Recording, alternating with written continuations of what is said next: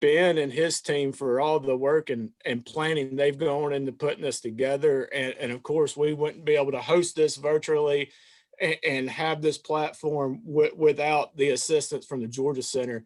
So Brittany and your team, I appreciate everything y'all have done for the commission to get this kick started. Speakers and our virtual exhibitors, I know this year is a little bit different than how we've typically done Erosion Day. Appreciate your interest and your willingness to still participate in these different and difficult times. I'll tell you one thing I think Ben and his team and myself have learned during this year now is this industry is corona proof. So work is still being done. Education needs are still out there, as proof from our registration numbers of 350 people coming to learn and interact with other people within the industry. I will not keep you long. Again, Mitch Adaway, Director of Georgia Soil and Water, welcome you. I'm going to turn it over to Ben at this time. Ben's got some further introductions and directions and instruction for the rest of the day. I hope you enjoy your 2 days of erosion and sediment control. Thanks so much. Well, good morning. Thank you everybody for joining us. Like Mitch said, we're here for virtual erosion control day. Sorry we couldn't do it in person. I know last year we were very close 2 days before we had to cancel it with all this corona stuff going on. But I just wanted to go over some general stuff, introduce some people, and then get moving on to our presentations and to our vendor sessions. Just a little bit about Zoom and stuff like that. So if you are not familiar with Zoom and you have your video on, you're riding in a car, you're chopping wood, you know, trying to listen to this, ask questions, whatever, there is an option under stop video to hit the up arrow and choose a virtual background. So you can pretty much be anywhere that you want to be, on the beach, wherever. So that is always an option. If you want to talk or you want to ask a question, we have people looking at the chat boxes. Also, you could raise your hand. We're going to answer all your questions along the way, try to get everybody's questions answered. If there's a bunch of questions during a vendor session, we might hold those questions to the end so that we're not slowing down the presentation and we're keeping on schedule. But otherwise, we might let the questions go just so that we can, you know, have more people ask more questions to hit on the topics that people really want to hear. In looking at the event for Virtual Erosion Control Day, we have a bunch of different people online with us. With the commission, we have Jennifer Howe. Jennifer, say hi. All right, so Jennifer Howe's on there. Morning. Josh Jackwood. Good morning. Good morning. Melanie Hill with Good the morning, everybody. Education program. So if you guys are out there and you're getting cards printed or anything like that sent to you, Melanie's the one that's out there mailing them out, looking at those.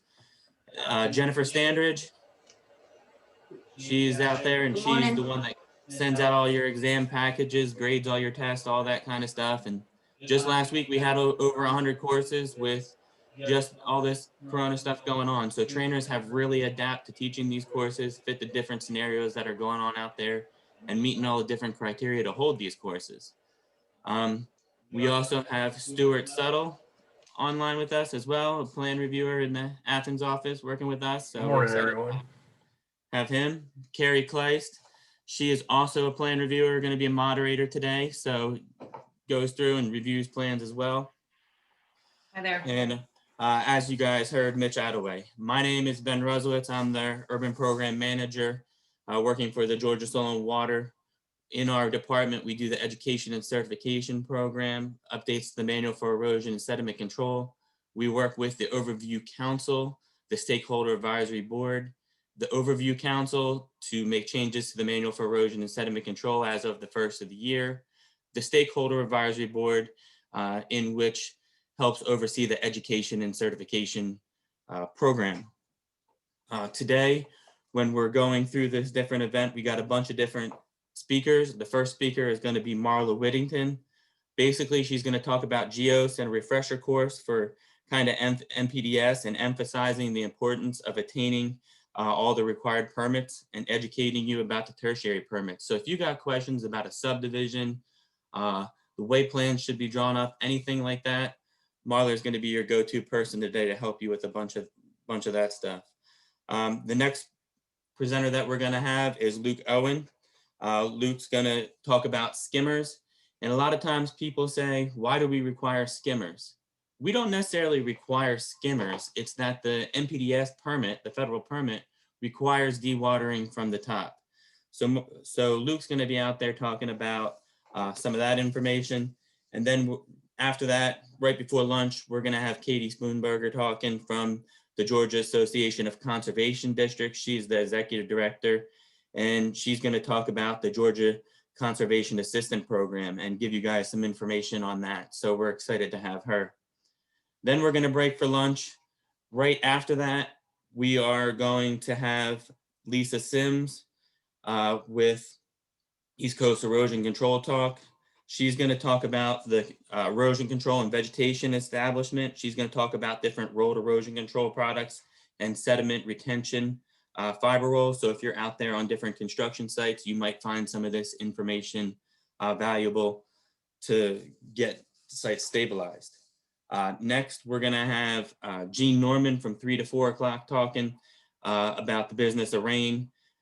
Basically, he's a meteorologist, and he's going to talk about different trends and rainfall patterns and illustrate some new automation strategies for you guys out there when you're doing your rainfall sampling and monitoring and all that kind of stuff. So extremely helpful information. We're excited to have all these people. In between those times, we're going to have a bunch of different vendor Zoom rooms. We're super excited to have all the vendors. They always make this possible in that they're out there giving information about all their different products that they have. So when you're in those rooms and everyone is going to those rooms, it is going to be just like you're in person. You're going to get to choose the link that you want to go to. You're going to get to go in there, listen to them talk, listen to what they have to say, and then ask them questions. Ask them as much as you want so that you can learn, so you can take it back, and then you can apply it in the field. So with that, we got a bunch of stuff going on today, as well as tomorrow. We got a bunch of great speakers and a bunch of great vendors lined up. So super excited to have all you guys with us and moving forward with Erosion Control Day. So with that, I'm going to move on to some just basically good housekeeping stuff. And I'm going to kind of share my screen and just go over some of the information that is out there for how to go about getting through Erosion Control Day. Not that it's going to be bad, but just some of the different things that you need to do from Erosion Control Day in order to do that.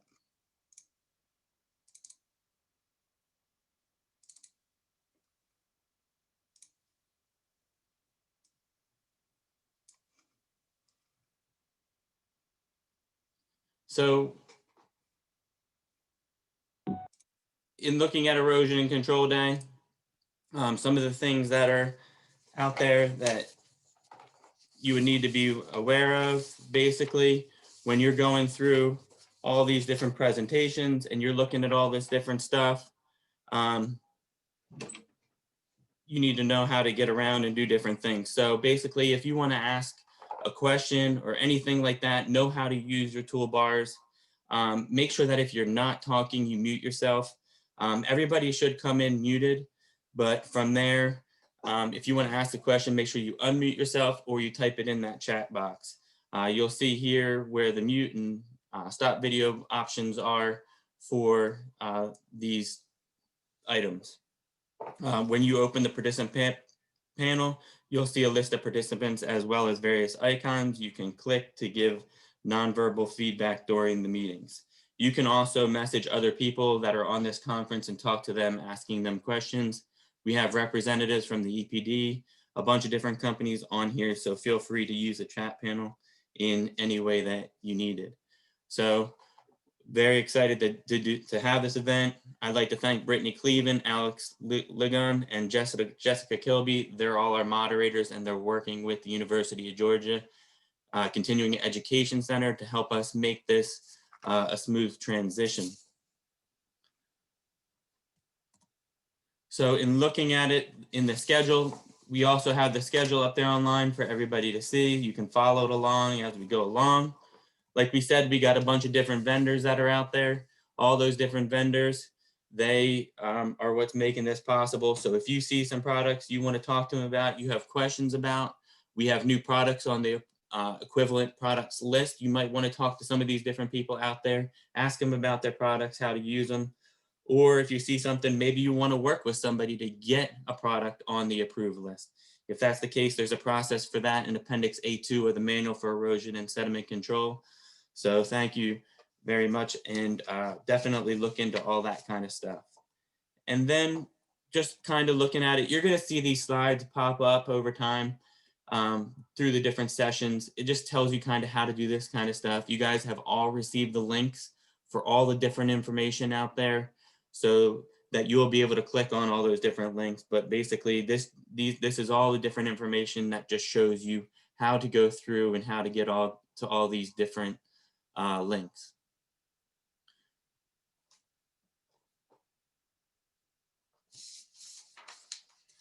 And then finally, if you have time, please try to answer some of these questions. We would love to get your feedback to know exactly what you're thinking, what you liked, what you didn't like, or any other information that you might want to give to us as feedback, how we can maybe do it better.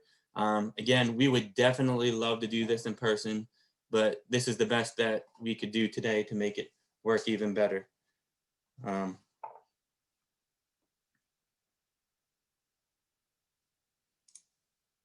So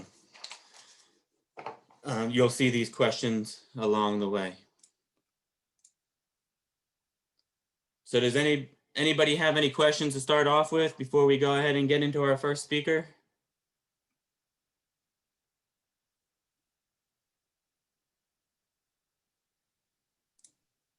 Yes, I have one.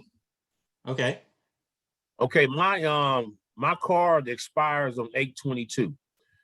Will this be a refresher so I can go ahead and extend my card? I'm sorry, sir. This course does not count for any recertification credit. This is a free course. With the rules and regulations that are out there, we're not able to monitor 300 and some people online, and everybody has to have their cameras on in order to receive certification. And being this is a free event, at this time, we're not offering recertification credit. That could be definitely something we could look forward to maybe in future years, but at this time, it's not going to count. I'm sorry. Okay, so but does this count? Will this course count towards my continuing education? Not towards the level 1A, 1B, or level 2. It is possible that you could take the schedule if you had another certification and submit it as credit for that, but this doesn't count for the level 1A, 1B, or level 2. Okay, but what about my like my distribution license and all that? We got to do continuing education. Are we getting points for this class? I don't know about your distribution license, but it is very possible that you could submit the schedule showing the number of hours you were in the class, and they might accept it as PDHs. You would have to talk to the distribution people about that. Okay, thank you. Thank you. Can you hear me? Yes, I can hear you. One other question. It's kind of the same as the gentleman before me. I'm mainly needing the points just for the recertification. I'm going to do the class, of course, today and tomorrow, because I know, or I believe the information that you're going to give today is going to be extremely helpful. But what would I do, or what's the necessary things I need to do in order to make sure that I do not lose the erosion control license that I have, the 1A license that I have? Okay, great question. And thanks for asking that question. So if anybody is needing recertification, with once every 3 years, your certification expires. Within a year of expiration, you can take a recertification course. We have 343 trainers available that teach those courses. In order to find those courses, you would go to our website at www.GSWCC.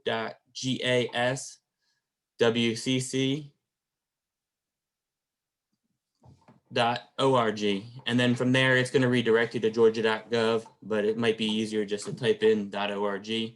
From there, you'll see where it says upcoming course dates. As a recertification participant, you will have one of three options. You will have the option to take an in-person class in which many trainers are following the COVID regulations, some even often private classes, as well as you could take it online.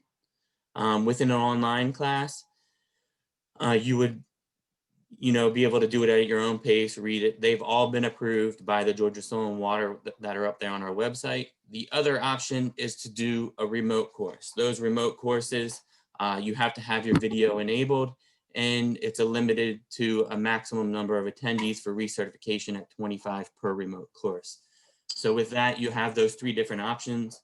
If you needed initial certification for one of the three different levels, the 1A, the 1B, or the level 2 plan reviewer, design professional, or plan reviewer, you would have to take an in-person course because we have to still do lawful presence and collect people's private information as well as administer a test. But once that is done, the recertification is allowed to be done online via remote courses or still in person if that's what somebody would like to do. So with that, I'm going to hold the rest of the questions for a little bit later. I'm going to move into our first presenter, Marla Whittington. Marla Whittington, she's with the Georgia EPD, the Environmental Protection Division. She works for the Northeast District Office. Marla is a licensing technician for the Georgia DNR EPD for 2.5 years, as well as 15 years experience in stormwater permit administration, stormwater education, and permit compliance education. Marla has done several presentations. Most recently, she did one for us with the trainer recertification course that we had, and she did a great job and answered a bunch of questions. So with that, I'm going to go ahead and let Marla start us off with Virtual Erosion Control Day, talking about what you need a permit for, and that she's there to help you. Hello. Hey. Yes? Huh? Marla, are you there? Yeah, I'm here. Thanks, Marla. Thank you, Ben. Good morning, everybody. I'm going to share my screen right quick and make sure that I've got sound going as well. Good morning, everybody. My name is Marla Whittington. I'm with the Northeast District Office of the Georgia EPD here in Athens, Georgia. I'm going to talk to you a little bit about permitting, starting your day off with what for me is the most exciting part of a construction build, which is the permitting. But that's because that's what I do all day long. So of course that's exciting for me. I have a presentation. I had planned to wait on questions until the end. So if you guys will bear with me, sometimes you break my train of thought and it's hard for me to get back to it. But I'm going to let you know what you're going to need to know to get your permits today.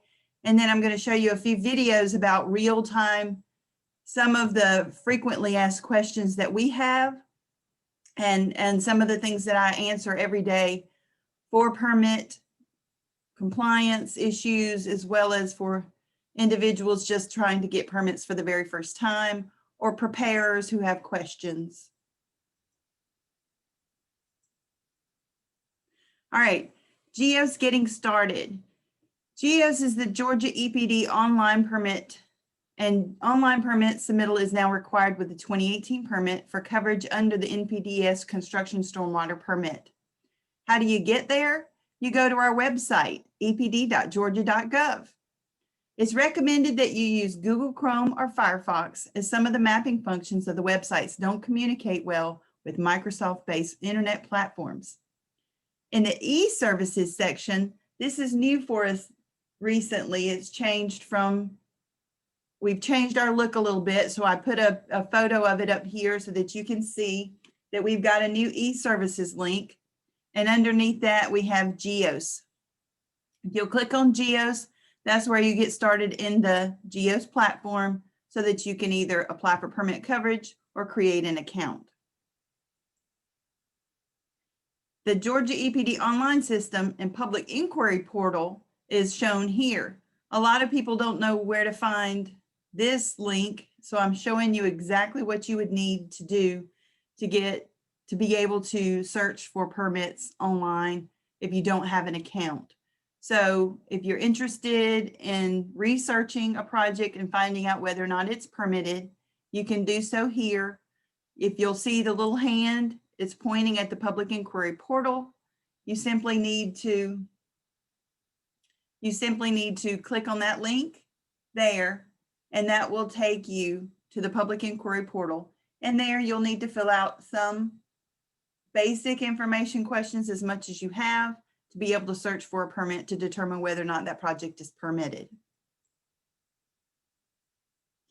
Applying for permit coverage. This is a video. I'm going to walk you through real time how to apply for an NOI permit.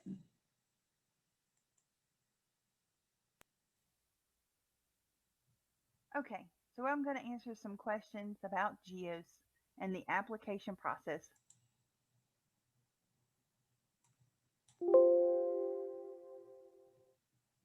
That we get frequently. So we're going to start a new application. So here's your dashboard. This is what we call your dashboard because it says my dashboard. Your name is usually here. This is where you've logged in. You've already entered your username and password.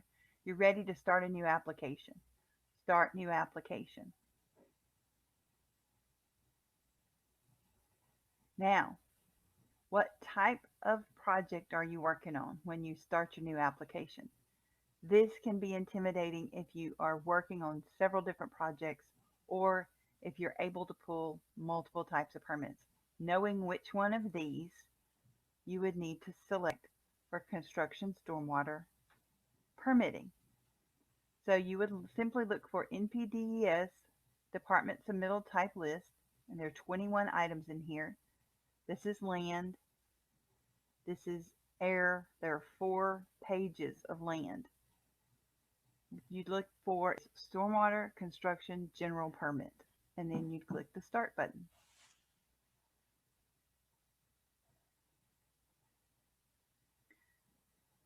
Coverage desired. Standalone construction is more than 5 acres. A standalone construction could be a warehouse, could be a department store. It's not land disturbing activity that's under an acre, at an acre, or single family construction. Infrastructure construction is your roads, your pipeline, utility installation.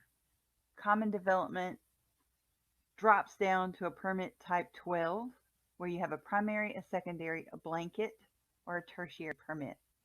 Primary permittee is if you're building a subdivision more than 5 houses and you are the primary. You're putting in the infrastructure, you've got the plans, and you're going to put in some houses in a subdivision, so you are the primary permittee.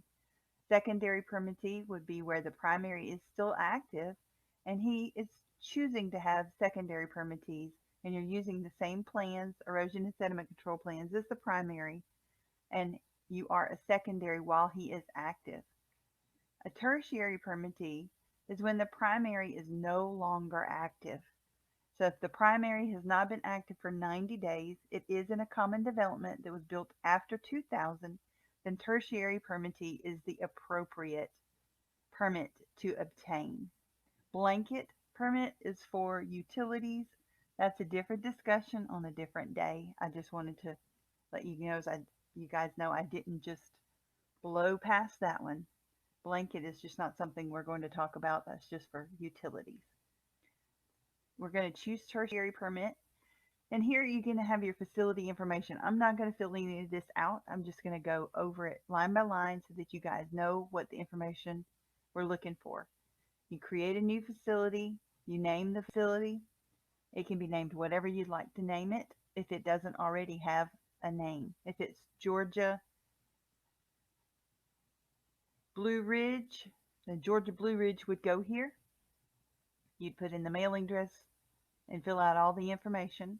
The latitude and longitude based on the mailing address, you can update the latitude and longitude as long as you're using Google Chrome. That's just the most efficient browser for us, we've realized. So display update latitude and longitude on the map. It'll put a pinpoint where your project is, and that will auto-populate these two for you. All right, this is initial notification because you are a tertiary permittee. Because there's not a primary any longer, this is the first time you have obtained a permit for being a tertiary permittee. Then you would start filling out your information. It looks like this is a privately owned facility. This is a single family home. You look at the choices that you have here, you make the one that makes the most sense to you, and it actually best describes the work that you're doing.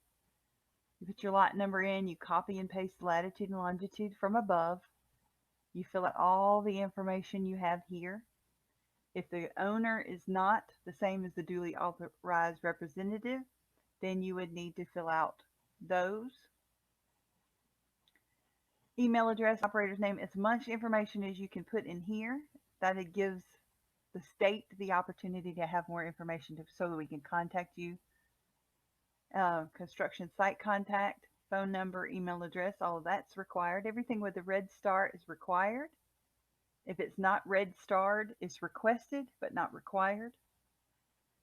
Start date can be any date 14 days after submittal. There's no rules or regulations regarding the completion date, so it can be at any time as well. Is it regulated by a certified local issuing authority? Make sure that when you choose this, that you actually type out what the actual name of the local issuing authority is. If it is, say, Jackson County, don't put Jackson or Mr. Jackson or Ms. Tammy Jones. Make sure that you're putting that. Just for continuity in our records, we want to make sure you're typing out Jackson County. And if you don't know if there's a local issuing authority, either view the LIA map right here or give me a call. I'll be happy to look it up for you. I'll be happy to give you the information there. There's some questions below that you'll be able to get from your plans. But if you've got questions ever, just give me a call. We'll work through it. Name of the local issuing authority, estimated disturbed acreage. For a tertiary permit, it needs to be to the 100th, so it would need to be 0.325, 0.32 at least. Does the erosion and sedimentation pollution control plan provide for disturbing more than 50 acres at any one time by the tertiary permittee? You're not disturbing more than 30 acres if you're pulling a tertiary permit. So no be answer to the question. If you have or choosing or are interested in disturbing more than 50 acres, that's a whole different discussion, and this is not where you need to start. So we can have that discussion. Give me a call. I'll talk to you about that. All right, construction activity type. It seems like this is probably residential here. Go ahead and fill out the additional information. Okay, we're going to work on getting our receiving water information. If you don't know what your initial receiving water information is, click on Get Stream Information. Click OK. It's not going to delete any information that you had or that you were working on in GEOS. We're going to type in the address of our project. Okay. Have that information here. Once we see the property, we're going to click on the dot, and then you'll see this arrow. That gives you information that you'll need to fill out the rest of your form about a local issuing authority, contact information there. And here you will see the name of your initial receiving water. I'm just going to copy that information there, and I'm going to add it right here.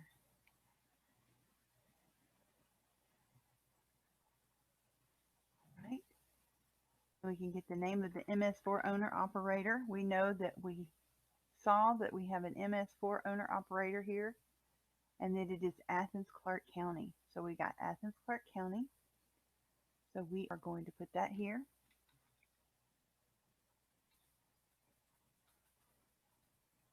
Okay.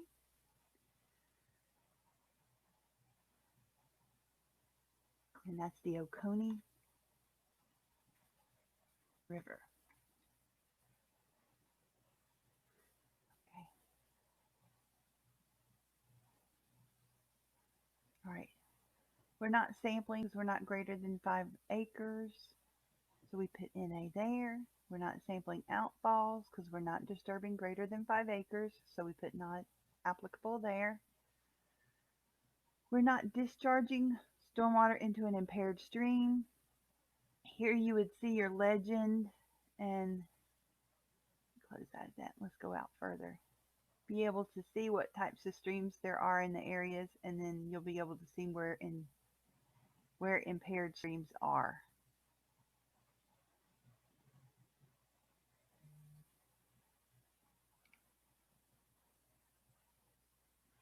This feature gives you a lot of information about whether or not we have impaired streams, whether we have trout streams, what they are, how they're listed.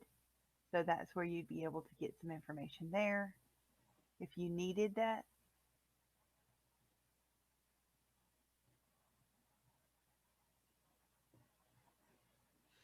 If you do see that it is an impaired stream segment, then you would type in the name of that impaired stream.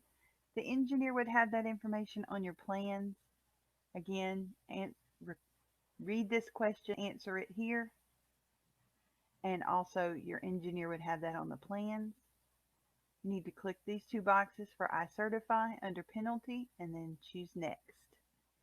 If all of the information that you have completed is correct, it will allow you to move and transition on to the next phase. All right, here is a location map. This is required if you'd like to mail in the location map. Click mail, it gives you a document that you can open up, and it shows you where to mail your location map to.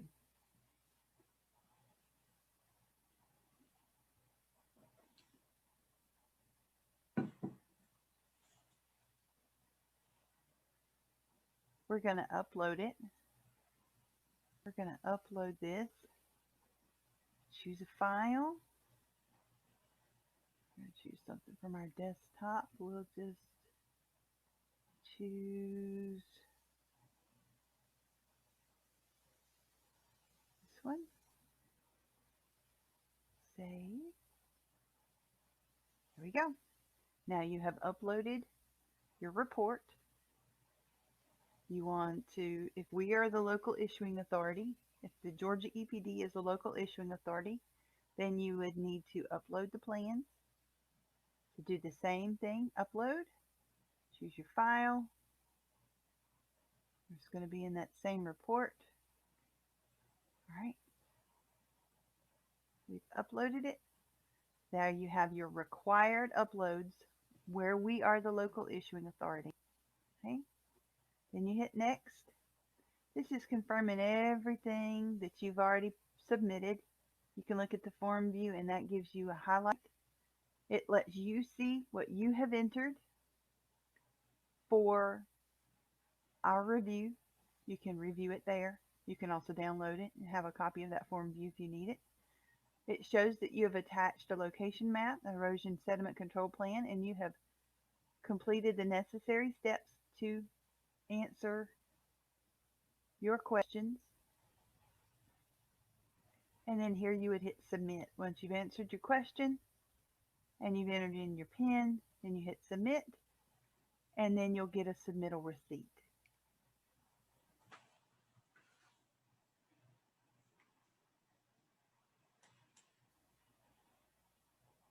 Okay, so I'm going to answer some questions. All right, now you would need to identify your permittee roles.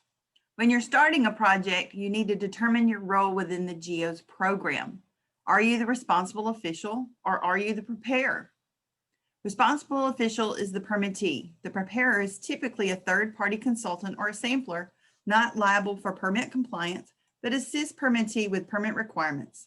The ROs will still need an account even if there's a preparer. If you fail the e-verify process 3 times, you'll have to wait 48 hours before trying again. Contact our office after a failed attempt so we can offer some guidance. If you've generated permits and have assumed the RO role on a permit facilities in error, contact the property owner and have them create a GEOS account. Then we can replace you as the responsible official for that facility, and you can update your role in GEOS for future projects. Once we have replaced or removed you as the RO, we can update your account to associate you to the facilities you are working on in the preparer capacity. You don't need to be taking on the role of responsible official if that is not your project, if you're not the owner or the operator. Make sure you answer this question. Am I the owner of this property? Am I the permittee for this facility? If this permitted site should be subject to enforcement action, am I the one who should be notified if violations are documented by regulatory officials? If not, if I'm the design professional or a consultant hired by the property owner, my role in GEOS should be preparer. Adding or removing preparers. Managed consultant or preparers during the life of a permit and personnel may change. When adding preparers and consultants, you will need the email address of the preparer or consultant, as well as the facility information. Once you have added the email address and effective date, you'll need to add authorizations. This will open a window, and in this window, the responsible official will determine the facility and what type of preparation they will be doing on your behalf. Will they be preparing permits for you, or will they just be submitting sampling reports? As you update these permissions, these will be prepare only, unless the email address is associated with another responsible official account. So they will be able to prepare on your behalf if you are the RO. And preparers always understand that you need to let the RO know when you have made changes to any permits and you need their approval so that you can move it forward. It's not an automatic process, and the RO needs to know that there's work waiting out there for their submission. Here's some information, another video about adding consultants and preparers. Okay, now we're going to work on adding a consultant or a preparer. When you have hired someone to assist you, or you have a family member or someone who's assisting you with submitting NOIs or preparing construction stormwater sampling reports, then you would need to add them as a consultant or a preparer. Click on My Account, Manage Consultants and Preparers, and add the user. Once that page has loaded, you'll have to add some additional information, such as their email address.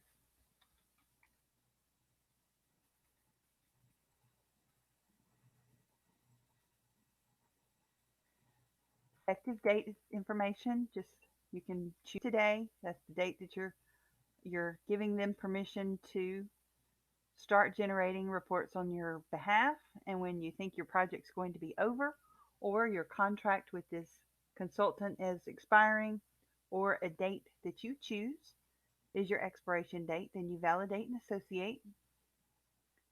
And then once GEOS has determined that that is a user who has a preparer account, then they will add that consultant information. You would need to then add authorizations if you have projects that they are allowed to submit permits for. You see, I have chosen many types of reports that I can test and show you information for. However, the project that we were working on, Stormwater Construction General Permit and Stormwater Construction Sampling Report for our down home facility, and I'm just going to be allowed to prepare for those.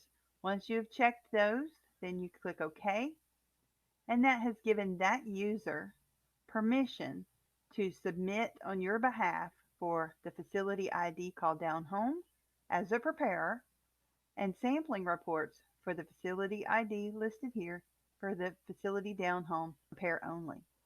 Add authorizations if you want to add them or allow them to do anything else. Any other permits that you would like for them to prepare on your behalf if you are a multiple permit puller, you have more than one permit, and then you would need to save. All right. Now that is done. That preparer should get an email that they have been added to your account as effective today, that they're allowed to pull permits on your behalf effective today.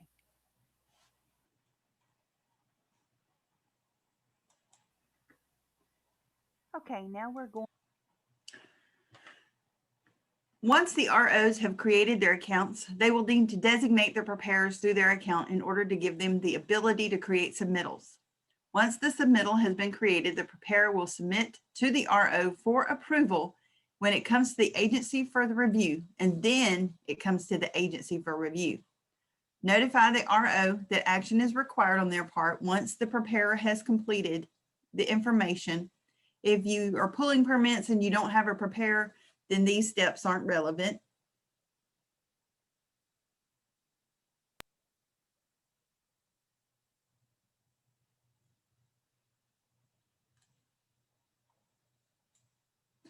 When you create your account, it's important that whenever it's prompted, you are selecting construction stormwater. E-verification is the identity proofing that is required to verify identities in order for the RO's electronic signature to be accepted.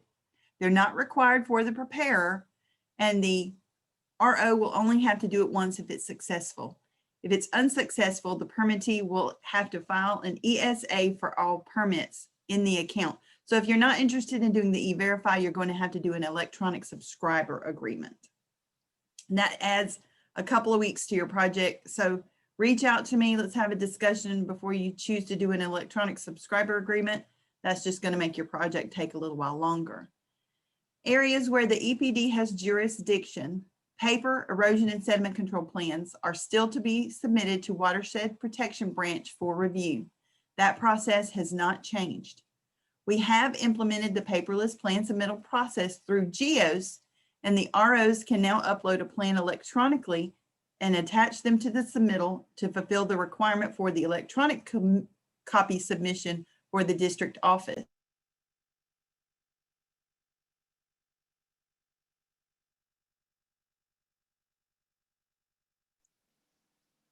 Hey, Marla, I think you're on mute.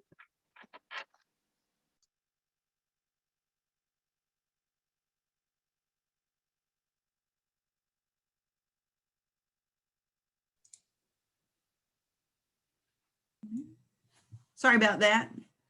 In areas where the EPD has jurisdiction, paper, erosion, and sediment control plans are to be submitted to the Watershed Protection Branch for review. That process has not changed. We have implemented the paperless plan submittal process through GEOS.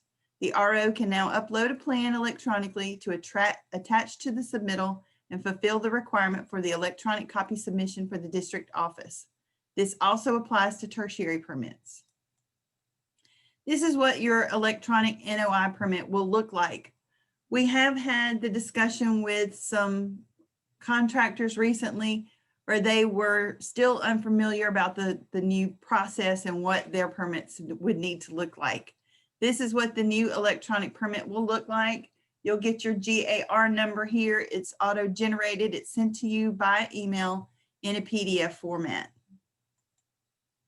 When you have a change of ownership, you can have 2 responsible officials for each facility, but when one of those responsible officials leaves the projects, you would need to terminate coverage stating that you're no longer the owner operator.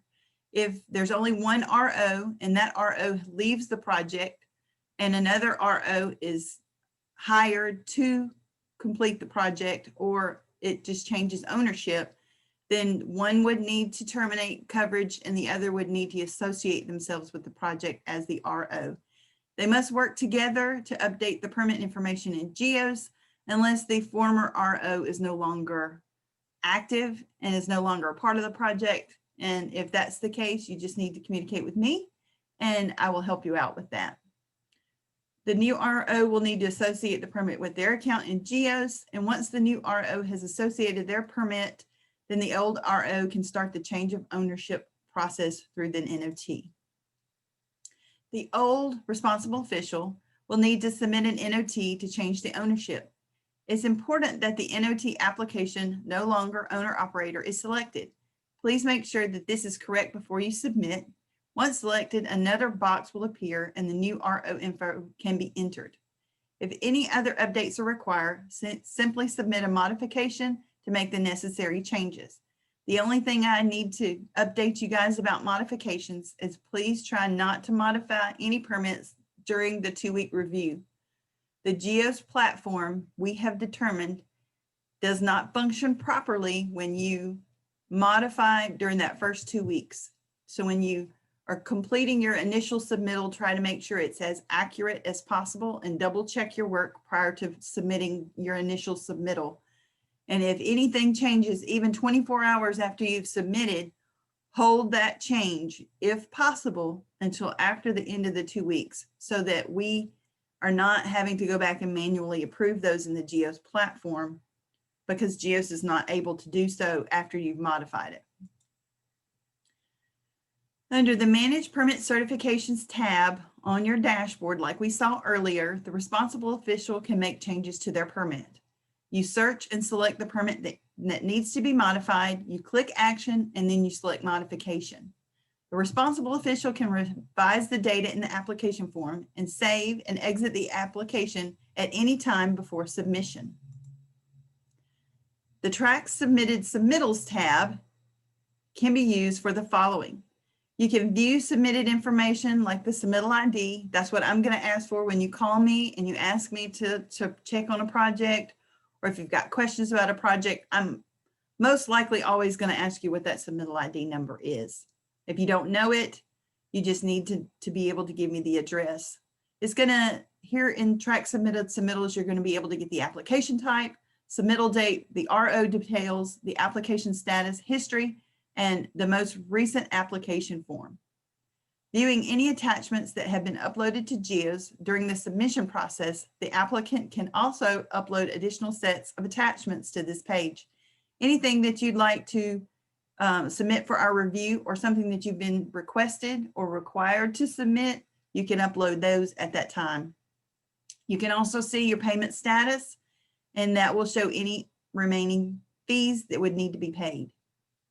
All right, we've got a few more housekeeping on this end. 50-acre requests are still formal paper requests. You must obtain each EPD approval to disturb greater than or equal to 50 acres of land. You cannot submit for coverage until approval notification is received. The 50-acre process has not changed. If approved, the responsible official will apply for permit coverage in GEOS, and the 50+ acre approval date will be required. When we went over how to apply for permit coverage earlier, you saw that there's a box that you would need to check stating that you are disturbing more than 50 acres, and you would need your approval date. That is what would come off of the letter that you would receive from our office once we have reviewed that 50-acre site for buildability. It's important to remember that the submittal ID is the most valuable piece of information when asking people questions about a GEOS submittal. Make sure you record it for your records. This is how you can check the status. It's also the best indicator for EPD staff to be able to find your project, because a lot of times a project starts off with a lot number. It starts off without an address. It migrates to an addressed facility. But a lot of times the information you submitted in GEOS when you first applied for permit coverage didn't have an address, so that submittal ID really helps us. The 14-day clock does not start until the RO submits to EPD. So when you hit that submit button, when the responsible official checks the I certify box, enters their username and password, answers a security question, that starts the 14-day clock. And if you're a preparer and you're not notifying your responsible official of a submittal that's ready for their review and submittal, that could increase that 14 days. And we have no idea that it's out there until after you click that submittal box. You can track submissions through the submittal in your account using the submittal ID if you are a preparer, and you can see that the RO has approved the submittal through this as well. If you have anything out there that you've not submitted for our review, that would be in the Edit Pending Submittals tab, and you have to save the submittal and come back to it. If you need to come back to it, that's where it's going to be in Edit Pending Submittals.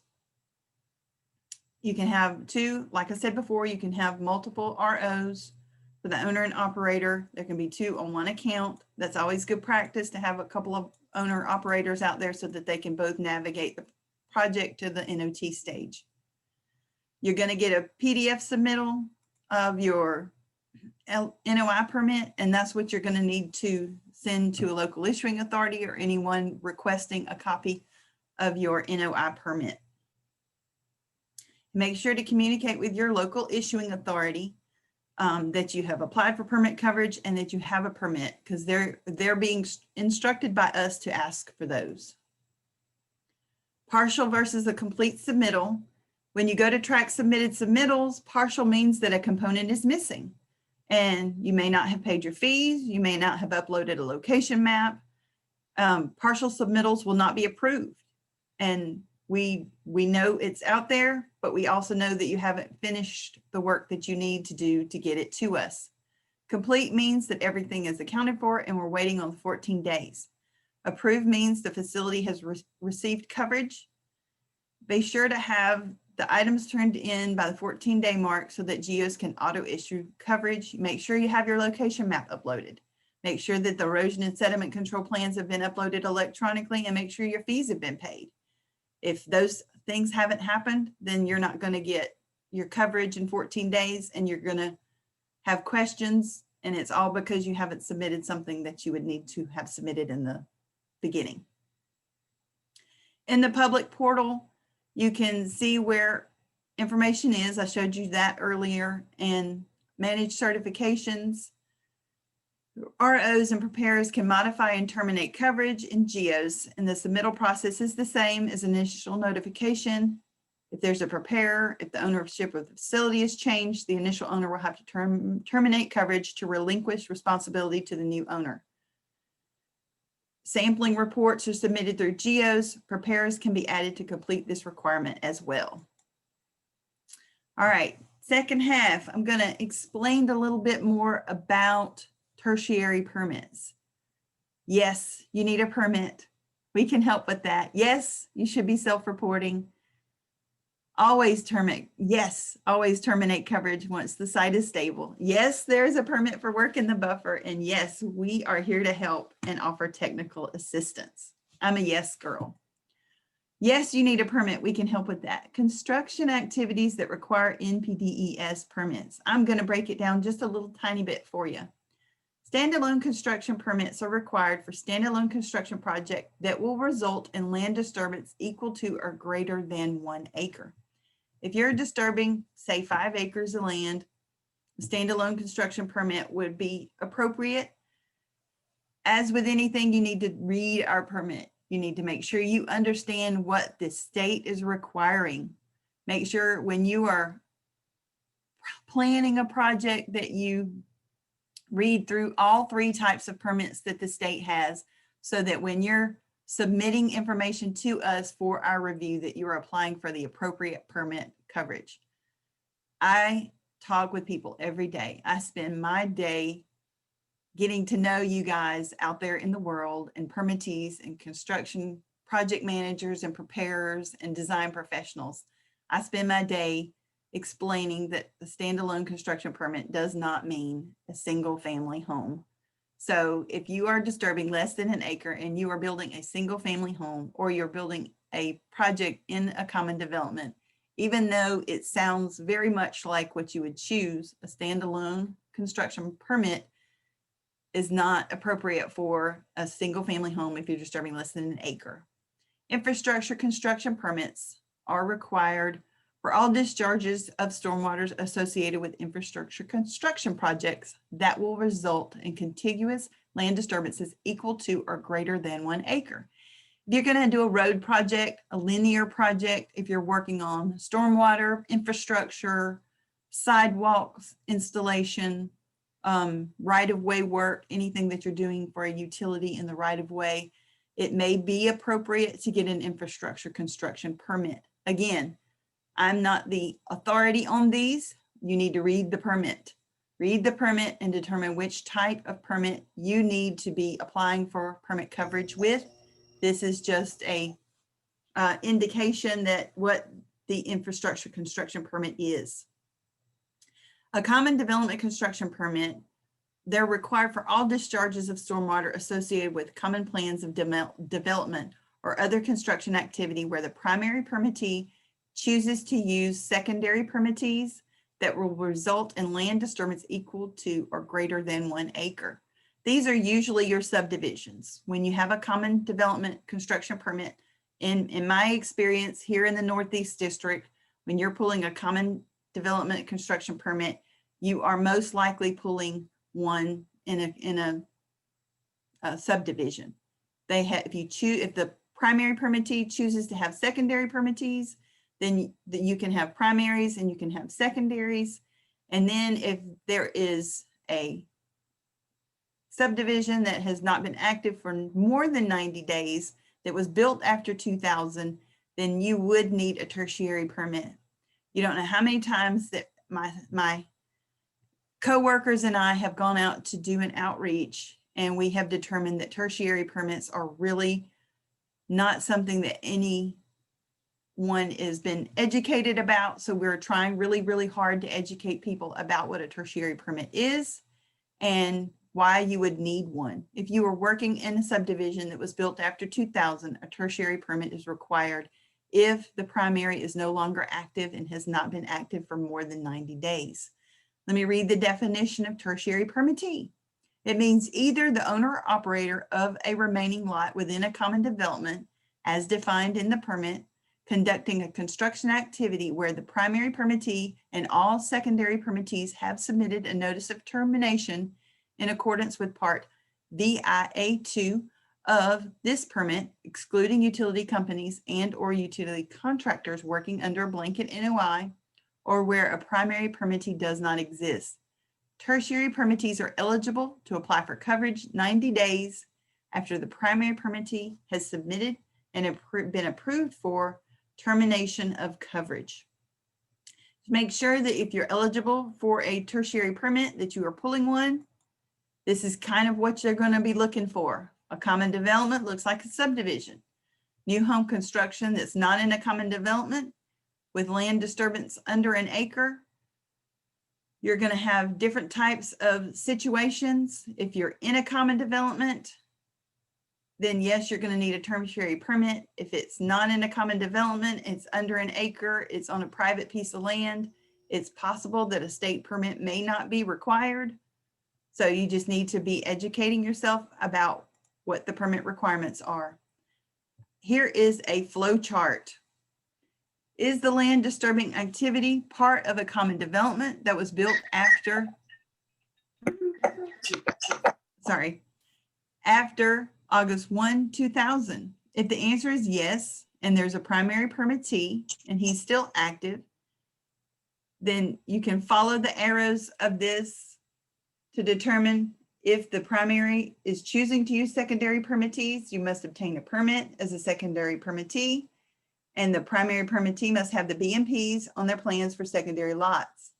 Is there a primary permittee? If the answer is no, you need to ask yourself, would your activity be described as a continuous area where multiple separate and distinct construction activities will be taking place at different times on scheduled under one plan of development? If the answer is yes, you must obtain a common development permit as a primary permittee and have an erosion and sediment control plan.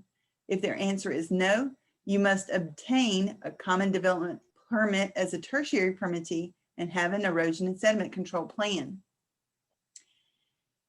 If the answer to the initial question is the land disturbing activity part of a common development that was built after August 1, 2000, if the answer is no, will the land disturbance be equal to or greater than 1 acre? If the answer is yes, you need to determine which type of the 3 construction activities describes your common development. Would it be infrastructure, standalone? Then you obtain the correct permit from EPD or determine if your land disturbing activity will be considered exempt per OCGA 12-7-17. If the answer to that question is no, then no NPDES construction stormwater permit is needed from EPD. We tried to break this down. I have that in electronic format if anybody needs that, so that they can determine whether or not they qualify for a secondary or tertiary permit. Each permittee must document their records and any and all known violations of this permit in a self-report within 7 days of the violation. A summary of those violations must be submitted to the EPD by the permittee at the address shown within 14 days of the discovery of the violation. You are required by the permit to terminate permit coverage for construction activities by the permittee where the entire standalone development has undergone final stabilization.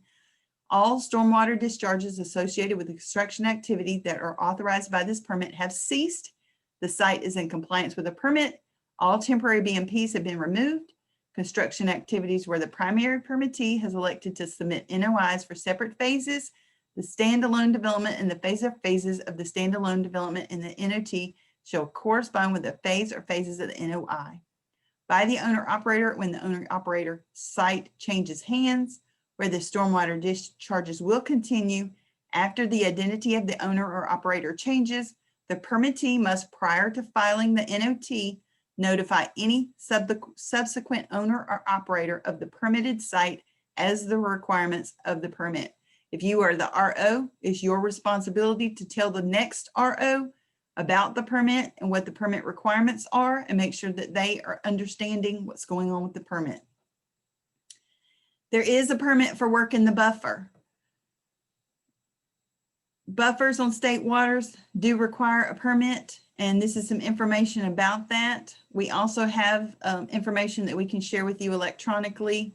We have a video that we share with our local issuing authorities. I was going to include that, but I noted in the information that that video has some information just exclusively for local issuing authorities. But if you're interested in any buffer information, give me a call, reach out to me. I'll be happy to get you some information about buffer activities and how you can determine a buffer and what we can do to help you with that. If you need help, we are here. This is the state of Georgia, and these are our district offices. The Northeast District is in orange. If you've got any questions, this is how you would need to contact us. We are always here to help, and we have staff that are dedicated to making sure that you have the information that you need. And this is me. This is how you get in touch with me. If you've got any questions or any questions for me, or if anything that I have spoken about today is something that you would like more information about, please feel free to reach out to me. Hey, Marla. Hello. We got some questions. Okay. One of the questions that we received was, what if you do not have a street address on the site yet? Can you just use the GPS coordinate? Yes, you can. Your design professional will have your GPS coordinates, so you can certainly use those. Okay. The next question that we had was, what does it mean if an NOI says that the plan has been approved? Does that mean it has been reviewed?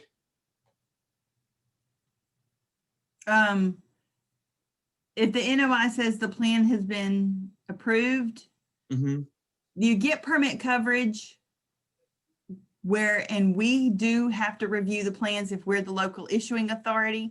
So you would need to have sent it in to our reviewer and gotten approval prior to applying for permit coverage.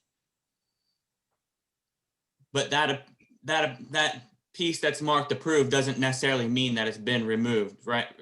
Reviewed. It just means that it's been received. Is that right? Right. You would need to have received approval from our reviewer in Atlanta prior to applying for permit coverage. And that's separate from what the NOI says, correct? Yes, that is separate. Okay. The next question was, in the future, will LIAs get an email copy when someone signs up for an NOI or files for a notice of termination? That doesn't currently happen. We can start the discussion with our GEOS team and determine if that's something that we need to add. but it's on the permittee. Since it's a requirement of the permittee to show proof of coverage, that's just one of the things that the permittee is going to need to provide to the LIA. And since they have to apply for permit coverage, that's just one of the steps that they're going to have to do. But we can certainly talk to them about adding that, definitely. Great. Is the owner always designated as the RO? If you have an RO account, when you signed up in GEOS, if you apply for a responsible official account, then when you apply for a permit, then you are the RO, regardless of whether you're the owner or the operator. If you're applying for permit coverage as with the RO account, then you are the RO. Okay. Is there a way to view who is designated as the RO for projects in GEOS? When you go to the public portal, like I showed you earlier, you can see who the responsible official is, the person who's applied for permit coverage and has accepted that responsible official role, yes, in the public portal. And you can call me and I'll tell you. Okay, thanks. The next question was, some people would love to get a copy of this. I just wanted to say that we're going to share any of these presentations that presenters are willing to give us a copy of. We'll put them up online for anybody to have, or you could get in touch with each one of the individual presenters. We should also have a copy of this up on our website in the future for anybody to look at in the near future. The next question was, is a permit needed for a site less than 25 acres, but within 200 feet of a water of the state, and there is no LIA? Well, when you're just, it depends on how many of those 25 acres you're disturbing. We let the local issuing authorities. Sorry, he says he means less than 1 acre. Less than 1 acre within But 200. within 200 feet of state waters, and there is no LIA. A permit from us would not be required.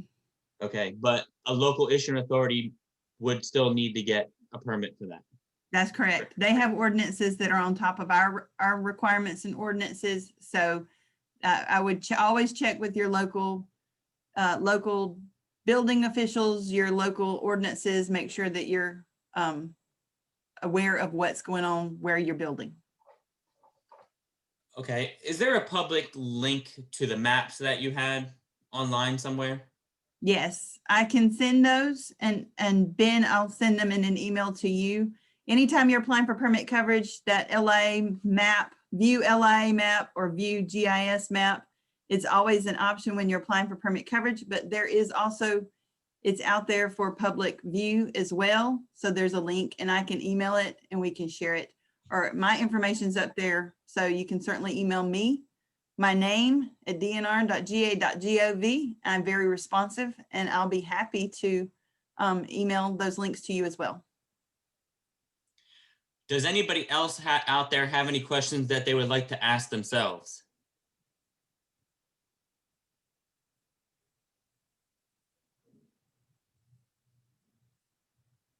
Anybody?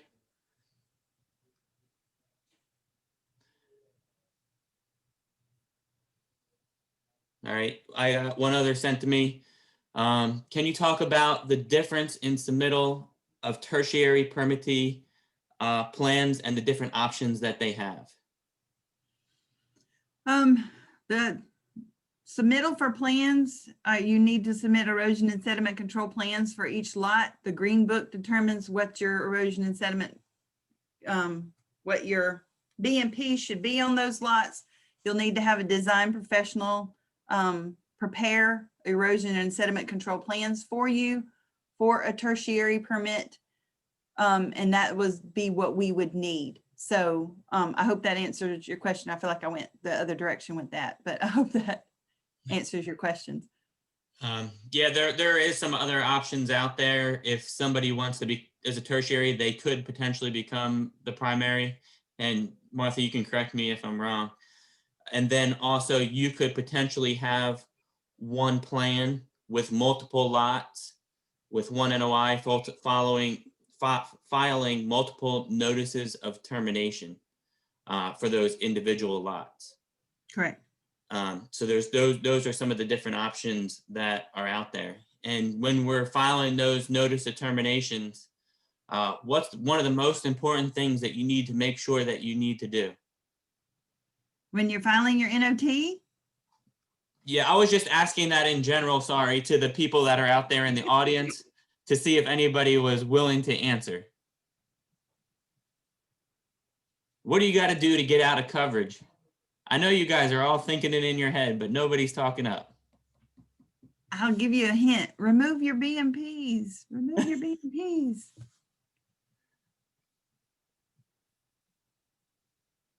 Permanent stabilization. Permanent stabilization, yep.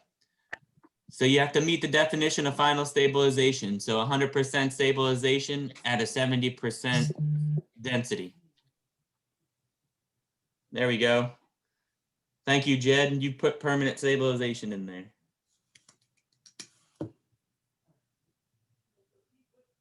All right, does anybody else have any other questions?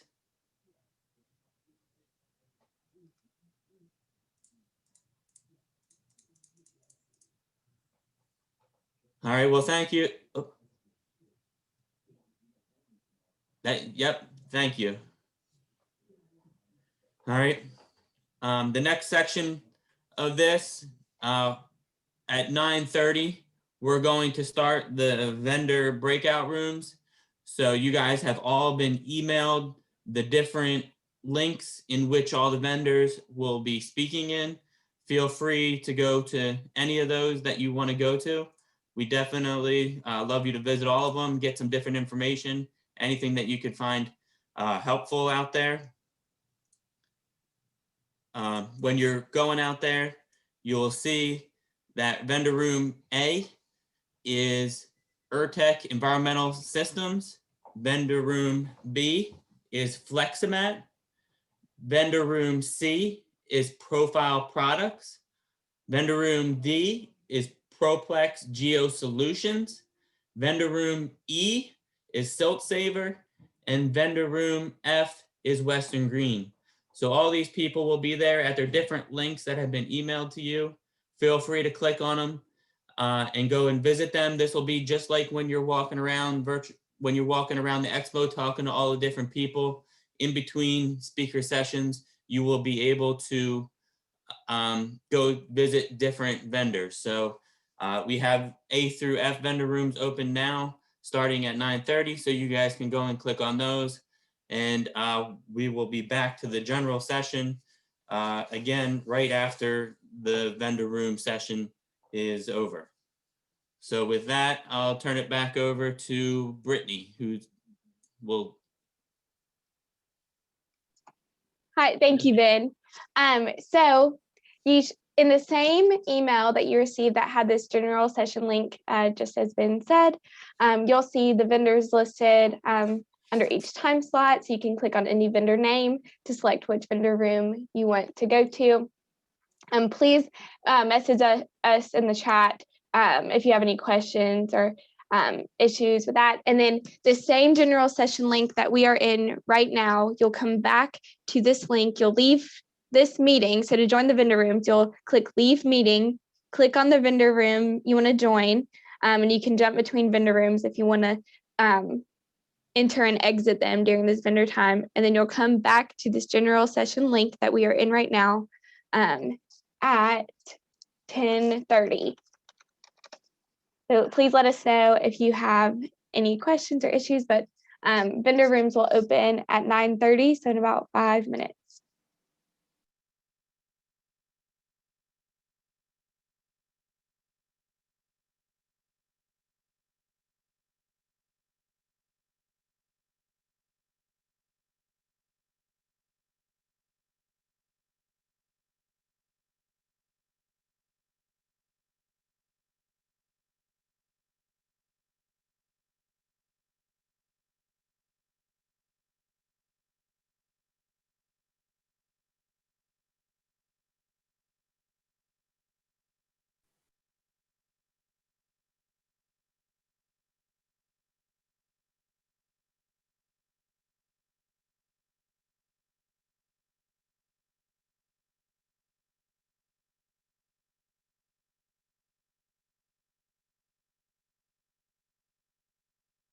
Silt Saver, and Western Green. So thank you very much to them for spending the time to answer everybody's questions.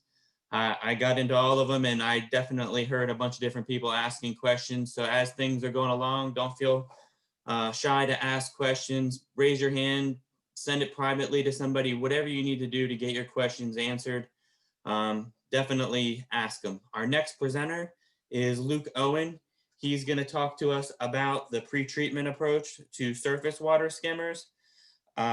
Luke Owen is the owner of MPDS Training Institute that began in 2005. He served in the United States Marine Corps and was honorably discharged as a sergeant in 1981 after graduating with honors from Colorado Mesa University in 1985. He began his MPDS point source consulting career that continues to this day. Luke is proud to be part of the community of stormwater education and training professionals that have effectively certified thousands of individuals. Luke is a level 1 and level 2 trainer, and we definitely thank you for your time, and I look forward to hearing from you. Thanks, Luke. Just unmute. Okay, can you hear me now? Okay. Well, thanks, Ben, for the introduction. And I'm honored to be able to be here. And, as I was going through this presentation, a lot of things go through my mind as far as there's a lot of people out there in the audience, people that have a lot of experience with installing skimmers, people that have designed many of them, people that have tried to maintain them. But, even more fundamental than that, I wanted to kind of start off by talking about certain things related to our water quality and things that we have to consider as we're making decisions on how to or whether or not to install the best management practice or whatever. I just left Augusta. I was in Augusta and I drove by, scores of construction sites, and many of them, from my view, the sediment was fully exposed, construction exits were missing, and so I see that, and then I'm like, well, now we're going to talk about skimmers, it kind of seems like that doesn't make sense, but it does make sense given the country that we live in, the expectations we have of ourselves to keep our creeks and our streams clear like this. Is it really fair to expect that, we'll have creeks like that? When I caught that trout in North Georgia it was last year. And now there's new construction going on up there in that same watershed. And it makes me wonder whether or not I'm going to be able to catch that trout in 5 years. Or am I going to be looking like this creek? This is Swanee Creek in Gwinnett County. Is that what we're going to expect coming from construction sites? I don't think that's necessarily what we have to expect. So that kind of begs the question then, what kind of control do we actually have over our development? Point source or non-point source. This obviously is a non-point source. Non-point sources are not required to file a notice of intent under the Clean Water Act if they have a land disturbance of 1 acre or greater when it's agricultural like this. But point sources absolutely do have that requirement. And yet we're seeing things like this going on where discharges are leaving the site. This is just one of countless that I've videoed over the years. And yet that's going down to a creek that's going to be putting that sediment into the Chattahoochee River that takes it down to the next dam, which is Morgan Falls Dam. That dam is, it's building up and moving up towards the dam as we speak. We're getting a rain event right now. So what is it that causes a contractor to, and we have to ask ourselves this as design professionals as well, is what causes a contractor to take a 35-acre site, the sheet erosion occur and the volume of water into a temporary down drain and shove it down to a storm drain illegally? Obviously, this is a point source of discharge. What is it that causes a contractor to just take the water and instead of putting it into a sediment basin with an outlet that's going to be protected with a retrofit, what causes them just to put a pipe in that's going to take it directly through the buffer and into the creek? I videoed this last year. You may have seen it if you've got my newsletters. This video was taken from a perspective of just trying to understand where this sediment was coming from. This was a fairly nominal event right here, but this had been going on for months. And finally, because a neighbor's complaining and whatnot. I thought, well, I'll just kind of chase it down and see if I can find where the sediment's coming from.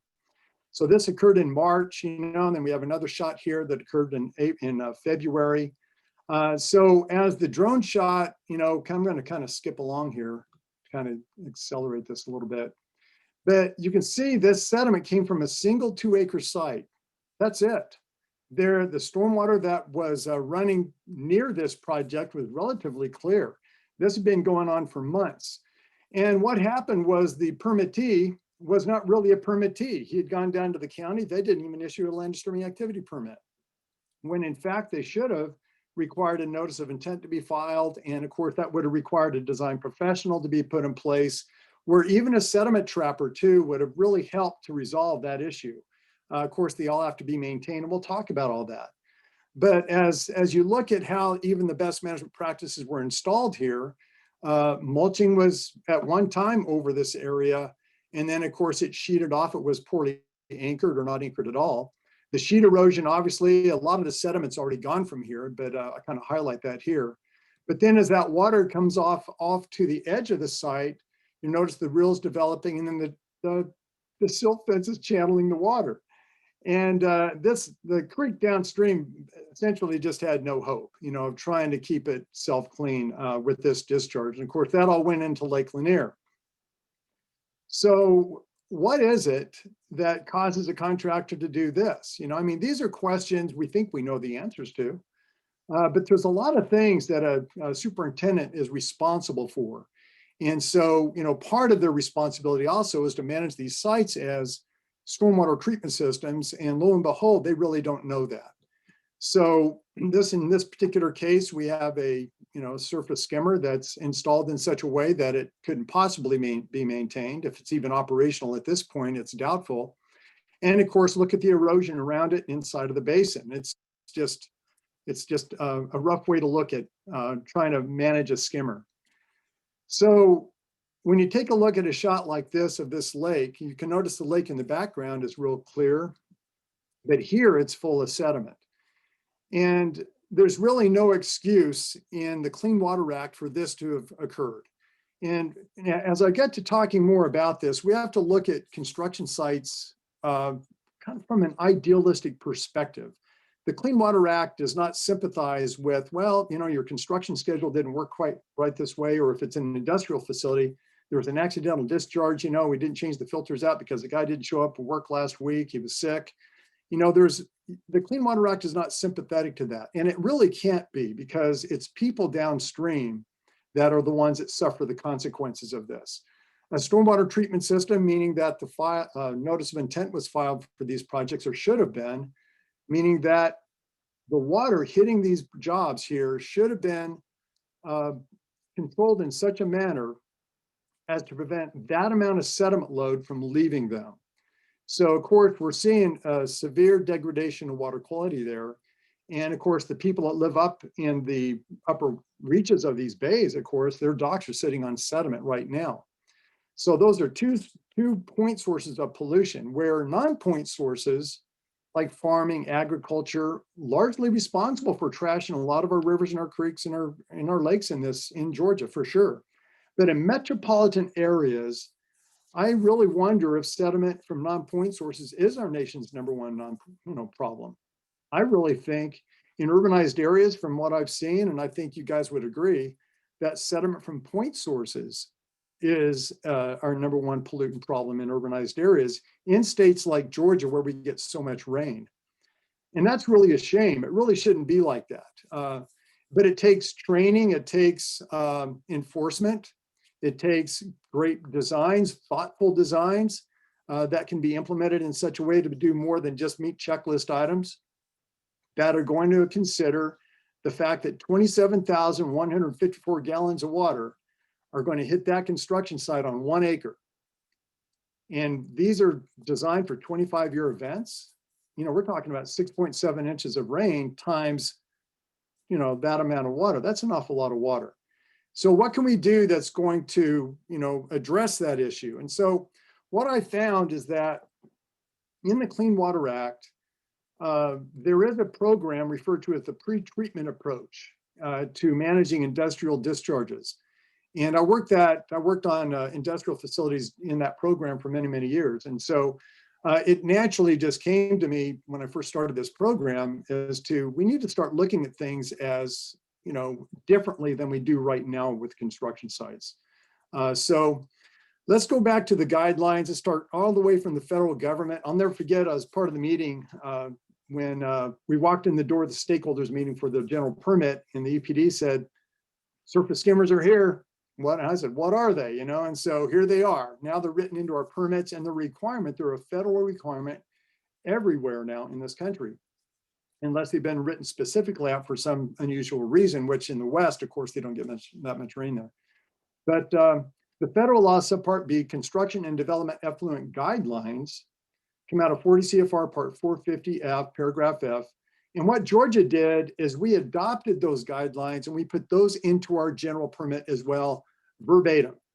So that text in orange says, when discharging from sediment basins and impoundments, permittees are required to utilize outlet structures that would draw water from the surface unless infeasible. And the commission goes on to say, okay, well, if it's infeasible, it's not technologically or economically achievable, kind of streamline that a little bit. But they go on to say that if outlet structures that withdraw water from the surface are not feasible, a written justification explaining this decision must be included in the plan. Outlet structures that withdraw water from the surface are temporary BMPs and must be removed, as well as everything else, silt fences, and we talk about that in our courses, but they're absolutely temporary and they should never be in place. Just right down the road here, there's a pond that's got a surface skimmer in it. It's a Marley skimmer. They're now mowing the grass that's growing on top of the retrofit stone that the skimmer is now inserted into. Why is the city allowing that to happen? What's going on? So we have to kind of talk briefly about laws versus guideline. You may have seen that, the EPA issued these guidelines in federal law. And when you look at definitions, you really have to understand the difference between law, regulations, and guidelines, and how states adopt guidelines can become law. By definition, following a guideline is never mandatory unless the state adopts guidelines that are issued by the federal government and requires them to be law. Guidelines are not binding and are not enforceable by law. Guidelines may be issued by an organization to make the actions of its employees or divisions more predictable and presumably of higher quality. Now, I think surface water skimmers are an important thing to be properly designed, installed, and maintained on construction sites, given the amount of rain that Georgia gets, 55 to 75 inches of rain a year. We have thousands and thousands of creeks and streams. I mean, when I moved here from Colorado, Utah, I had no idea, what streams and creeks were until I moved here. And we're kind of born, and many people are born in this state in the Southeast. And as a result, we kind of take for granted the importance of having our streams and our creeks in good shape. We'll talk a little bit more about that later. But let's get into the definition. A floating surface skimmer, by definition, coming right out of the Green Book, is a floating surface skimmer is a buoyant device that releases drains water from the surface of sediment ponds, traps, or basins at a controlled rate. It skims or dewaters from the water surface where sediment concentrations are at a minimum in the water column, instead of draining from the bottom where sediment concentrations are the highest.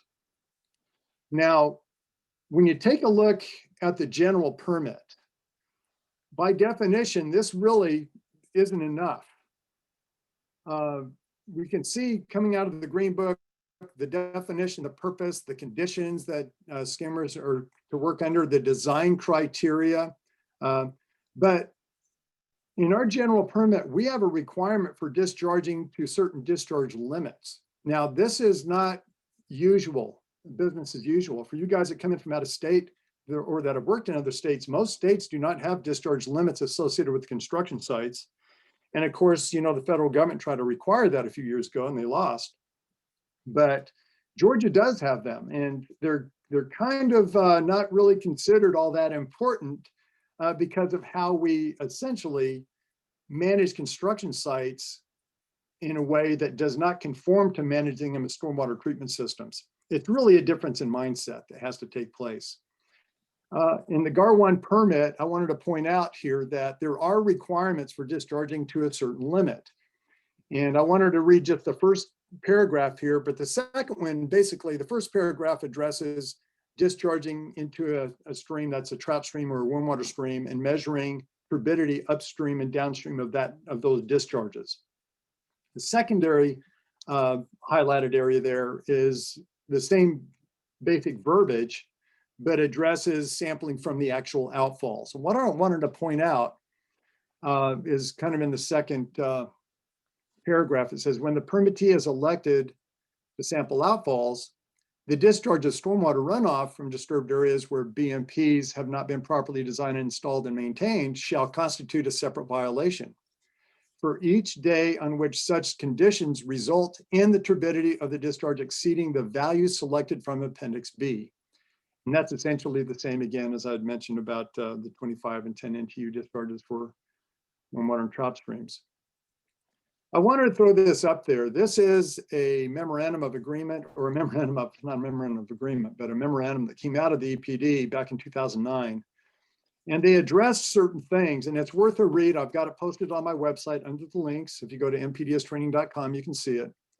But I wanted to point out some things here that say, therefore, a permittee who has designed, installed, and maintained BMPs in accordance with an approved plan, but who continues to discharge stormwater which exceeds the turbidity requirements of the permit and the ENS Act is not in violation of the permit. However, the permittee must comply with the requirements of Part 4 regarding inspection, plan revisions, sampling to address the failure to meet those standards. Where am I going with all of this?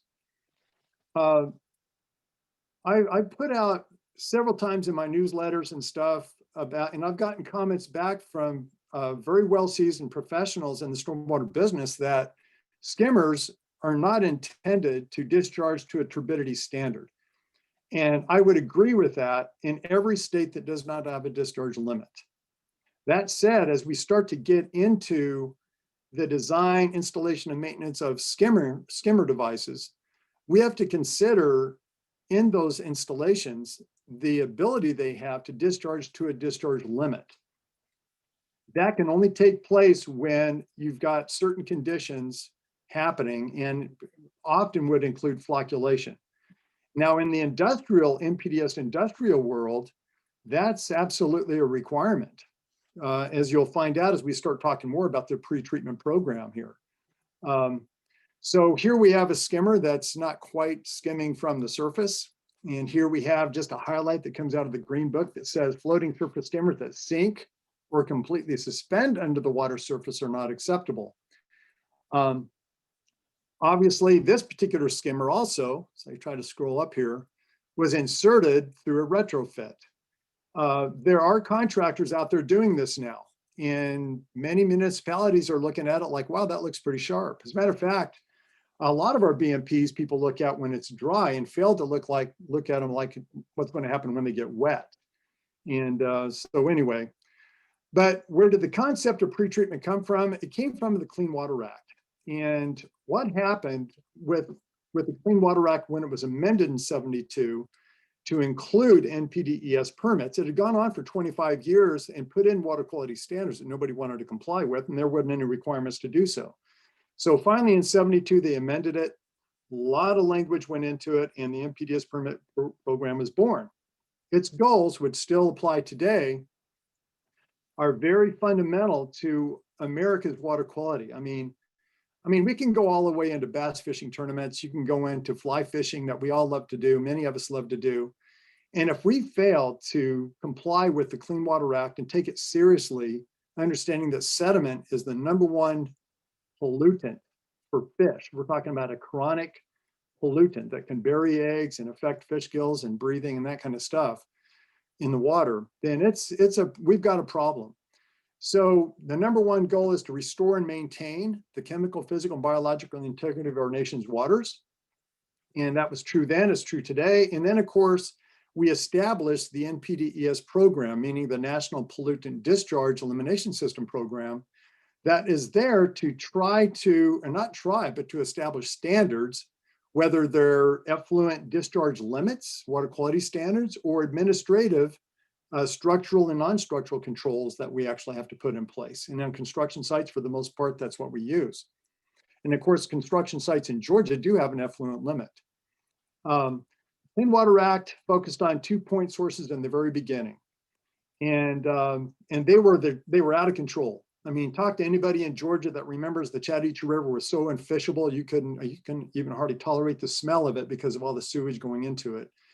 And industrial waste were also very much getting into the program of polluting our rivers and our creeks. And we've probably all heard of the Cuyahoga River that lit up, you know, about 15 times starting in 1868, where there were no discharge limits and everybody was doing what they wanted to do, even though they knew better. People still polluted the water. It took enforcement of regulatory laws that really made the difference. So anyway, in 1977, because industries were told to disconnect from the creeks that they were discharging to and connect to a wastewater treatment plant, they realized real quickly, if they take in all that toxic discharge, that's going to kill the wastewater treatment plant. So they passed an amendment to the Clean Water Act in '77 that is intended to prevent the introduction of pollutants into a publicly owned treatment work that will interfere with its operation, including discharges that inhibit or disrupt the process or operations of that POTW. So where does that take us? You know, for years, as I mentioned earlier, I installed pre-treatment systems in industrial facilities that were associated with the oil field. People would, you know, many companies, there's one particular company I worked for, they rented drill stem and auger flights and drill heads and blowout preventers and all of that. So when they got done renting them, when those oil holes were decommissioned, they'd bring that equipment back into the wash bay and they'd pressure wash it. Well, at the time I was working back then, they had zinc and copper and all the pipe lubricants that they were using. The pressure washer then would discharge that water with the sediment onto the floor of the wash bay. And of course, there's a trench drain there. That trench drain, you can see the arrow, is capturing the sediment. And it's also capturing the oil that's not going to settle there. You notice where they first start to capture the sediment to the point of where it's starting. So you try to capture the sediment loads, the pollutant load, as close to the source as possible. So remember that as we start talking about construction sites. That's definitely the goal. What can we do that's going to minimize that load so that when it goes down to the collection pit, in that collection pit, of course, you can see the brown and the blue water there has various stages to it. And that is still part of the passive treatment system. So we're using gravity, we're putting things in place that are going to create a higher residence time of that water in the collection pit. You can see a three-stage, three-weir system there that finally will take that water and take it down over to the active treatment system. Now that active treatment system cannot handle the water prior to it being passively treated. It's impossible. We had the hardest time getting people to maintain these systems. We'd try to sell them the contract to maintain them. They wouldn't do it. They would want to do it themselves. Does that sound kind of familiar to construction sites? It's a human nature thing. So anyway, active treatment systems then flocculate, they filter, they use charcoal filtration to actually kill bacteria. And then from that point, they would discharge it to a wastewater treatment plant. And then that would put the final scrub on it that would take it down to the state water or water of the US. Now, if you take a look at an industrial pollutant facility, pre-treatment facility, we're talking passive treatment in the collection pit. Collection pits are passive settling tanks built to remove the bulk load of particles from liquid or active treatment clarification. What does that resemble on a construction site? That resembles a sediment basin. That resembles a sediment trap. That resembles a collection area where the water has already got to be pre-treated. The sediment's got to be a large part of it must be taken out if this thing's going to function properly. And it certainly has to be maintained. When you're talking about the difference of a construction site and an industrial facility, you're talking about a massive difference in pollutant load. the entire floor of a construction site, if it's actually graded, if it's actually exposed and graded, is the pollutant of concern. And so it becomes incumbent upon the operator of these systems to prevent the erosion of that pollutant from entering the collection pit so quickly, or it simply overwhelms it. From that point on, of course, this is going to be taking it to an active treatment system, and construction sites don't have active treatment systems. Some do.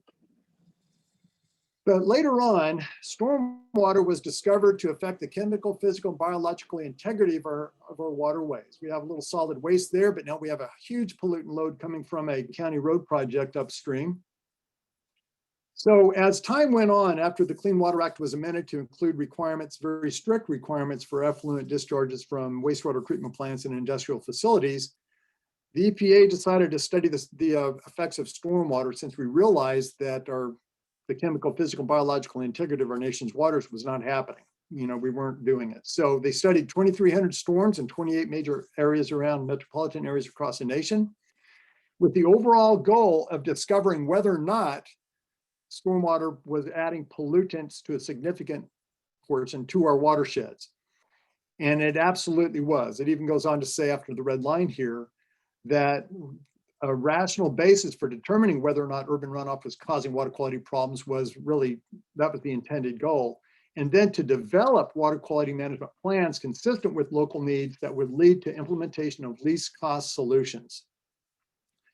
What happened early on with the Clean Water Act is they decided that it was just not reasonable with stormwater to require effluent discharge limits. And many states in the very beginning, as they're trying to get their arms around all these new requirements, some required water sampling, others didn't. And since then, some have, because of active environmental groups and things like that. But for the most part over the country, we really don't require discharge limits. But we do require that best management practices are properly designed, installed, and maintained, and that there's proof that that has taken place. That's really what is taking the place of sampling water outside of Georgia. Now, those are still integrally critical in Georgia, but not the only thing. We still have to discharge at a certain limit if we're going to meet our permit requirement. So what happens with construction sites and post-construction stormwater is that we're affecting the biological integrity of our waters when we take down the ground cover. Now in the West, where you have so much desert, not quite so much an issue as it is here. The aquatic habitat have evolved to be pretty intolerant, and talking about in trout stream areas, of sediment loads. And so here we actually have a large number of discharge points going directly into this lake. And just consider that to be the river that eventually does go down to a dammed lake in Georgia. We have no natural lakes. So that's a problem. Sediment is definitely a major pollutant there for those. And so it's a point source, and how Georgia manages those is to look at this construction site as a point source of pollution, meaning that there's only one legal discharge point on it. The operator managing this is where Georgia goes above and beyond with its certification requirements. Not just inspectors are required to have a blue card, but the people with a financial decision-making capability of calling in an erosion control contractor have those responsibilities to have a blue card. Then people that do site inspections obviously do too. And then the subcontractors, they came out a few years after the initial certification program, and that really says that, okay, subs, you don't need to know about all this NPDES stuff. You don't need to be doing water sampling and site inspections. You just need to be aware of what the damage is that you're going to be causing to water quality if your activities strip a buffer, or if you don't properly install your BMPs properly for your contractor. So one person per crew has to have a white card. Then the red cards come along. They take the same quartz modules as the blue cards, but they get a little extra because they're regulatory inspectors. Where the blue cards are compliance inspectors, red cards are regulatory inspectors. Most of you guys know this, but there still is a lot of misinformation out there. So anyway, this would be somebody working for a county or a city or the Georgia Environmental Protection Division that is doing enforcement and making sure the site inspections are taking place, the water sampling is taking place, that the reportable violations are being reported, those types of things. And then you have actually fundamental to all of this is the design and the checklist requirements that Georgia has, which are pretty amazing compared to most other states. So here in Georgia, we allow not just professional engineers and CPASC certified professionals in erosion and sediment control to design plans. We also allow those low-life geologists like me and landscape architects, land surveyors, and foresters to actually design plans. And then, of course, plans many times go into plan reviewers. They take the same class. That course takes the same stuff as a level 1A card certified person gets, but they get more in terms of just stormwater management, post-construction stormwater management issues. Of course, green infrastructure now is an MS4 requirement, so we learn a little bit about that. And of course, the checklists that we go into and how to use the BMPs and add BMPs that we want to use on our sites. So at this point, we're going to start going through the pre-treatment program for construction sites. And of course, we all know that the effluent leaving this site now does not go down to a POTW. It goes directly to the river. So how are we going to pre-treat the water on this construction site in such a manner as understanding it's its last point of discharge? That sediment basin is really to be looked at kind of like a POTW. That's its last treatment point of discharge. What can we do that's going to pre-treat that water to a point where a skimmer could actually work, and let alone that, or maybe even just a retrofit, something that will actually be responsible for discharging water at an acceptable discharge limit. So here we have our challenges on construction sites. We have the increased runoff volume we've got to contend with that industrial facilities don't have to deal with. We have that increased runoff velocity, and we have that increased pollutant load that goes with it. Now, the pollutant load is what people get in trouble for. But these two troublemakers up here in front are the ones that really cause it to be such an issue. So in our designs, we've got to address it. If we don't address it properly in our designs, then people that are installing them in the fields are inadequate. And then they're having to come back later on and put BMPs in that'll actually work. And in this case, you can see here where just a huge load actually went and discharged directly into the lake there in the background. So volume, velocity, and pollutant load are the challenges.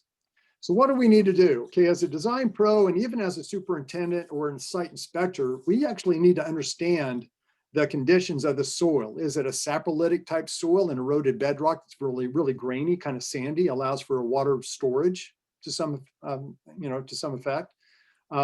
Is it going to be real erodible like sand on a slope, or is it going to be finer silts and clays that are not quite as erodible as a sandy soil? And of course, understanding the different types of erosion here, we have to understand that sheet erosion is the #1 source of most of the water that picks up that sediment load. That's our challenge really on a graded construction site. So as we start to get into the need for managing stormwater on a construction site, we have to address sheet erosion. And that takes proactive approach of stabilizing soils. Here we have an example of just a graded area, small little lot in Beaufort that's discharging a phenomenal amount of sediment off-site, going right straight down to a storm drain. So what we have to look at on an NPDES site is, first of all, looking at this collection pit in such a way that's going to prevent the sediment from getting into it, and then what's going on in the collection pit.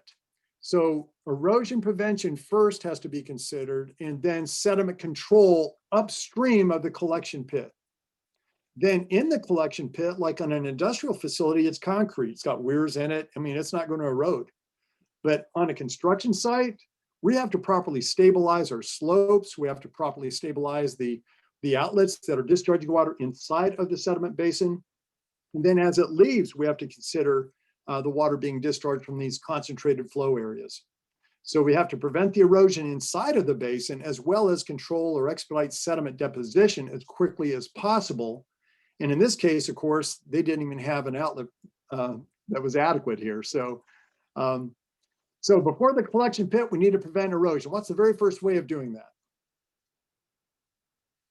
If I had time to ask questions, The very best way would be to leave all the trees up. But that's not going to work on a construction site. So the next best thing. Stabilization. There you go. Thank Okay, you. stabilizing it. So how do you best stabilize? Well, first of all, if we properly phase our projects, and this is where it comes into the community of setting budgets for the construction sites. Communities that are proactive with requiring the installation of perimeter controls first before they take down the trees, people go into those municipalities ready with a design and a budget to handle that, because they know there's going to be enforcement. But for local authorities that don't enforce this kind of thing, it's going to take a burn-in if you decide to change your way of enforcement. I mean, look at this. They went in, they took down all the trees, but they're not going to be grading here for another 3 or 4 months. There's no reason to start grading this right now, other than to, be considerate of remobilization costs and things like that. To a certain point, construction sites or stormwater treatment systems need to be sympathetic to construction sites, but we've got to be a little more proactive than what we're being right now. I think you might all agree. Of course, soil stabilization, here's a great example of that. But even as this gentleman's blowing a lot of mulch out there, there was no effort to anchor that mulch. I've seen more damage from down drains being plugged with mulch, mulch sheeting off and virtually being just useless with a minor rain event. Why even do it is my question. Why even pretend when it looks dry and it stays there? That's not its point. It needs to work when it's there. It needs to be anchored, and that grass needs to be anchored. Something I think is an underutilized best management practice that Georgia authorizes polyacrylamide, anionic polyacrylamide.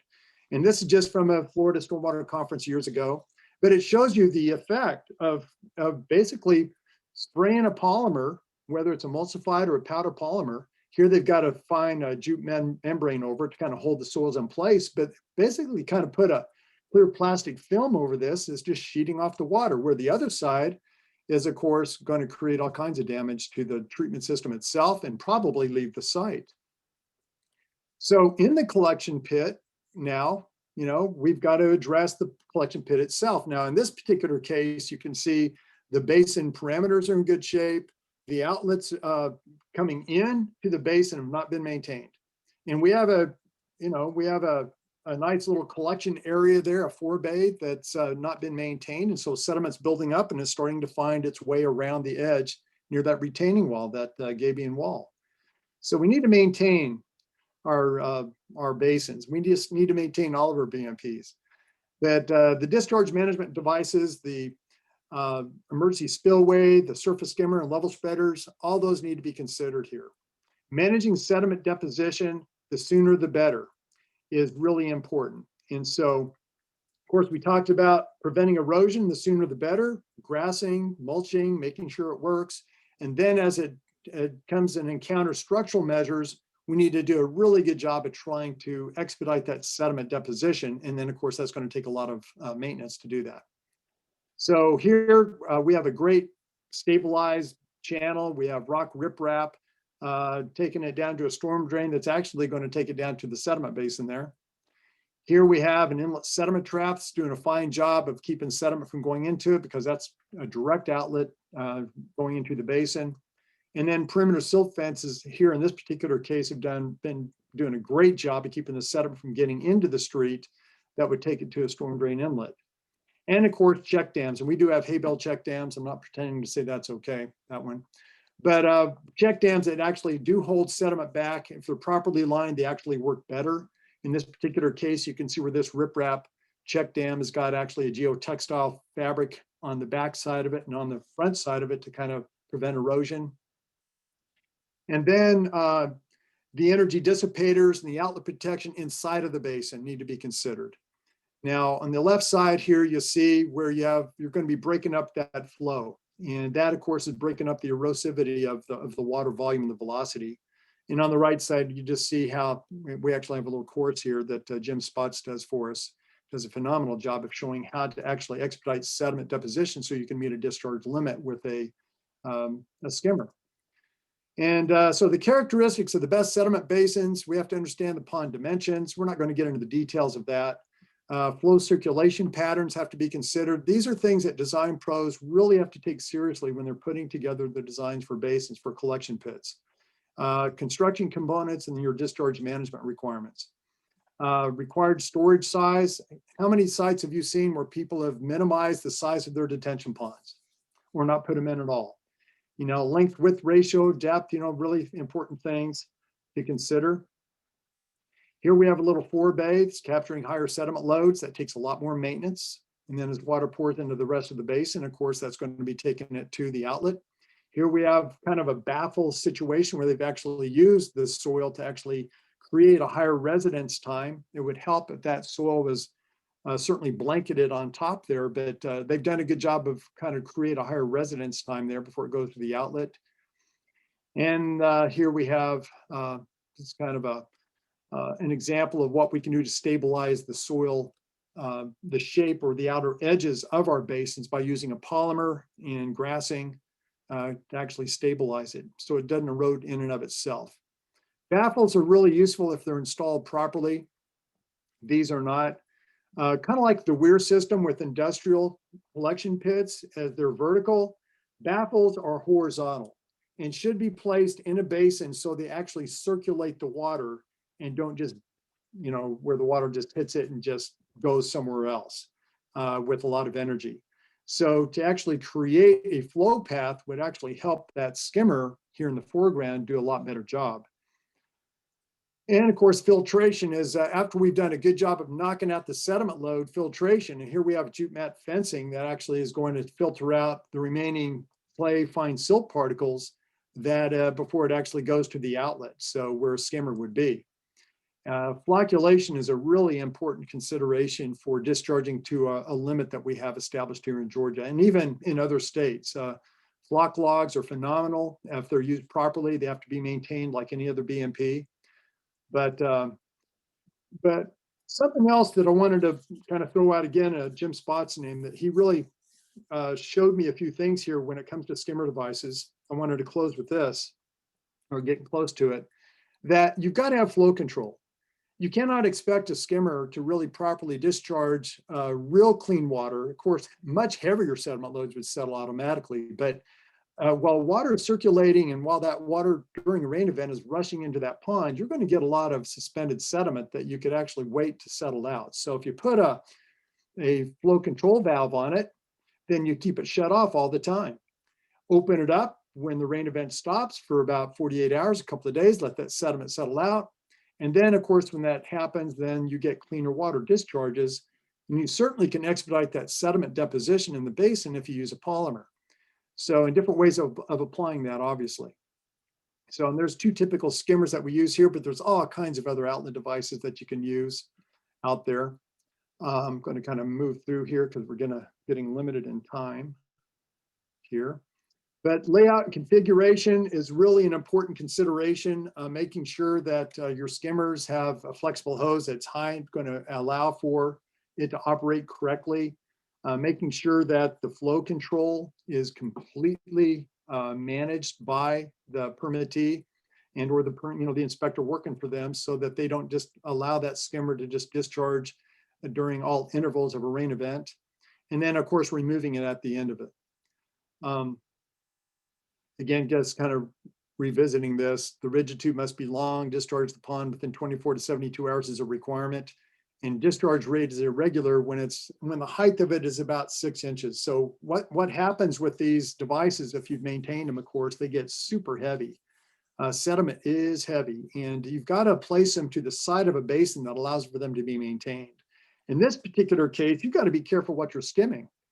And when you have a requirement like the National Pollutant Discharge Elimination System has for construction sites of making sure that spills are picked up and cleaned up immediately, sediment that is below a diesel tank in this case was leaked on. When it rained, it carried that sediment with the fixed diesel into the sediment basin, and they're skimming it right directly off into the basin or into the creek. So you got to consider things like that. Discharge during inflow is definitely ineffective. So anyway, as that water then discharges from the pond, Then we have a level spreader. It's a great example here. I pulled this off the internet. I just thought, man, it's beautiful because what they're doing is dissipating that concentrated flow, allowing it to flow over a final filtration before it sheets off into the creek below. That would be a perfect, beautiful little system to put in place. And I know what's probably going through the minds of so many of you, it's the same thing that's gone through my mind, is what's practical here? You know, who's going to establish practicability anyway? I think, you know, we as professionals, we've got like 300 of them, of us in this course. And if it's not us that take this stuff seriously, then the construction community sure isn't going to.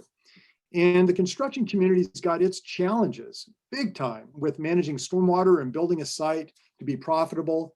But we need to be working together to come up with solutions that are going to be protecting our watersheds in a way where we can still fish in them when our kids are here and we're gone. We have to understand that that's an important, critical part of the Clean Water Act. So pre-treatment, absolutely critical. We have to prevent erosion first, manage that sediment second. And if we kind of go through that process, then skimmers can work. We can flocculate that water. It's not full of sediment. They can absolutely work. So in closing, I know I kind of sped through a lot of this stuff here, but I wanted to mention something about Theodore Roosevelt. He is kind of my hero when it comes to conservation. He was actually a proactive president at a time when people were trying to they weren't trying to destroy our environment, but they weren't wanting to protect it. They were wanting to privatize the Grand Canyon and the Smoky Mountains and things like that. So he, in his, when he was going for president, he had many, many statements that he had. And one particular one is my favorite, says, conservation is a great moral issue, for it involves the patriotic duty of ensuring the safety and continuance of a nation. And if you want to see countries that I've seen when I was overseas and how they did not manage their pollutant loads and their erosion, then they've destroyed their economies. We have got to step it up when it comes to how we manage stormwater on construction sites. And in states like Georgia, where we have so much rain, we have the regulations in place. There's really no excuse for us to be managing the water that we manage the way we do now. I think skimmers are a fantastic device, but if just every BMP out there is needed, we need every design professional to be doing their job.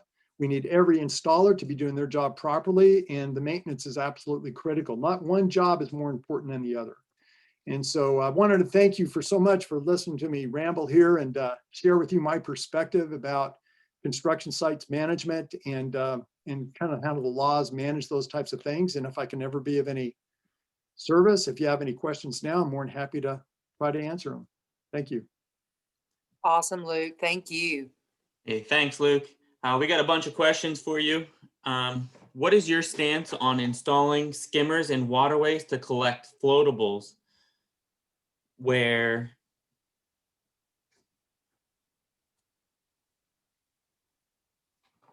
floatables? Okay, so floatables, you're talking about solid waste. It's like anything else. It takes maintenance. There are municipalities that, in certain states that have, passed ordinances that require the capture of solids and floatables, those types of things. But unless you maintain them, unless you're willing to put the money in to hire the crews to maintain them, they're just going to cause more damage. So, it's like construction sites. If you don't maintain your BMPs, then, and it takes money to do that. Right. All right.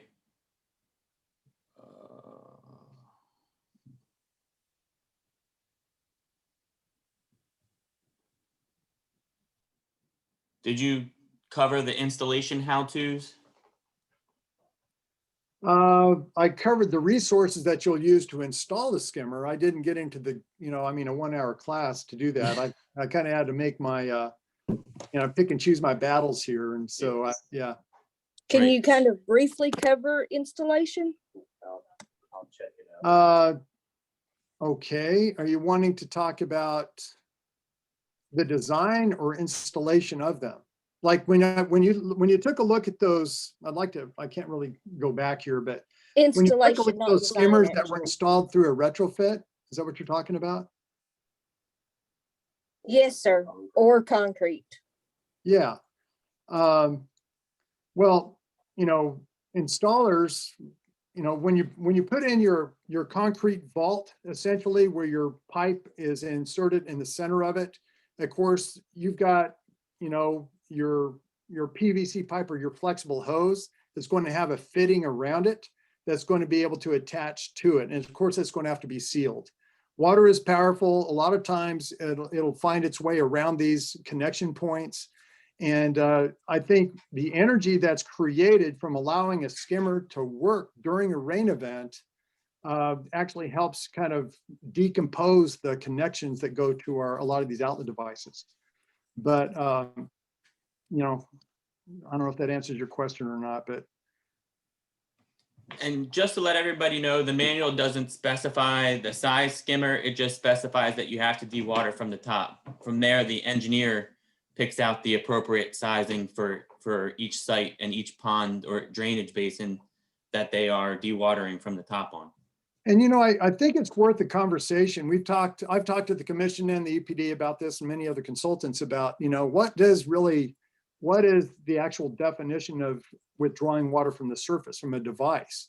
You know, when you have a sediment trap with an outfall or an SD4, it's a rock outlet that's on the perimeter of a site, there's no skimmer attached to that. It's dewatering from a device from the surface, and that meets the requirement. You know, emergency spillways, when a pond takes in more water than it was designed to handle, and it goes through the emergency spillway to a creek, that's dewatering from a device. So I don't know, I think it's worth a conversation. I don't know, you know, I know our interpretation of using surface water skimmers is one way, and I think they're a great solution many times, but I think there's other solutions too. And of course, the commission accounts for that when you have other challenges, but anyway. Okay, another question we have is, why would you not want to use a skimmer in post-construction application? Skimmer and post-construction applications. I guess you have to say in a pond. So yeah, if you left the skimmer in, okay, so, well, first of all, you've got an MPDES permit requirement to remove all temporary devices, and skimmers are those, okay? So that said, if you have a post-construction ordinance that does allow or require skimmers in a basin, then that would be a consideration. The problem, again, is take a look at any of these post-construction ponds and don't tell me that people don't put their used oil in that stuff and antifreeze and all kinds of crap that goes into these stormwater ponds. So unless you've got a lot of control over what's going into that pond, I don't think a skimmer really is, in my opinion, humble opinion, is the best thing to do. Okay, next question is, pre-trip treatment required or optional? Pre-treatment is a requirement. When I say that, I say this, that soils must be stabilized within 14 days, right?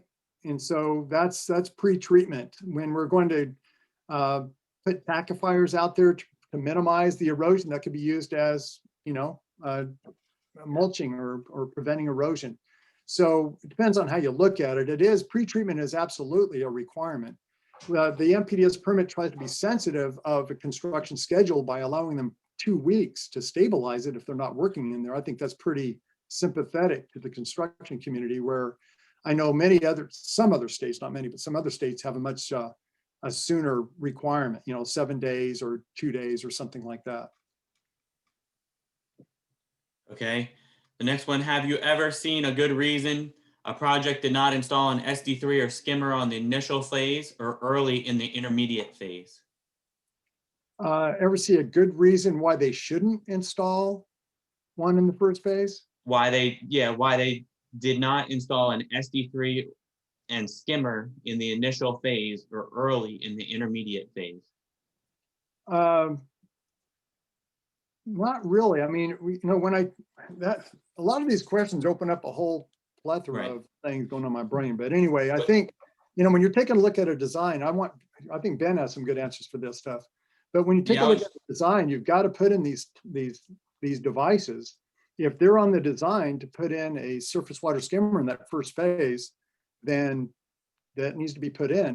If you think that that's going to be a problem for whatever reason, then talk to the design professional and and of course the local listing authority, and those guys are kind of involved as well, and make sure that, you know, your reasons are, you know, well thought out and accepted. Because and one thing I can absolutely say is I think superintendents have a lot of experience with erosion. They're out there when it's raining, they see how these devices work. And so, you know, we need to be open as design professionals and other people in the industry to their perspectives on things.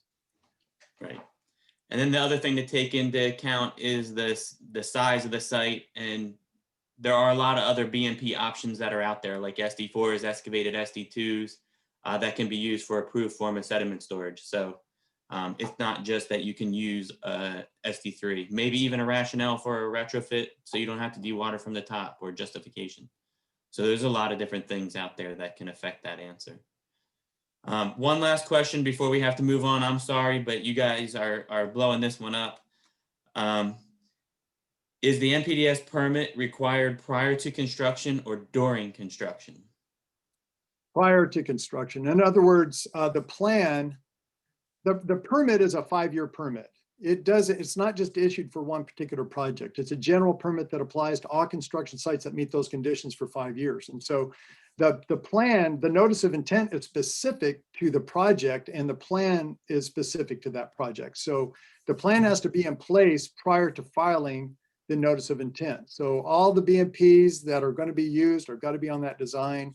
That's what's going to go in for plan review. And of course, there are challenges that happen as projects get put on hold for whatever reason, economic issues or whatever. You might have a project that's been on hold for 3 years, and now all of a sudden, you know, the plans were reviewed and authorized, but now they're going to start installing them. There's all kinds of other things that can influence that answer, but anyway.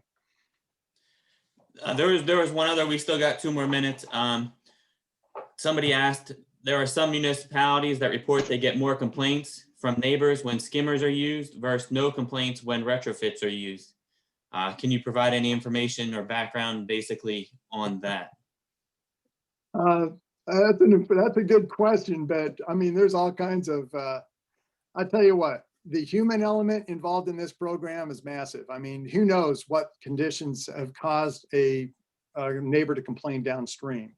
You know, if skimmers are dewatering a lot of clay, you know, then I think they need to consider flow control and flocculating their water before they discharge. You know, there's things you can do. I think flocculation using anionic polyacrylamide is one of these things that's an underutilized BMP. It's an accepted BMP in Georgia. The negatively charged, not the positively charged, the negatively charged ions, because that does not create aquatic fish kills and stuff like that. So Right. yeah. Yeah. And just some of the things that I see when you go out there, skimmers, they need to be installed per the design. So if you're specified a certain size skimmer, you need to make sure that you put that out there. You're buying the right one with the right head and orifice size, as well as the right length of pipe. There's been many a times I've gone out to a construction site, it rained a whole bunch, and the next thing I see is the skimmer upside down. It probably got flipped over, the pipe's too short, something like that. The other thing that I've seen happen is shut off control valves. While they are a good thing, they do require a person to go out there, turn them on and turn them off. So if you've turned it off, don't forget to turn it back on and let your pond, you know, overflow through the emergency spillway, potentially blowing it out if it's not big enough. So make sure you're monitoring all those things. So there's a lot of different things that are out there that can be used. And thanks everybody for your great questions. And thank you, Luke, for all your time and doing a great presentation. We definitely appreciate you having you today. And thanks so much. Thank you so much. You guys have a good one. Thanks, Luke. Yeah, you're welcome. Thank you. All right. Our next speaker is going to be Katie Spoonberger. She is the Executive Director for the Georgia Association of Conservation Districts. Katie is a 2010 graduate of the University of Georgia, where she majored in agribusiness. She started out as the program manager for the Georgia Association of Conservation Districts in 2017 and began serving as the executive director in 2018. Originally from Calhoun, she now resides in Ringgold, Georgia with her husband, Jake. So with that, we'll let Katie take over, and thanks so much for being with us today, Katie.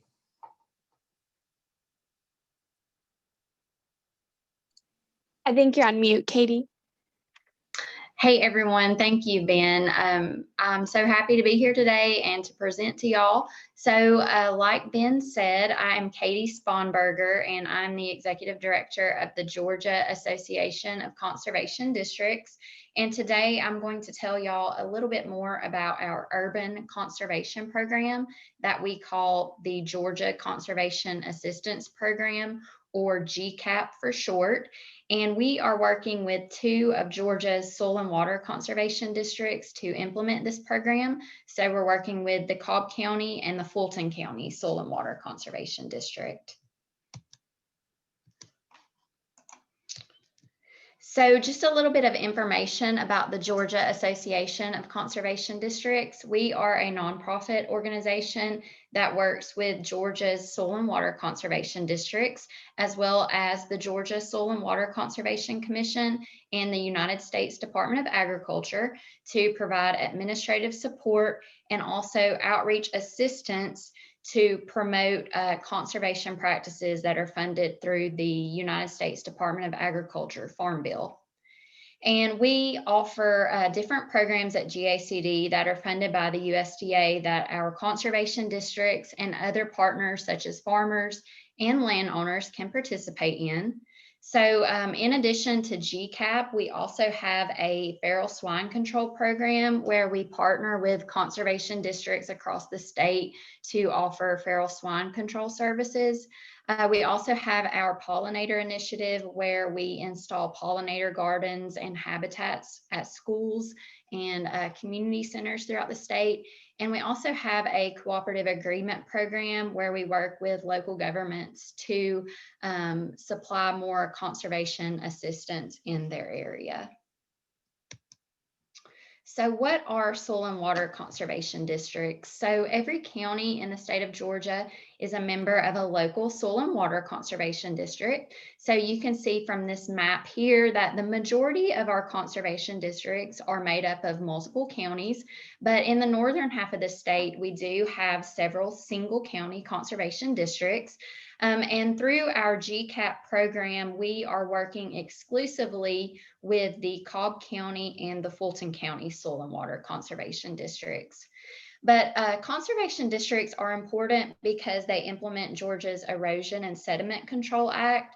So any erosion and sediment control plan will be ultimately approved by a local soil and water conservation district. Districts also promote soil and water conservation through educational outreach with local farmers and landowners, and also in their local school systems. And they work hand in hand with the United States Department of Agriculture Natural Resources Conservation Service to promote conservation practices that are available for funding through the federal Farm Bill program. So why is soil and water conservation important? So conservation is important in rural areas because we want to educate our farmers about different conservation practices they can use at their farm to conserve their land and water resources so they can keep farming that land. It's also important in urban areas because we want to control erosion and also stormwater control in those areas so we don't pollute our local waterways. And it's also important to educate our future generations about conservation so they can continue enjoying the natural resources that we are fortunate enough to enjoy.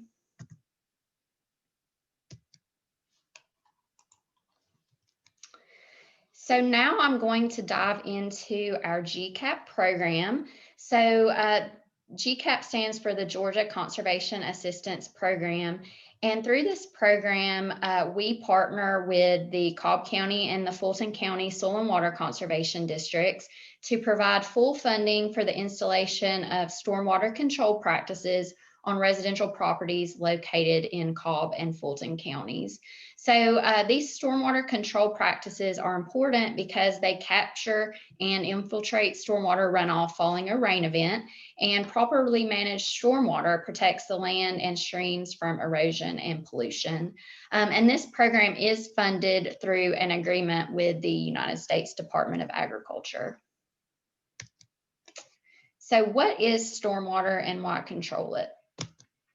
So stormwater is surface water that results from a heavy rainfall event, and it's water that does not soak into the ground, and it can carry pollutants into our local waterways.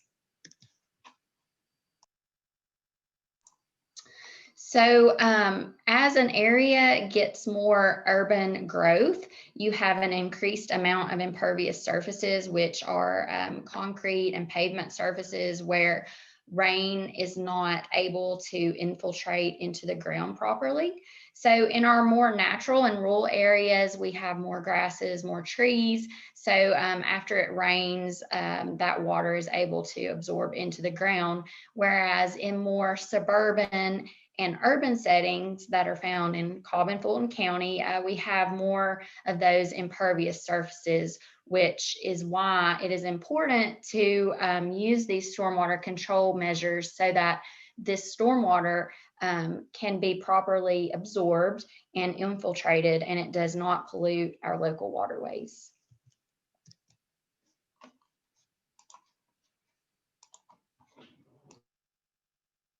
So why use stormwater management practices and green infrastructure? So green infrastructure practices or stormwater control practices, they mimic the natural hydrology of the land.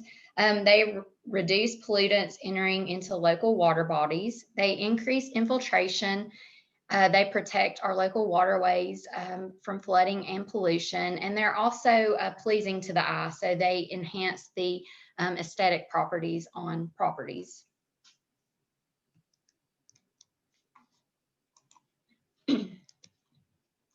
So through our GCAP program, we are currently funding the installation of 5 stormwater control practices. And there are many more practices outside of this, but we do have limited funding for this program. So we are starting small, but we are funding the installation of rain gardens, cisterns, dry wells, downspout disconnects, and we are also removing impervious surfaces through this program. So rain gardens is the first practice that we will be installing, and these are vegetated retention basins that capture stormwater runoff, and that water is able to infiltrate within 48 hours. And cisterns can be used to collect rainwater from the property, such as from the rooftop. This water can then be used for gardening. It can be used for irrigating your lawn. There are smaller cisterns, such as this barrel pictured here, and they can be very large containers as well. Dry wells are underground chambers that temporarily store stormwater until it infiltrates into the ground. And downspout disconnects are installed to divert stormwater away from the property, and that stormwater can be diverted into a green infrastructure practice like a rain garden. And lastly, we will be removing impervious surfaces. So we'll be taking away concrete and replacing it with more natural landscape like rain gardens. And this will increase the rate of infiltration of stormwater into the ground.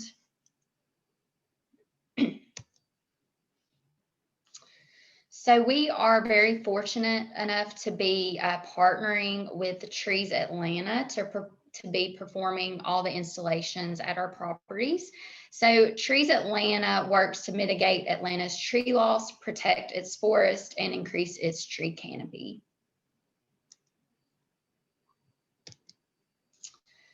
So where we are now with this program, so we kicked off our GCAP program back in September. We partnered with the University of Georgia to hold an educational workshop where we educated homeowners about the importance of green infrastructure and stormwater control. And we also kicked off our GCAP program that same day as well. And so this is an application-based program. And again, the application period was open in September of last year. And this program is only available to homeowners in Cobb and Fulton County. And we did receive over 300 applications from homeowners in those counties. We then ranked all the applications based on the homeowner's financial need and also the need for services at their property. So right now we are on our round 1 of funding. So both of the soil and water conservation districts have approved around $50,000 in funding to improve 16 residential sites located within those 2 counties. And these are just some pictures from our round 1 sites that are participating in our program. So you can see a lot of flooding on these different properties. And these are just prime examples of the types of properties that we will be remedying through our GCAP program.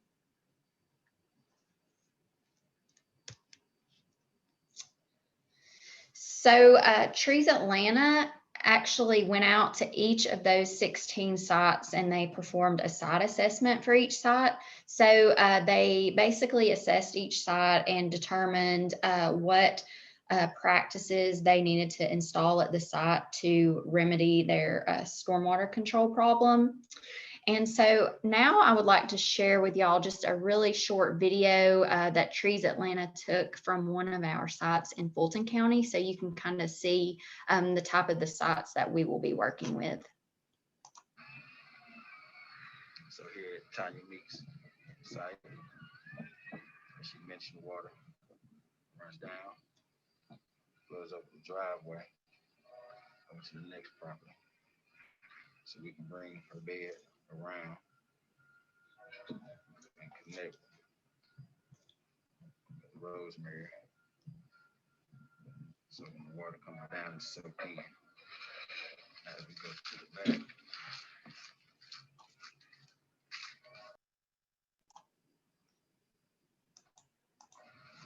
that's a nice funnel already.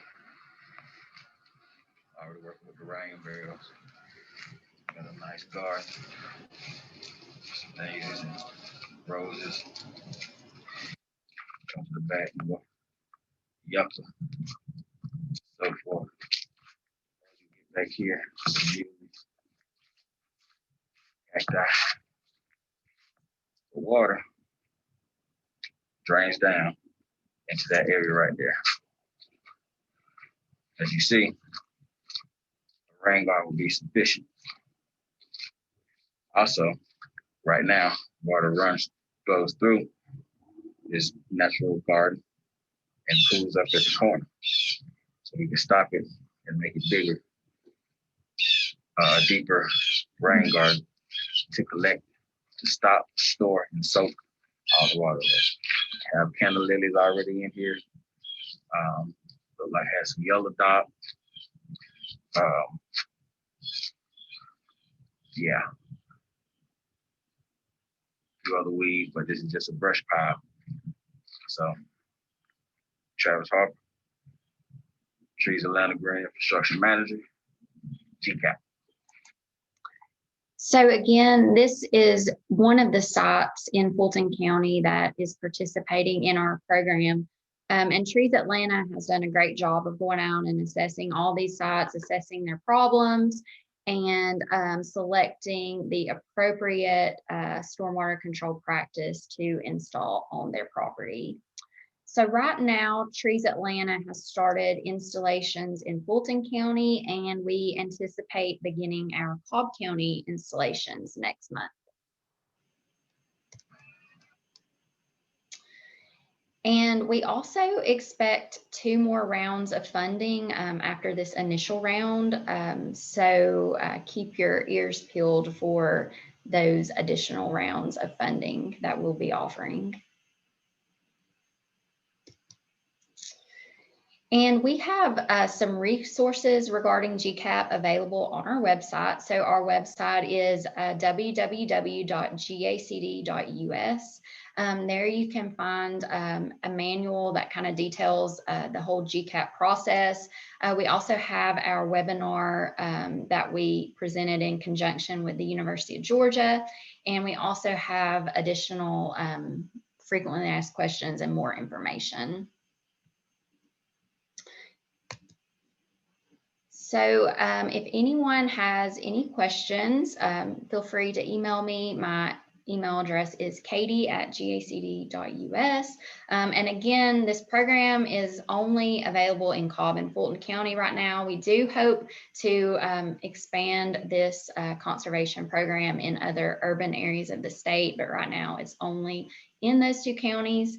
Ben, I am available to answer more questions about the program if there are any. We have a couple questions. Okay. A lot of them come back to the funding of it. Will funding be available for smaller LIAs, and how do you apply to be considered in the future? So right now, funding is limited to residential properties. So it's single family residential properties. So we aren't doing like any neighborhoods or anything like that. And our application process was open back in September, and we did receive such a large application base that we will be sticking with those same applicants for the additional rounds of our program. But if we do have funding to expand this program, we will definitely be advertising that and keeping everyone informed of those additional funding opportunities. The other question was, is there a similar program in DeKalb County? But I think being that it's in Fulton and Cobb, that probably covers it, right? Yes, so we would love to be able to offer this in DeKalb County. You know, if there are any local governments on here today that are interested in partnering with this, you know, we would love to do that and be able to expand this program and work with those properties in need in the other urban areas of Georgia. Thanks, Katie. I'm sure you'll get a bunch of people responding back to you. There's a lot of different individual cities and counties. There's new cities being formed all the time. So I'm sure you'll get the need that's out there. Thanks everybody for calling in. It's getting close to lunchtime. If anybody has any questions about anything, feel free to ask. Just unmute yourself and ask away. But at this time, unless anybody has any specific programs, we're going to head to lunch a little bit early, and we'll start right at 1 o'clock with our next speaker, Lisa Sims, with East Coast Erosion Control. So thank you, everybody. There'll be a general, just some general videos playing here. I'll be on here for about another 10 minutes answering any questions that anybody might type to me or ask me in person. But other than that, thanks for coming, and at this time, we'll just break for lunch and start back at 1.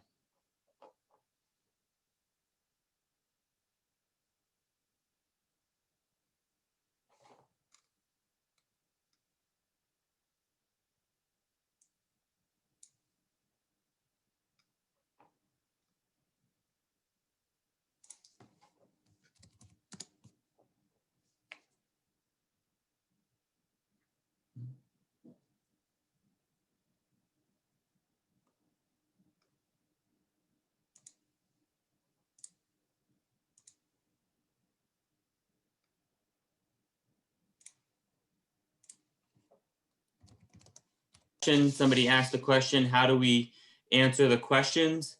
We had a couple questions out there that said, why did you decide to attend Erosion Day? What do you like the best about Erosion Day? What did you learn at Erosion Day, and how could you apply what you learned at Erosion Day? If you feel like it and you want to, you can just go ahead and type your answers into the chat. We'll have time at the end to do that if you'd like to do that, or you can do it at any time along the way if you feel so inclined that you would like to do that. But our next presenter is Lisa Sims. She's with East Coast Erosion Control. Lisa has a bachelor's degree in civil engineering from Auburn University. She's a registered professional engineer in the state of Georgia and a certified professional erosion and sediment control. Lisa serves as the technical sales manager for East Coast Erosion Control and is responsible for providing technical assistance and training to SWIP designers implementing East Coast Erosion Control QC/QA program and ensuring that East Coast Erosion Control provides a top line of products. Her consulting experience includes 7 years of civil site design, 2 years of geotechnical construction material testing, and has spent 10 years in technical sales. Lisa is a voting member of ASTM D18 Soil and Rock Geotextiles Committee and is the technical chairwoman for the Erosion Control Technology Council. Thank you, Lisa, for being with us today, and I'll turn it over to you. Thank you very much. All right. Thanks, Ben. Can you hear me okay, Ben? Give me a thumbs up. All right, good to go. All right.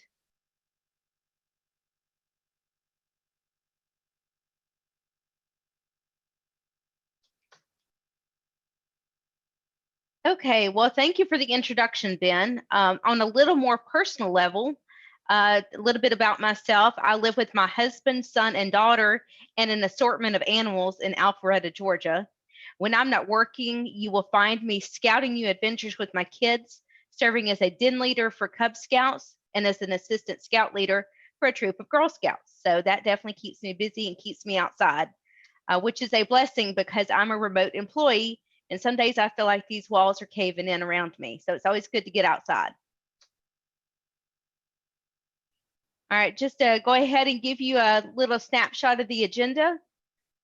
I'll introduce you to our solutions and give you an idea as to how to specify and your design considerations.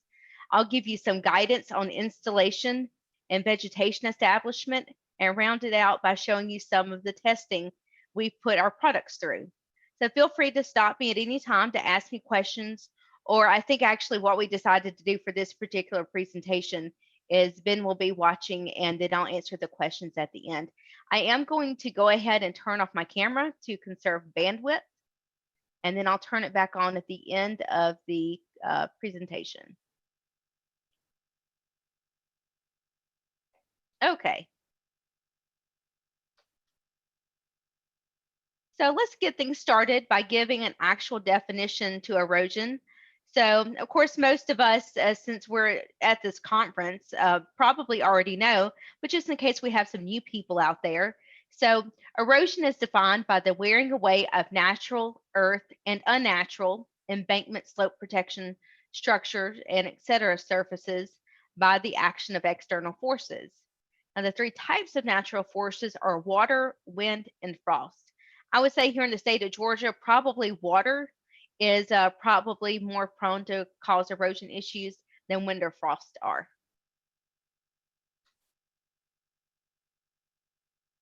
So when does erosion start? Well, soil is soil until it starts to move, and then it's sediment. So what we have found is rain's most damaging moment is when the water drop actually hits the ground. And here you can see from the photos how many soil particles are displaced the moment that a drop of water hits it.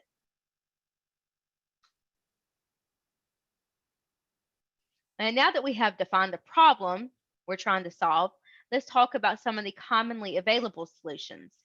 And bear with me as this industry is full of alphabet soup. So we're going to talk about rolled erosion control products. You can find those in two different varieties. You have the temporary or the permanent blankets, and I'll discuss that a little bit more in depth in the presentation. We have open weave textiles and sediment retention fiber rolls. A lot of times you'll hear rolled erosion control products as RECPs, open weave textiles as OWTs, and sediment retention fiber rolls are surfers.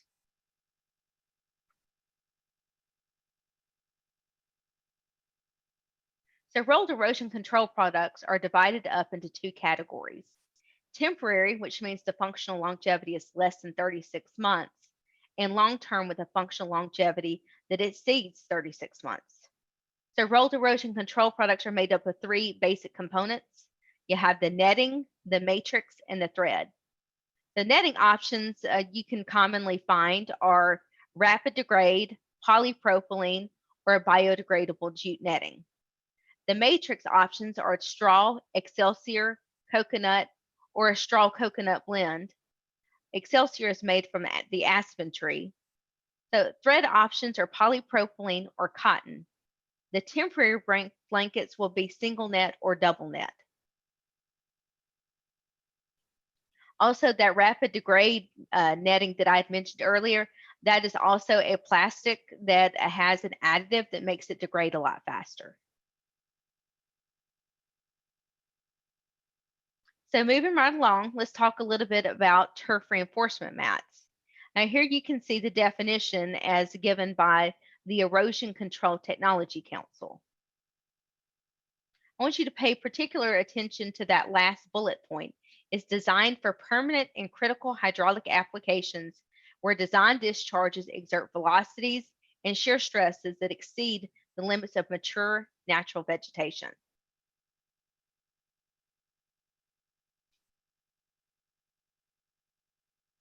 And some of you may not know that the EPA actually recognizes turf reinforcement mats as a BMP to improve stormwater quality. And I'll discuss a little bit later as to how it helps to improve the quality of our stormwater. So under TRMs, or turf reinforcement mats, there are two categories, stitched and woven. So what's the difference? Well, much like the temporary blankets, the stitched TRMs are made of the three same components. You have your netting, your matrix, and thread. Stitched TRMs have a polypropylene netting and thread with matrix options of coconut, a straw coconut blend, or polypropylene fibers, as you will find most commonly. Most of these have 3 nets, but there are some out there, especially if it has the polypropylene fibers, that may only have 2 nets. You might be asking how natural degradable materials could be considered a permanent solution. So coconut is naturally resistant to rot and mildew and has a functional longevity of 3 to 5 years. So again, for it to be considered a permanent blanket, it needs to have a functional longevity of at least 36 months. And those coconut fibers will give that to you. So what are the advantages of using this over a 100% synthetic blanket? Well, the coconut fibers will retain moisture and help with the germination of seeds.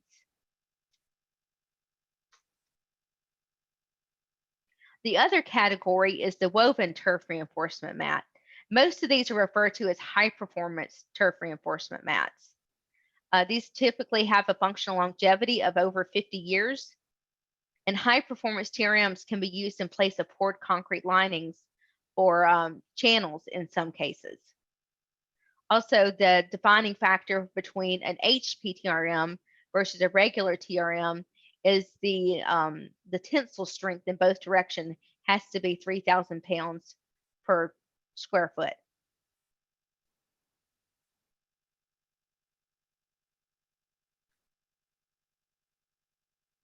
Now remember the EPA fact sheet I had mentioned earlier? Well, this is how it improves the stormwater quality. It's going to give you more infiltration. There's not going to be the heat island effect that you're going to get compared to concrete or even riprap. And natural vegetation does its job through biological processes.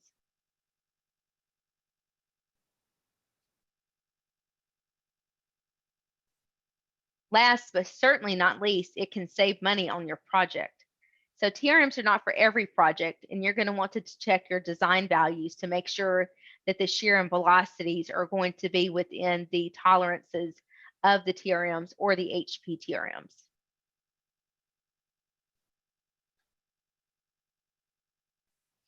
So moving right into open weave textiles, these are woven out of coir fibers and have a functional longevity of 3 to 5 years. Very similar to rolled erosion control products, but these are just one component. It's just those coconut fibers that are woven into a mat. And that's like a basic basket weave there.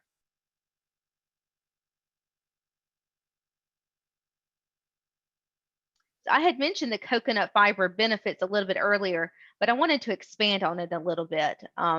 Here's a little bit more information. So it's 100% organic and naturally resistant to rot, moisture, and mold. These type of products are very instrumental in helping with shoreline, against lakes, rebuilding stream banks, all kinds of areas where you're going to see a lot of moisture. Also, these can stand up to salt water and to brackish environments as well. It also tends to be stronger than other natural fibers, such as jute.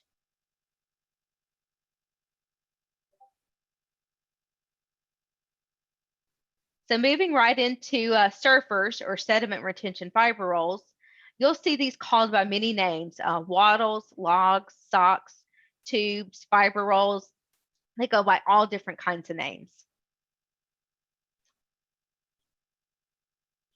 So you're going to find these made with straw, excelsior, different mulch blends, and again, coir or coconut.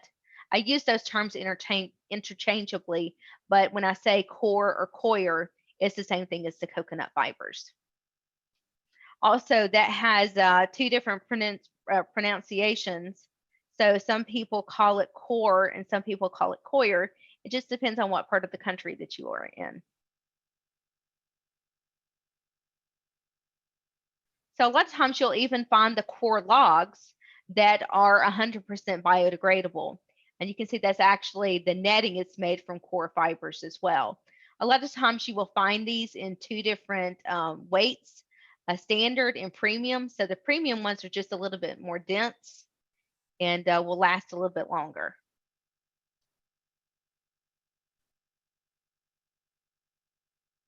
Okay, so now that we have gotten through the alphabet soup of RECPs, AWTs, and surfers out of the way, we can discuss how to specify and what the design considerations are for all of these solutions.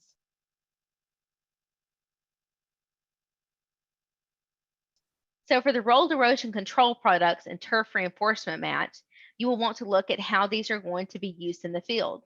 Is it going to be on a slope? Is it going to be in a channel or a spillway? What is the geometry?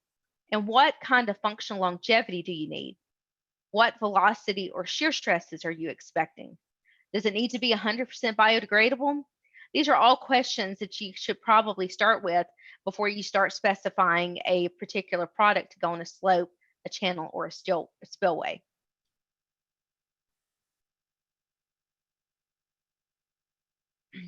If you need help specifying, many manufacturers offer their own software to guide you to the proper specifications, calculations, and options.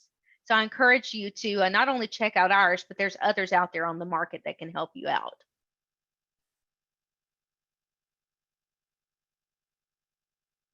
So speaking of biodegradable, when is it appropriate to call for the biodegradable blankets? These are great options if you are in an area where endangered species of snakes or lizards reside. So the reason for that is we use a lino weave for the jute nettings. And if you look closely, you will see that the intersection of the threads are not fixed, making them more flexible if a snake or lizard happens to find its way into your project. It runs less of a risk of getting ensnared.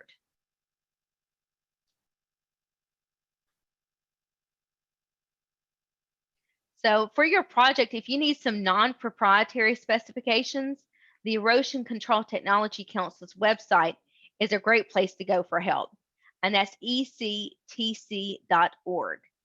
You will find cut and paste specifications, user charts, installation videos, and all kinds of useful knowledge.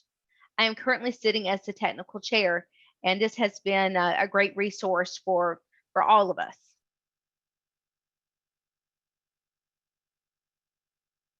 So every once in a while, I'll have a project owner that is concerned about the netting or thread being a tripping hazard. In these cases, I recommend open weave textiles. These can withstand heavy foot traffic, and remember that core has a 3 to 5 year functional longevity, plus it's resistant to rot and mildew.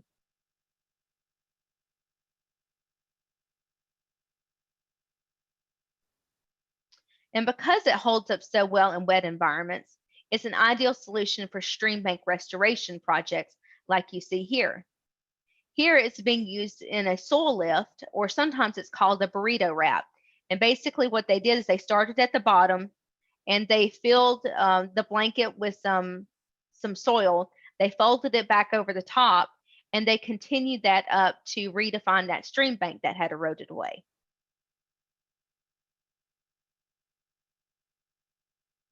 So in the same sense that surfers go by many names, they also have lots of uses. In this picture, the wattle is being used as a ditch check dam rather than riprap or silt fence. Not only is it slowing down the water, it acts as a filtering agent too. I also want to point out that surfers, I had mentioned, I used the word wattle interchangeably there as well. And this picture is being used as a slope interceptor. You can tell by the scale of the machinery on top of the slope that it is a long slope. So by placing 3 rows of surfers along the face of the slope, it reduces the velocity of any overland flow and catches any sediment that had become displaced, and reducing the chance of gullies or channels forming. Surfers can also be used as inlet protection during construction.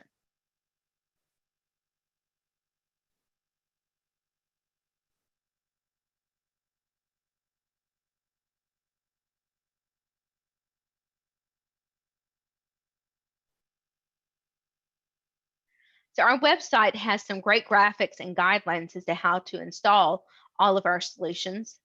There are also lots of even some videos on the ECTC's website if you need some help with installation guidance. So with installing rolled erosion control products or open weave textiles on a slope, you want to pay careful attention to the staple patterns and make sure the anchor trenches are done properly. The trench at the top is instrumental in keeping water from getting underneath it and causing rills. Occasionally, we have contractors ask about laying the blankets horizontally. It can be done, but we feel, as shown here, is the better way to do it. So you can see here the channel installation is slightly different. Again, pay attention to the pinning pattern and most importantly, the shingling of your seams here. That'll also keep water from getting underneath and causing problems underneath the blanket that you can't see. Depending on your site, you may want to have your soil tested to see if there needs to be any amendments. Make sure the area is smooth and free of large rocks, roots, or dirt clods. The rolled erosion control product and open weave textile having intimate contact with the soil is one of the keys to great vegetation establishment.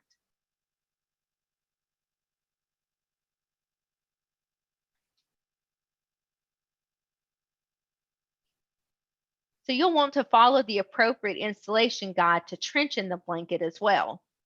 Again, the top trench is very instrumental in keeping water from getting under the blanket and causing rilling.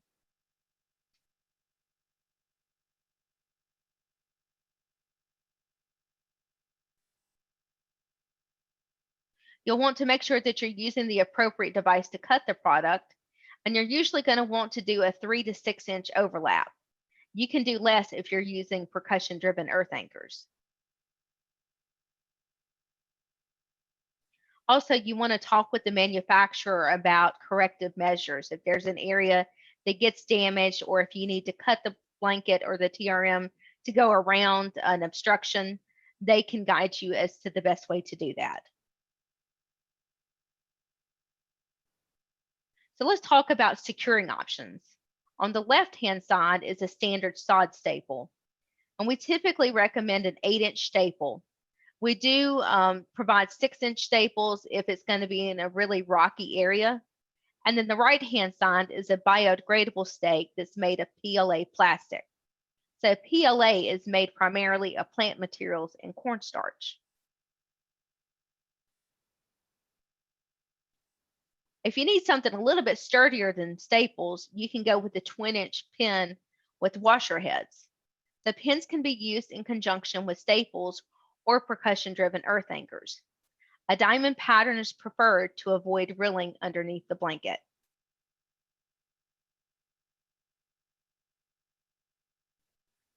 If you need vegetation establishment and slope stability, you can specify percussion-driven earth anchors or PDEAs. Sometimes these are called duckbill anchors. You will want to consider the design pull-out strength and the ultimate strength of the system. We see these often used for the Corps of Engineer projects.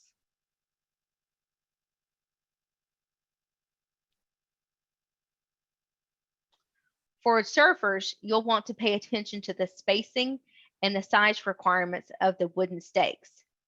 There's excellent information on the Erosion Control Technologies Council's website for installing surfers as well. The way that you install these will also depend on how these are being used. Okay, so really the purpose of all these solutions is to get vegetation establishment. So let's take a look at some of the case studies that show how the vegetation options.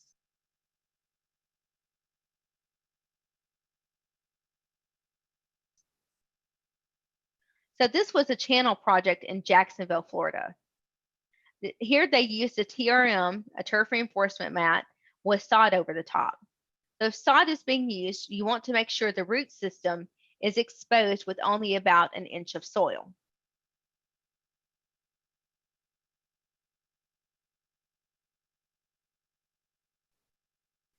Now, this one was a project in Pennsylvania where they decided to use a turf reinforcement mat rather than a poured concrete lining. So they decided for this region to use the soil fill method and then seeded a temporary erosion blanket added on the top. When you soil fill, you start by laying down the TRM, adding a thin layer of topsoil, about 1 inch, and then seeding on the topsoil.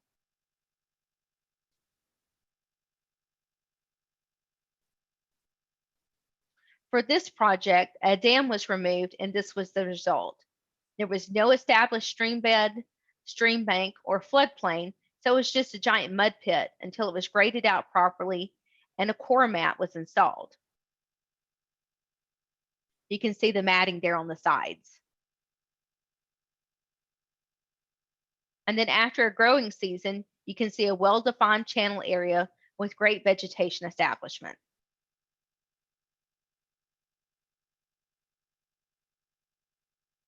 So this project was a little bit different. It was a multifamily development, and they wanted something other than just grass.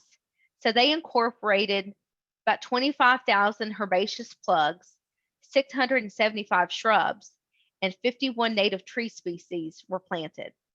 They made cuts in the blanket to drop the trees, plugs, and shrubs into it. This one turned out really nice. It is possible to cut these to plant trees in them, but you definitely want to reach out to the manufacturer about the proper way to do that.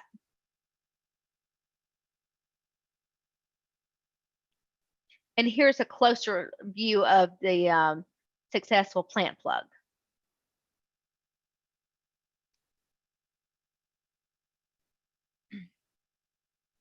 Here's one that core logs were used. I believe this was the shoreline of a lake. And you can see that the sand is accumulating behind the log slowly and building up the area behind it. Plugs were placed behind it. So you can also even plant plugs directly into the core log. But here, the core logs were really used kind of as a wave break to absorb some of the energy. And then also it was adding more sand behind it to build up the shoreline there.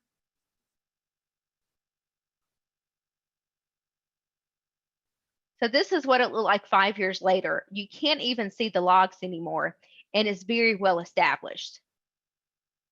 So to close out this topic, we discussed seeding, then protecting, soil filling, layering sod on top, and plugging.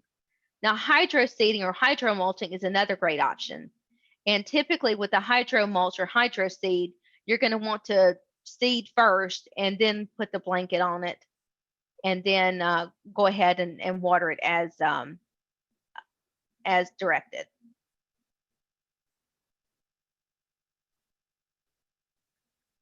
Okay, so many of you have seen the specification sheets, and you see all kinds of different test methods. And there's some that are bench scale tests, there's some that's index testing, some is large scale. So I wanted to take a few minutes to discuss that as well. So index testing is really more about the physical properties. Here you can see that top right picture is testing the thickness of an HPTRM. Bottom, you can't see it really well. That's testing the light penetration. And then on the left-hand side, they're getting ready to cut that for samples so that it can be tested.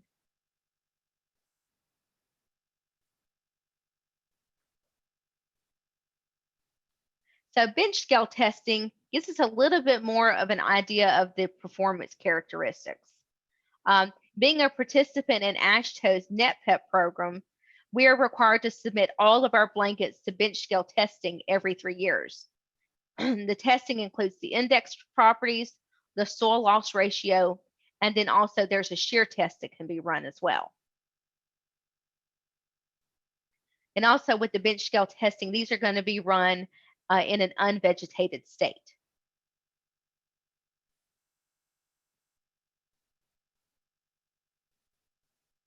So ASTM 6459, the large scale slope testing, is going to give you the C value for the Russell equation, while ASTM 6460, the large scale channel, gives us a better idea of shear stresses and velocities.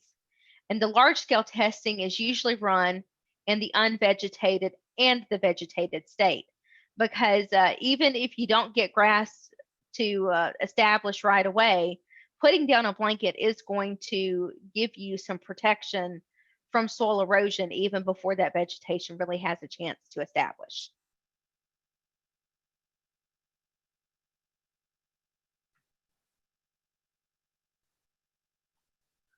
Okay, well, I am ready to take some questions. I am going to leave this up. There's my contact information if you want to reach out to me directly, and I'll go ahead and turn my camera back on.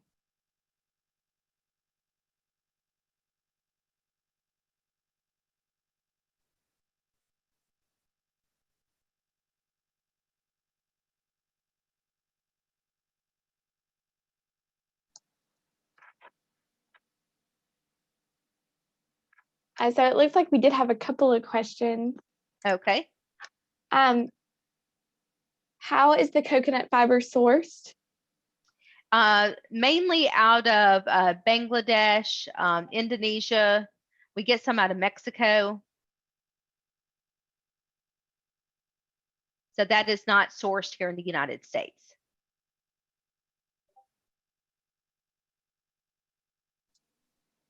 Okay, and then it looks like there is another question.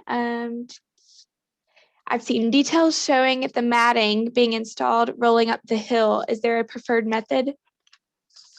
Typically, you're going to want to roll it down the hill, not up the hill. I have seen it where they want to roll it horizontally, like if you're lining a pond, they want to roll it horizontally, and there is a way to do that. But honestly, we feel like we've seen better installations installing it vertically on a slope with you rolling it down the hill.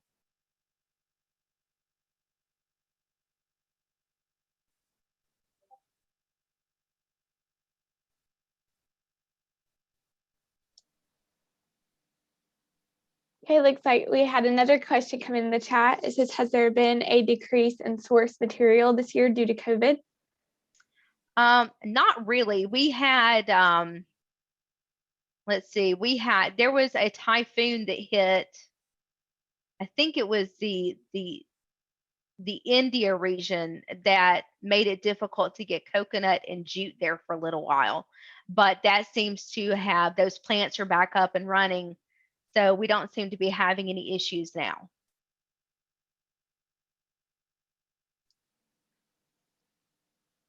Perfect. And then another one from Heather. It says, do socks have flocculants or coagulants in them, or is it just mulch and other filters? So that is something that's kind of new. You are starting to see wattles that are incorporating like those PAM products, the coagulants. And so I think that there's some more testing that's being done with those. I know that one of the manufacturers is going to be presenting, if not today, then tomorrow, about that. So I have seen that incorporated into the wattles before, whether it be the powder that you sprinkle on the top, or even like the little mesh bags that have the tablets in them.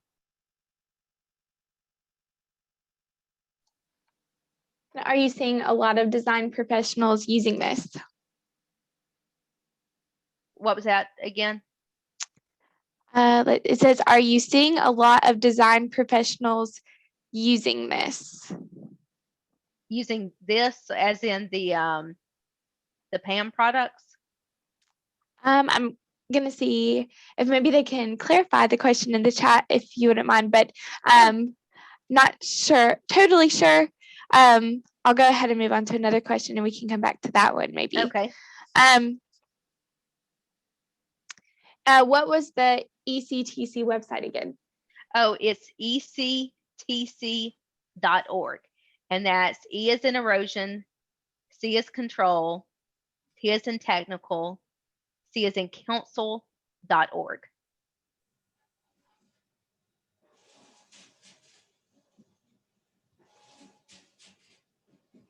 And another question, it says, I think you mentioned sorry if I mispronounced this. Polypropylene? Yes, polypropylene matting. Is that eventually removed? And is there concern about using plastics near streams? Okay, so to answer the question is no, you do not remove it. If you remove that plastic netting, then basically you're also going to tear up all that vegetation that you just established, and you're starting over from square one. So no, you would leave it alone. There are certain areas that have said no more plastic, and they're only going with the biodegradable blankets.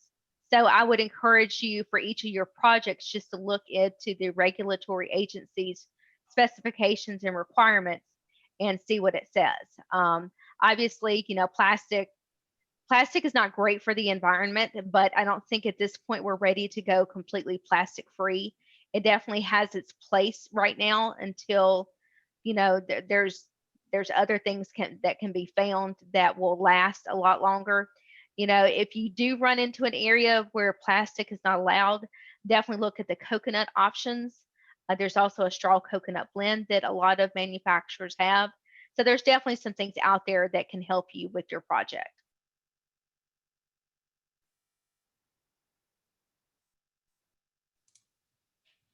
Okay, and then another question, is there a maximum slope recommended for installation? For HPTRMs, you can go a little bit steeper than a 1-to-1 slope. So I think they cap it out at like 0.5 to 1. So you can definitely go really steep. Probably going to have to use percussion-driven earth anchors to give you slope stability on top of the vegetation establishment there. But you can go pretty steep with the RECPs, or the high performance TRMs, I should say.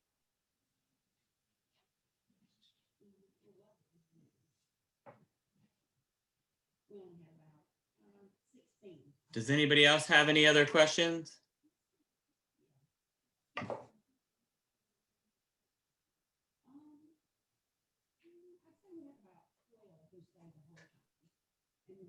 Okay. Craig Schultz says, good job, Lisa. Thanks, Craig. Craig and I go back a couple years now.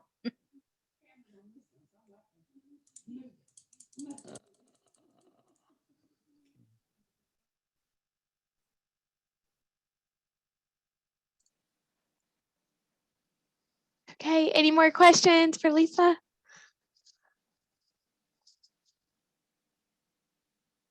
All right, thank you, Lisa. Thank you for your time. Thank you All for right. presenting. All right. Did you have something else? Nope, Sorry. Go ahead. Okay. Did everybody see the link that I provided for the approved products list? In the chat box, I provided a link earlier up there that gives you information to get to the website so that you can see all the different approved products. On our website, we have a lot of different information there.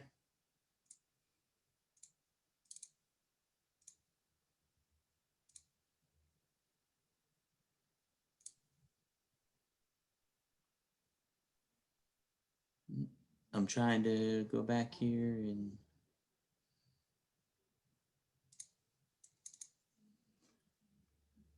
so from here you should be able to see the Georgia Soil and Water's website. On the website, we have the equivalent best management practice list. From there, you can click on and you can find all the approved products. There are many different products on there, as well as the Appendix A2 for getting products into the manual for erosion and sediment control on that approved list. I see some questions popping up here.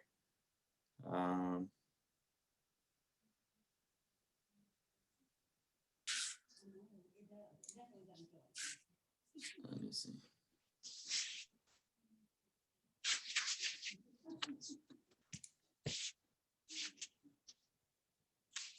Are you looking for the chat, Ben? Yeah, it's not popping up. That's okay. It's in the toolbar. But I was gonna let you know they're all everything that just pops in the chat that I see is all thank you, Lisa. Great info, Lisa. All right. And then from there, some of the other things that we get asked a lot of questions on here recently with plan and plan review are, where do we send our plans for review? Well, the right answer always is you need to send them to the local issuing authority in which you're working. And then from there, the local issuing authority will forward those plans for review to the correct soil and water district for review. But just so you guys could find that information, there is a list here of LIA plan submittal. This shows where all the plans get reviewed, whether it's an NRCS office, the Georgia Soil and Water office, or wherever the local issuing authority may be forwarding them to. If someone is forwarding their plans, that means that they don't have an MOA, the ability to review their own plans. They get that from the soil and water districts. So they would just apply to the soil and water district for that. If someone is reviewing their own plan, that means they have an MOA and they can review their own erosion, sediment, and pollution control plans. That is also on our website as well. So there's a lot of different information on our website, as well as if you need to ever find out upcoming courses, you can find upcoming course dates for in-person, online, and remote for recertification, and then all your initial ones, as well as the Trainer 1 and Trainer 2 courses. If somebody wanted to be a trainer, basically, we try to do those every 6 months. So someone can go ahead and just send in the resume at any point in time. And then from there, we'll take over and we'll create a course once we try to get 5 or 6 people per class. But we don't ever really want to hold anybody up longer than 5 or 6 months from being a trainer. So from there, there's also a lot of other information. If you're submitting those erosion sediment control plans after you've found the location of where to send them from this list, you can go to our document list. From our document list, sorry, my bar is over it, but from the document list, you can see all the different information that we have there on our website. We have all the education and certification material up there. So if somebody wanted to see what a class is like before they even go, they can pull up the level 1A, 1B, level 2, all that kind of stuff. As well as we have the alternative BMP guidance document, as well as the equivalent BMP application information. So if somebody is wanting to use a product on a site-specific plan that is not on the approved list, they can certify it as an alternative BMP following the 4-step criteria in this alternative BMP guidance document. Local issuing authorities have the ability to approve these BMPs on a case-by-case basis, but they cannot deny them. So if they want to deny them, they have to come to us, the Georgia Soil and Water or the EPD, and get consultation on that for denial of any of those products. If somebody is wanting to be used on the equivalent list, to be listed on the equivalent list, it's basically, in a short, condensed way, going through this alternative BMP process 3 times on 3 different construction sites with certified either level 1A, 1B, and a level 2 design professional basically signing off saying that it works. There's a lot of other supporting information that has to be sent in, but that's just a condensed version of it. The checklist training. So we have all the checklists here. Those checklists are updated as of the 1st of every year. One of the things that we get asked a lot of questions on when we open these documents is how do we know what's changed? So if you look down here at the bottom of these checklists, there's all different kinds of tabs. And then you have to remember to scroll over. Oh, wrong scroll over, but scroll over and more tabs will come up. So in the beginning, if you want to know what changed from basically one year to the other or the major changes, you could go here to the instructions part. We have a summary of recent changes. So the last round of NPDES permits, you guys know every 5 years, those NPDES permits go through a revision. So the next round of permit revisions will be basically 2023. Those are when the big changes come. Well, what we say big, they're not really huge, but there's still some changes in there that change the checklist. You'll be able to see what exactly changes for each one of those, as well as the page that it can be found on in the NPDES permit. And I know how everybody loves to read those NPDES permits because there's such good reading where one section references back another section. But definitely some good information in there, especially if you're trying to keep your permittees, whether they're primary, secondary, or tertiary, in compliance, to keep them, in compliance and know what's going on. So these are all the different things that have been changed. Hey, Then looking Ben. into, yeah. I'm sorry. The checklist, I think you were trying to show the checklists. So it didn't follow your screen. So if you wanted to pull it up for everyone to show you, you may want to stop sharing and then share the actual checklist Excel document. Okay, got it. My bad. Yeah, no problem. I was just going along. Okay, so here's the checklist. So I was just talking about the instructions. So on this instructions here, it's got all the different changes, like we said, every 5 years. So basically the next set of changes potentially comes in 2023. These are the changes now that when you're reviewing a set of plans, these should have already been addressed and should be on there. We still do catch some of these things being missed. But in looking at it, we have the standalone, the infrastructure, common development. Every one of them that is sent in for review has an item number, as well as in the guidance document, it has in red exactly what is required for each one of those. And a lot of times the page or the specific location in which it's found. So if you get asked a question as a location authority, as a consultant, as a design professional, you can refer back to that specific section in that NPDES permit. And then from there, just, make sure that you continue to tab over, because we got the infrastructure, the common development, all of them have guidance documents that tell what's going on. And then we also have the appendix to the checklist. So whether you're working within an impaired stream, within the same watershed as, upstream from, you would have to pick 4 things off this list of A through V. If you pick more than 4 things and put them on your plan, you'll be required to do as many things as you put on your plan. So if you only intend on doing 4, only put 4 on your plan. So I got a question for you guys. If you're disturbing over 50 acres and within an impaired stream, do you have to do 8 things off this list? Or is it only 4? Is anybody out there alive?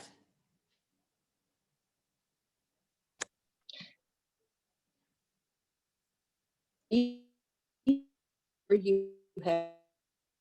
alive. 4. So I see Lori Vanover. She said you only have to do 4 things. That's 100% correct. It is not double jeopardy. You don't have to do 8 things. So if you're within an impaired stream and you're disturbing over 50 acres and you got prior approval from the EPD to disturb over 50 acres, it's not double jeopardy. You do not have to do 8 things. It is only 4 things. A lot of times we get asked those questions, but that's important to know whether you're out there on a site, because when you're out there on a site, you need to be looking for these things on those plans. So one of the questions we just got was, do we need to prepare Appendix 1 for all impaired streams, or just biota impaired streams. So what the NPDES permits are worried about are the biota impaired streams.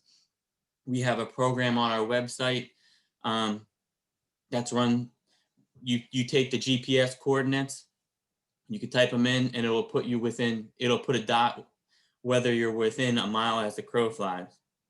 So just because you're within a mile does not mean that you are subject to the impaired streams, because you could flow away from that impaired stream, not be in the same watershed as, or you could be downstream from it. So as a design professional, you need to make sure that you're still within that mile of an impaired stream and flowing to it and upstream from it.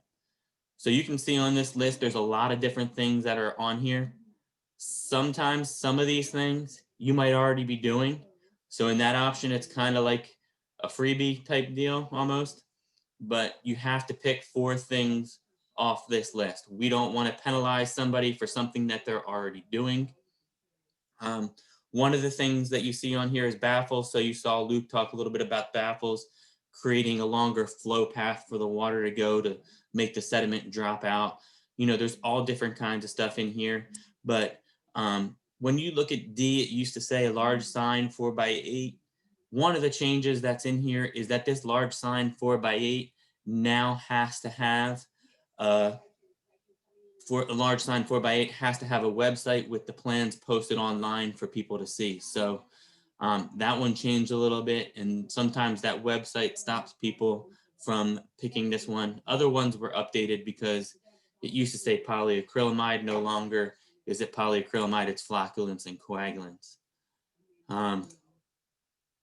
Going back, somebody said, how many new products on the equivalent products list and what are they? And do silt fence, baffles, and sediment ponds work or approved? So I'm going to answer the silt fence one. Sediment baffles, right now, we don't necessarily have any that have been approved on any plans. That doesn't mean that someone couldn't do it in the future. As a potential baffle part, there's always ways to certify alternative BMPs. I know that I have talked to a lot of BMP manufacturers, and a lot of them have taken the time to already take the time to write up the alternative BMP guidance document information, so that if an engineer wanted to use their product that wasn't already approved, he could certify it or she could certify it on their plan to use it. Switching over from the checklist, I'm just going to stop sharing this screen for a second, and I'm going to now switch over to just the equivalent list that we have on our website.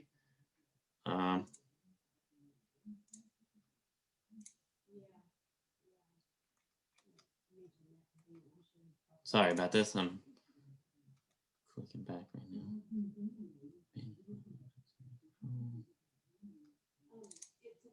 Okay, open.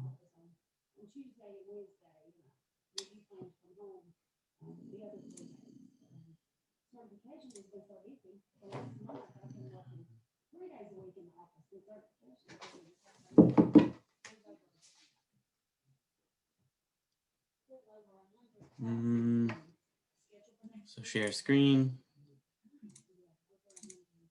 So here's the equivalent BMP list.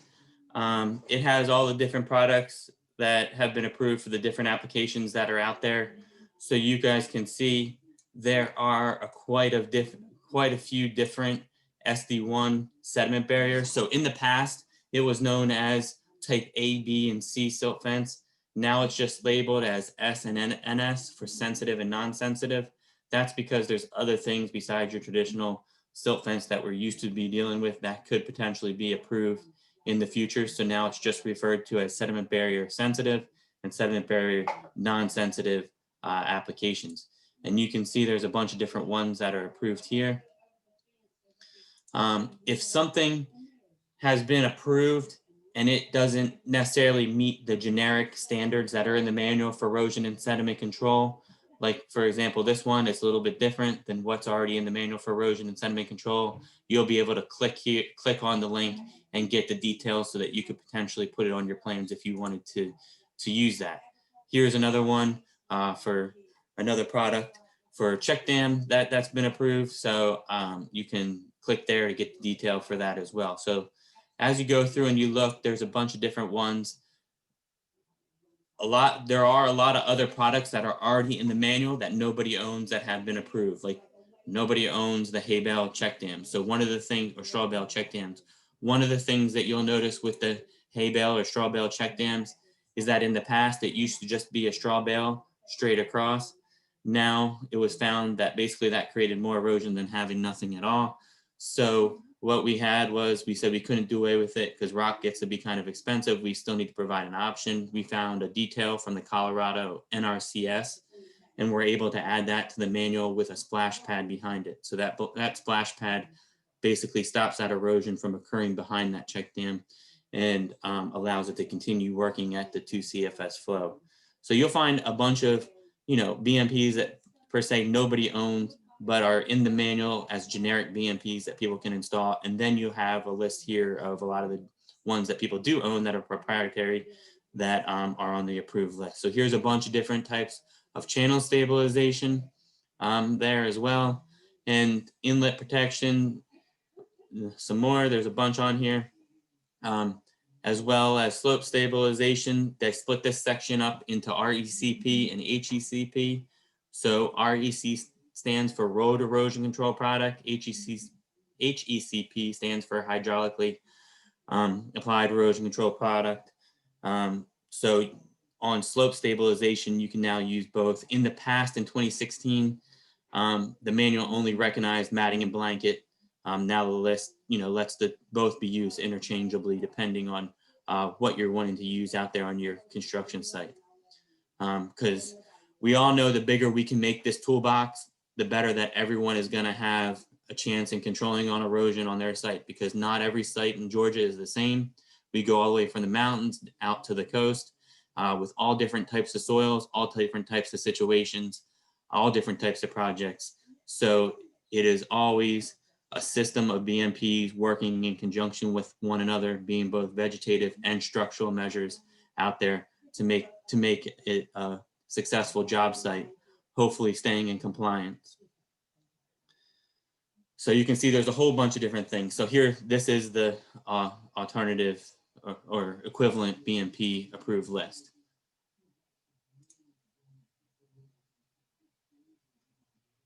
So with that, the next session is going to start at 2 o'clock.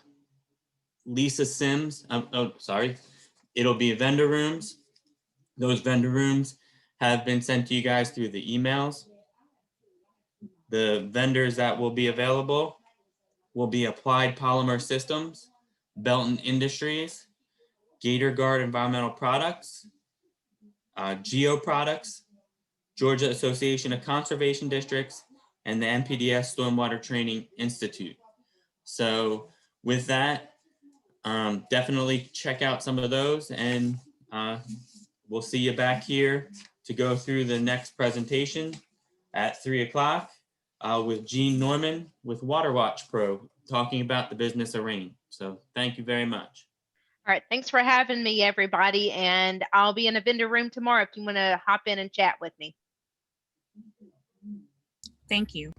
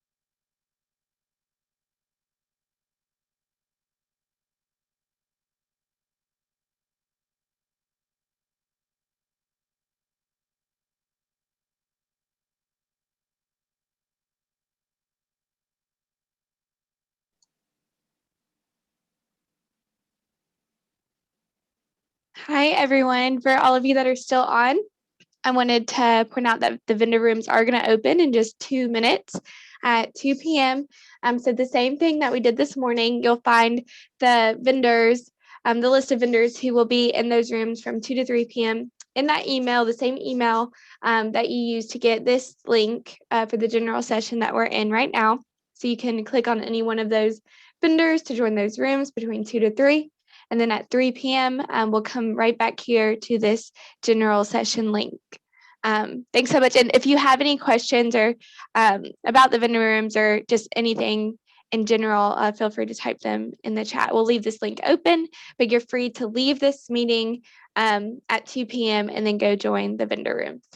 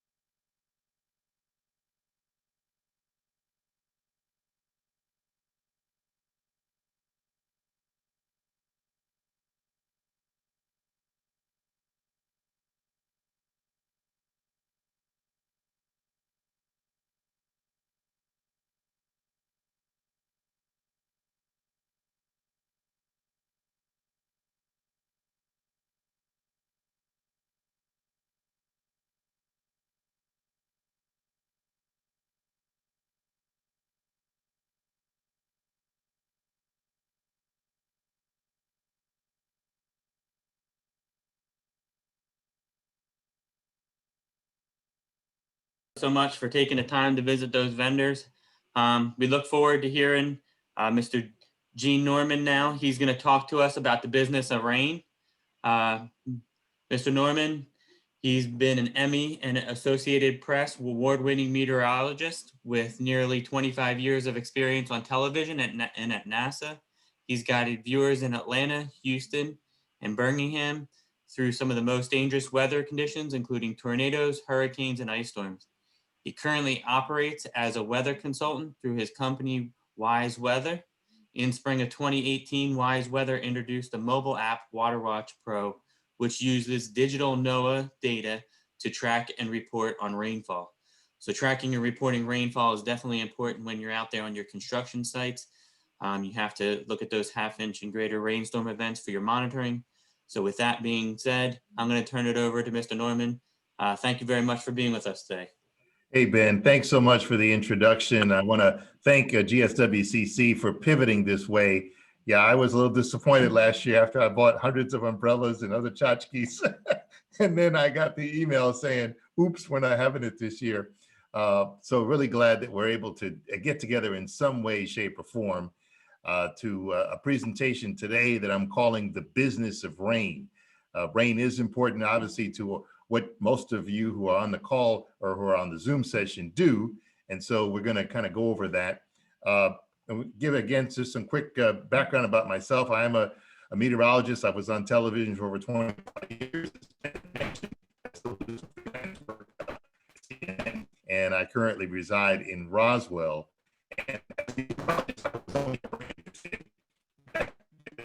And rain and forecasting how much was going to fall. But once it fell, I didn't much care what happened to it until I met someone involved in this industry, and I thought, there's something going on here. So I kind of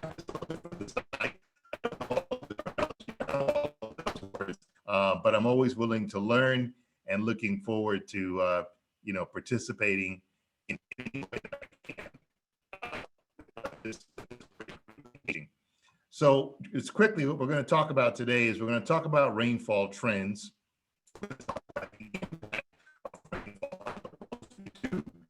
Ways that you can track rainfall, some ways that you know about, and some ways.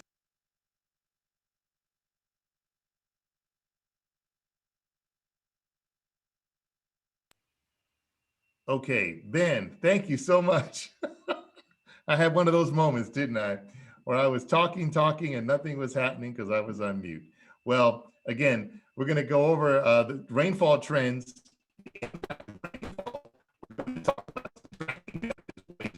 Ways that you may not know, and we're going to answer some questions. We're also going to do something that we would be doing if we were live. Pop up that you're able to answer on the screen. And we're also going to have 2 prize giveaways. So get ready for that. You will answer the questions for polls, typing the appropriate letter. But when it comes to the prizes, you will enter your answer in the chat. Now, we're not going to ask very hard questions. This isn't a big quiz. We're not going to try to rack your brains. You won't need a calculator. But it'll just be some fun ways to get some interaction and ways for you to share a little bit about what you do and how it impacts the subject that we're talking about. And once again, we're going to keep the questions till the end. So please, if you don't mind, putting your questions in the chat. Okay. All right. So the first poll question that I'd like you to, yes. Hey, Gina, I'm so sorry to interrupt. I think your connection may be going in and out just a little bit. So I wanted to give you a heads up that it's breaking up on us a little bit. You may want to turn your video off. Sometimes that helps with bandwidth, but we just wanted to give you a heads up. All right, no worries, no worries. Yeah, I'm going to stop my video and let's see if that helps. All right, all right. Okay, is that any better, Brittany, that you can tell? So far, so good. All right, hey, thanks so much for letting me know. So we want to first, as I mentioned before, if you weren't able to hear, if I was breaking up, we're going to have some interaction during this presentation. There'll be an opportunity for you to just tell us a little bit about yourself, as well as hearing a little bit about me and what I'm talking about. So the first poll question should appear shortly, I believe. Brittany, if you'll launch it. Yep. Which best describes your role? Are you an owner? Are you a regulator? Are you a permittee? Are you someone who is responsible for project management? Or are you an inspector? And again, just to gives me a sense of who's participating here, who's on the Zoom today, so that I can get a better sense of who you are and maybe focus some of the remarks in that direction.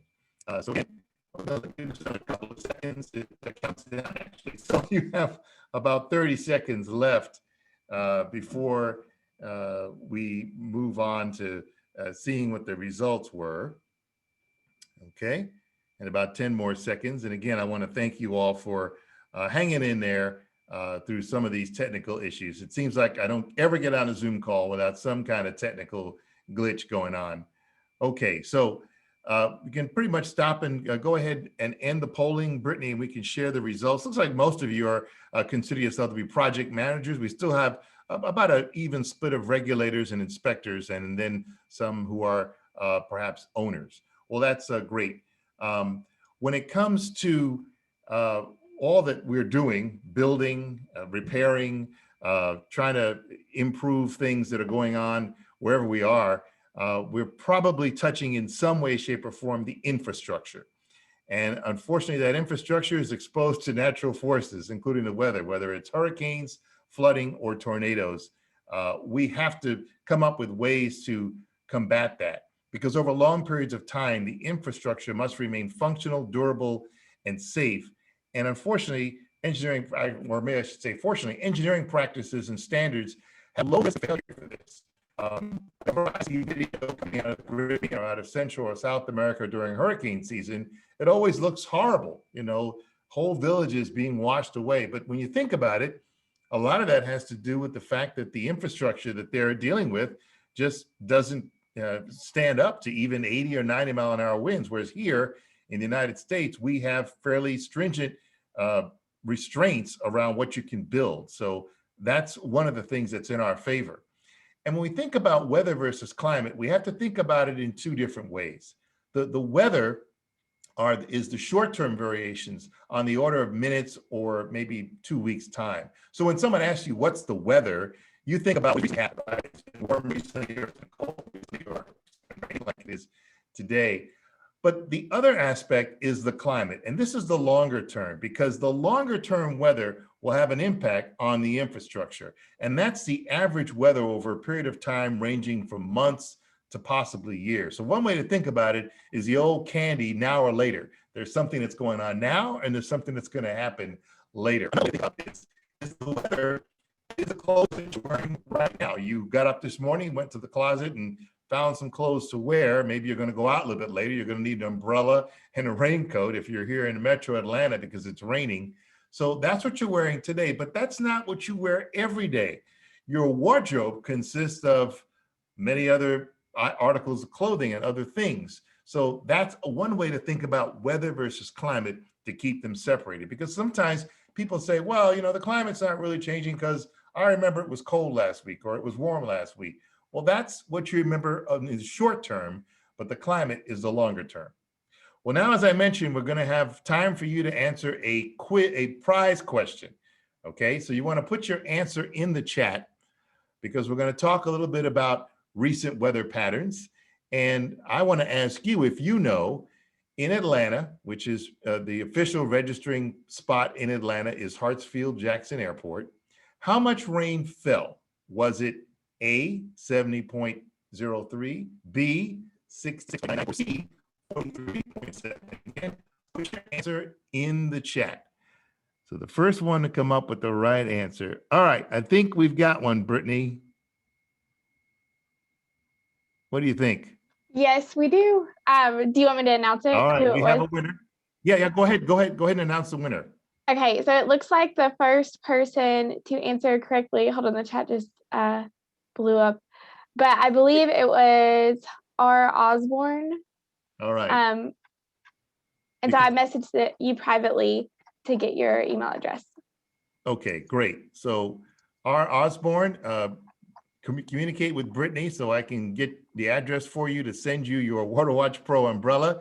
The correct answer is B, 66.99. That's how much fell at Hartsfield-Jackson in the year 2020. Believe it or not, the other answers, A, is from 2018, 70.03, and C, 43.57. That was 2019. So the last 3 years has been quite a variance in how much rain has been recorded at the airport. So 66.99 is almost a foot and a half above normal, almost about 50 inches. And it turned out to be the 6th wettest year on record, according again to the National Weather Service. And when you look at rainfall, there's quite a variance in what fell where. Gainesville had 71 inches, Monroe had 58 inches. But if you look at all of these locations across North and Central Georgia, average them out, they were all about 15 inches above the normal for the year.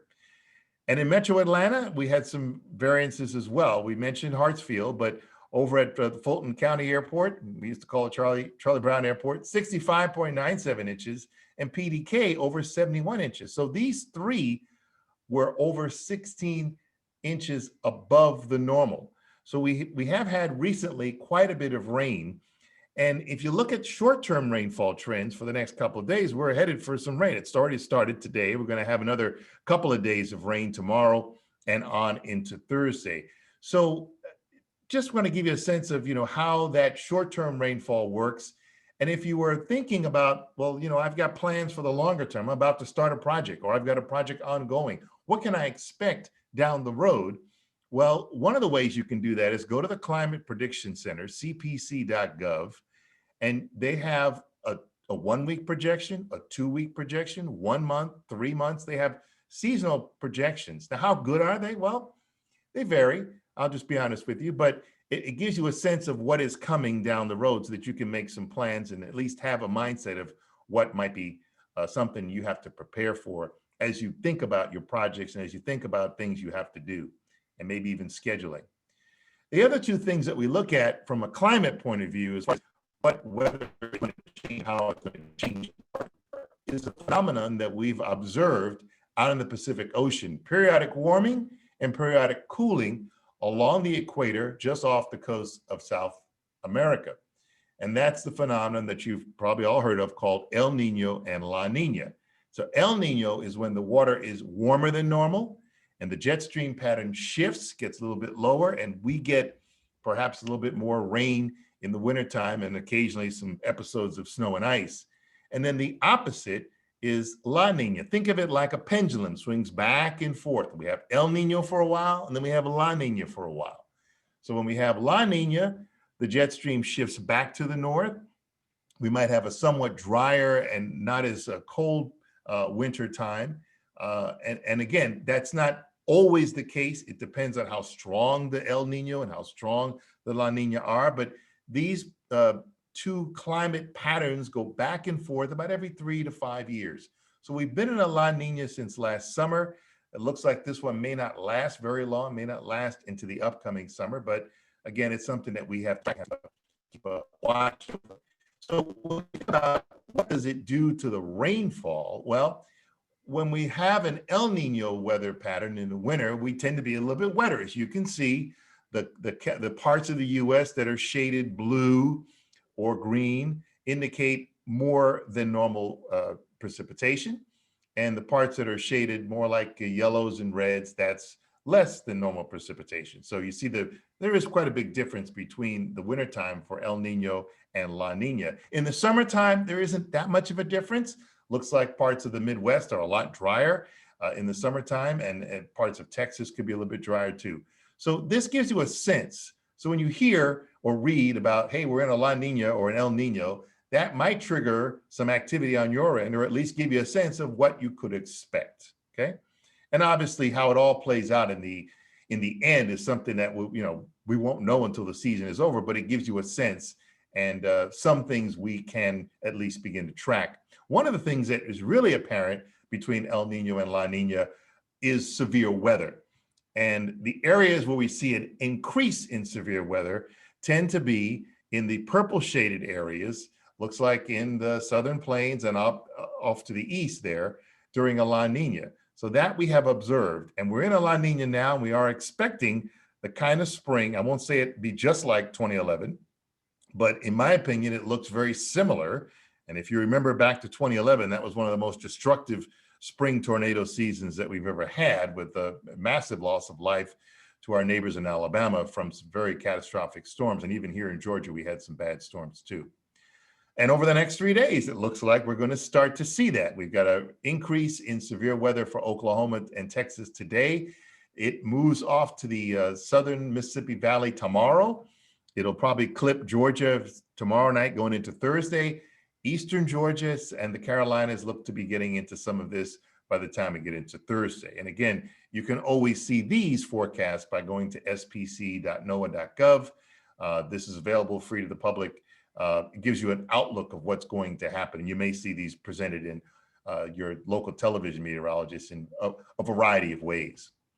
So that brings us to our second poll question, which is, what impact does long-range rainfall have on your project planning? So when you hear that there's going to perhaps be a tendency for more rain in the short term, in the longer term perhaps, does that change what you do to as far as project planning? Do you then have to make big adjustments in what you're doing? Little adjustments? Don't really make any adjustments? I'm really curious to know for us from folks involved in this industry. And while you're doing that, I'm going to serenade you a little bit. Raindrops are falling on my head, and just like the guy who's... All right, enough of that.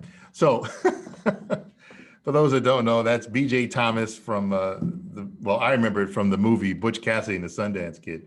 So it looks like most of you are saying that it has a high impact or at least a moderate impact. So that's good. It does have sun impact. Okay, so there you go.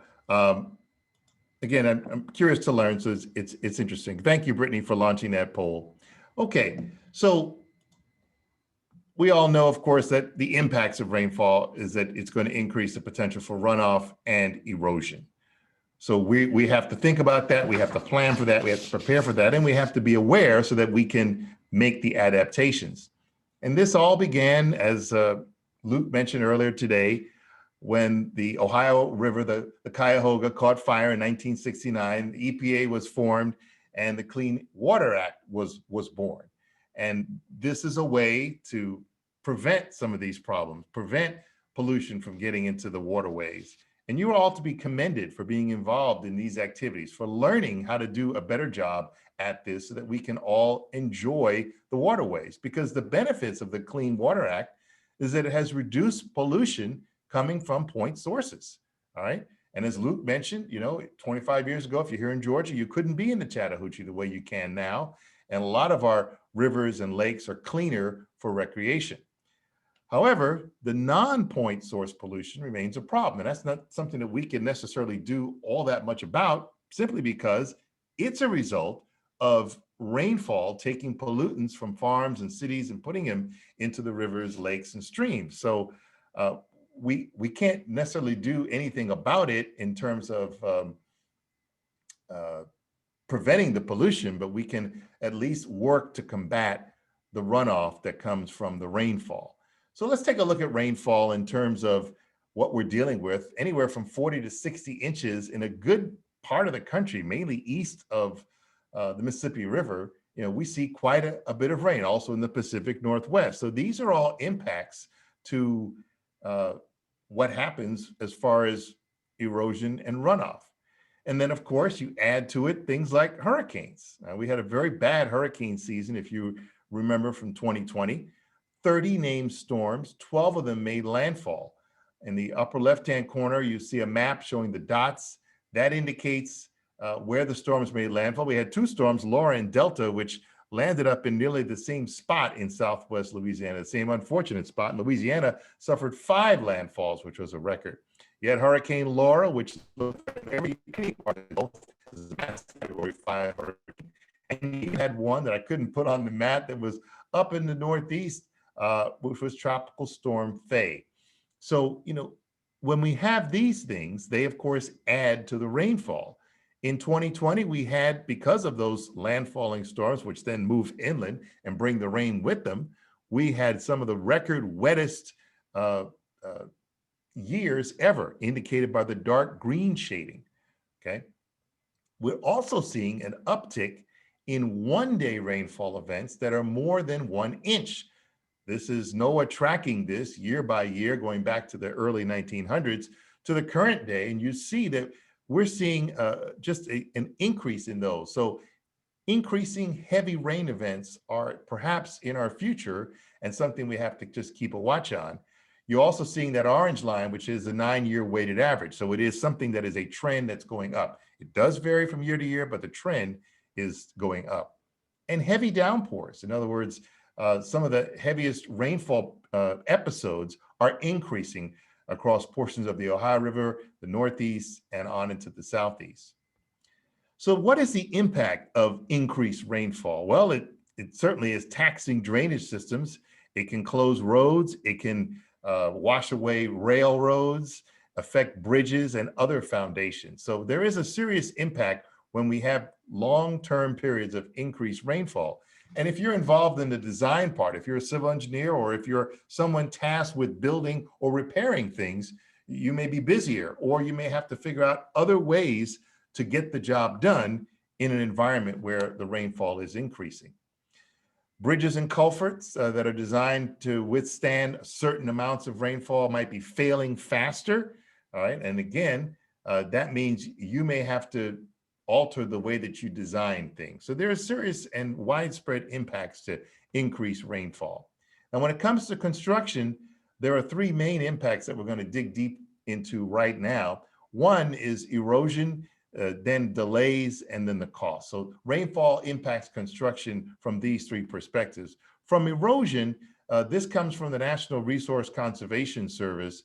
The soil loss in tons per acre per year is depicted in what I'm about to show here. Forest land, it's less than 1 ton per acre per year. Farmland, it's about 1. Crops that are planted is almost 5. But of course, the big impact of loss is construction. Okay? So that doesn't mean it's bad. All that means is that it needs to be managed. Okay. And it's easier and cheaper to prevent erosion than to control sediment from leaving the site, which is why all of you are involved in this activity, coming to learn, coming to see different and better ways to do this. We've heard from some great speakers with some great perspective and some great ideas on how you can do that. And in the long run, that's cheaper than trying to control the sediment when you prevent the erosion. Then when it comes to delays, well, weather delays can extend a project's timeline an average of 21%.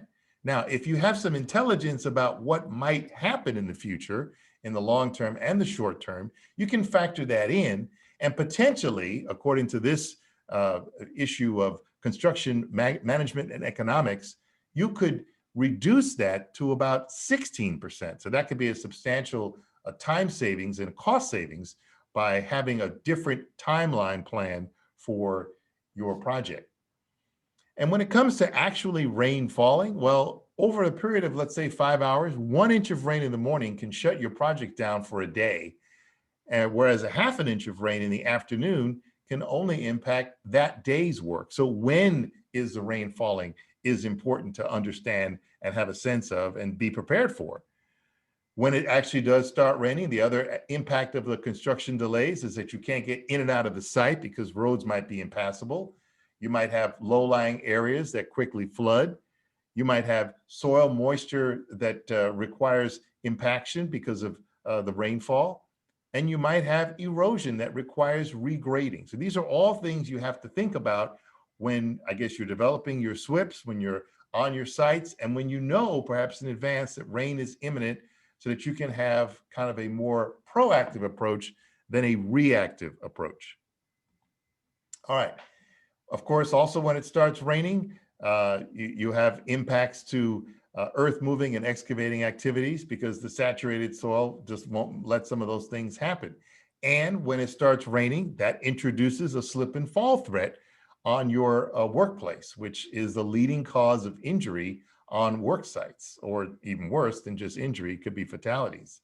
So you also want to be aware of that and have, again, a strategy for what you're going to do. How long is it going to take to dry out, which again adds to delaying your project. Another thing that can impact a construction project as far as cost is what types of materials are you working with?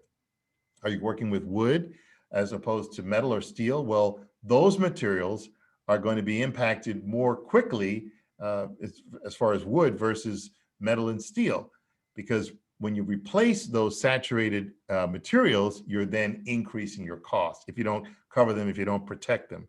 So you have to also take that into effect. So the whole thing is that you have lost time and you have schedule slips because of the impact of rainfall. So that's how it impacts your cost as well. So my next question, my next poll question for you is, how many times have you had a project dispute about rainfall? In other words, how many times, if you're the project manager, have you had a dispute about, well, our project is going to be late because of rainfall, and perhaps the owner says, I don't believe you. I think because he's got a rain mindset, or he's got a weather mindset versus climate mindset. I don't remember rain that much, project life cycle.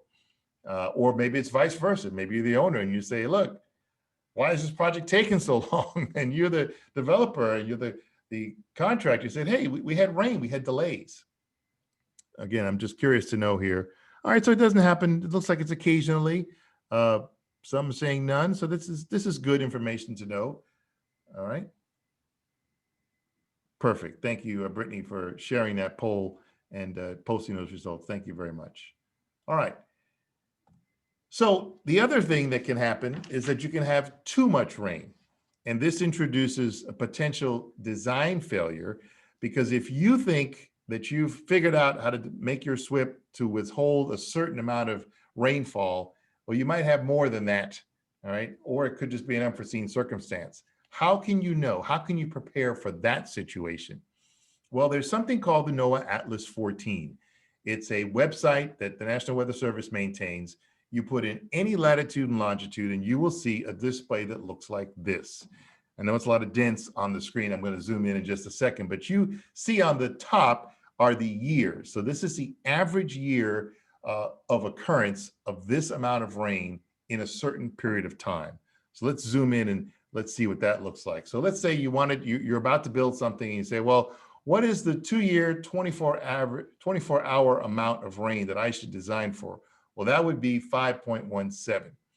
If you say, well, what is the 25-year 24-hour amount that I should design for? That's 11.7. So there's a quick and easy way, as you're designing things or even as events are occurring, for you to figure that out and for you to plan and prepare for that. And the great thing about this is it's free. It's available to anybody. You just Google NOAA Atlas 14, put in the latitude and longitude, and out pops this table, and you can find that information out. So you can be, again, more proactive.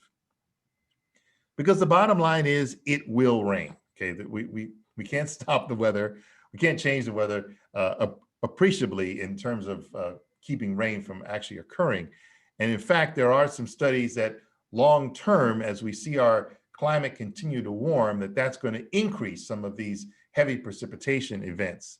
There's lots of research out there that we're seeing the kinds of hurricane seasons that we saw and some of these heavy flooding events because our warmer atmosphere is allowing more moisture to be available to produce heavier amounts of rain than in the past. Now, rainfall is one of the hardest weather phenomena to track. And one of the reasons for that is that unlike, let's say, temperature or even to some degree wind, it varies greatly over short distances. Let's take temperature, for example. If you were measuring the temperature across Georgia, across a certain part of Georgia, you might not see a whole lot of variation unless maybe a cold front was about to move through. Then it might go from 70 degrees to 40 degrees in a matter of a couple of hours. But rainfall is difficult to track because it varies in space and time. It is constantly changing. As it's falling, the frequency of rainfall is changing, and it's moving at the same time. So it's a very dynamic situation and very difficult to get a precise measurement, if you will, of how much rain is falling. So we do the best we can because we have to do something. We have to account for it. And so, as Ben mentioned at the beginning, you have to keep this into account. You have to have a rainfall log. So these are kind of rhetorical questions. I don't expect you to put them in the chat or anything, but as you think about this, hey, you certainly have to maintain a rain log. You have to act on certain amounts, perhaps perform inspections or do other activities. You have to plan based on expected amounts. If you hear that we're going to have, a lot of rain, that should trigger you to maybe cancel some subcontractors or move some things around on your schedule. Okay. You have to know about extreme events, and you have to communicate with your team. I just want to pause for just a second. I saw someone put in the chat that they haven't been able to get to the NOAA Atlas 14 table. And I want to address that quickly. I know we had to save the questions till the end, but this is important. The computer room where they run this process flooded last week. And because of that, the National Weather Service has had to shut down that website. If you go to it, it'll just say nothing's happening. All right, so that's kind of unfortunate. It affects everybody, but they're working to fix it, and hopefully it'll come back up soon. But I just happened to catch that out of the corner of my eye. So thanks for those who had pointed that out. All right, so again, these are some of the things you need to be thinking about when it comes to rainfall and it comes to tracking and doing everything you need to do. So now I want to know from you, what sources do you use to get your rainfall data?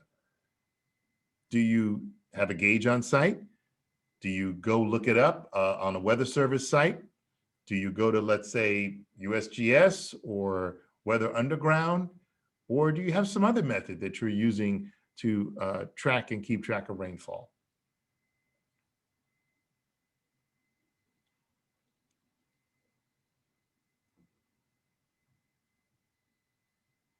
I guess I should have had another rainfall song queued up. I didn't think about that. I had the one, I didn't think about another one. All right. Okay. All right, Brittany, let's go ahead and shut that down. Great. Okay. All of them. Some people are saying all, some people say multiple. Great. Well, and that's fine. It's good to have multiple sources. It's good to have multiple ways to know about things. And that's showing some due diligence there. Looks like the majority of people are going to the Weather Service or NOAA. And I want to kind of walk through some of these and talk about them. Also, I would like to know, how often do you have to look up historic rainfall for projects in a year? Is this something that you do rarely, something that you do often, or something that you never do? So do you ever have to look up the historic rainfall before you do your project, or maybe in the midst of your project?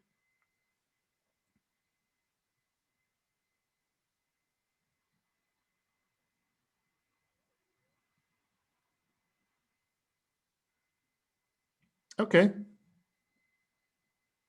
All right. There is a pretty even distribution of these. So that's very interesting to know that it can be anywhere from 1 to 7 times. So that is interesting to know and useful to know and helpful. Thank you so much for sharing that information.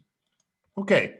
So common collection methods, the National Weather Service uses a gauge like you see on the left-hand side. They have it at the reporting locations at airports. I guess you can go online and buy one for yourself if you really wanted it. Or you can just go down to the hardware store and buy a gauge like you see in the middle, or spend a little bit more money and get an automatic tipping gauge like you see on the far right. The one on the far right will sort of fill up to a certain point and measure that, dump it, and go back and measure it again so that you have an ongoing measure of how much rain is falling at your particular site. A little bit more expensive, but again, another way to do that. When you're siting your gauge, if you use one on the site, you have to consider some of the following things, because rain is very dependent on wind and placement of the gauge.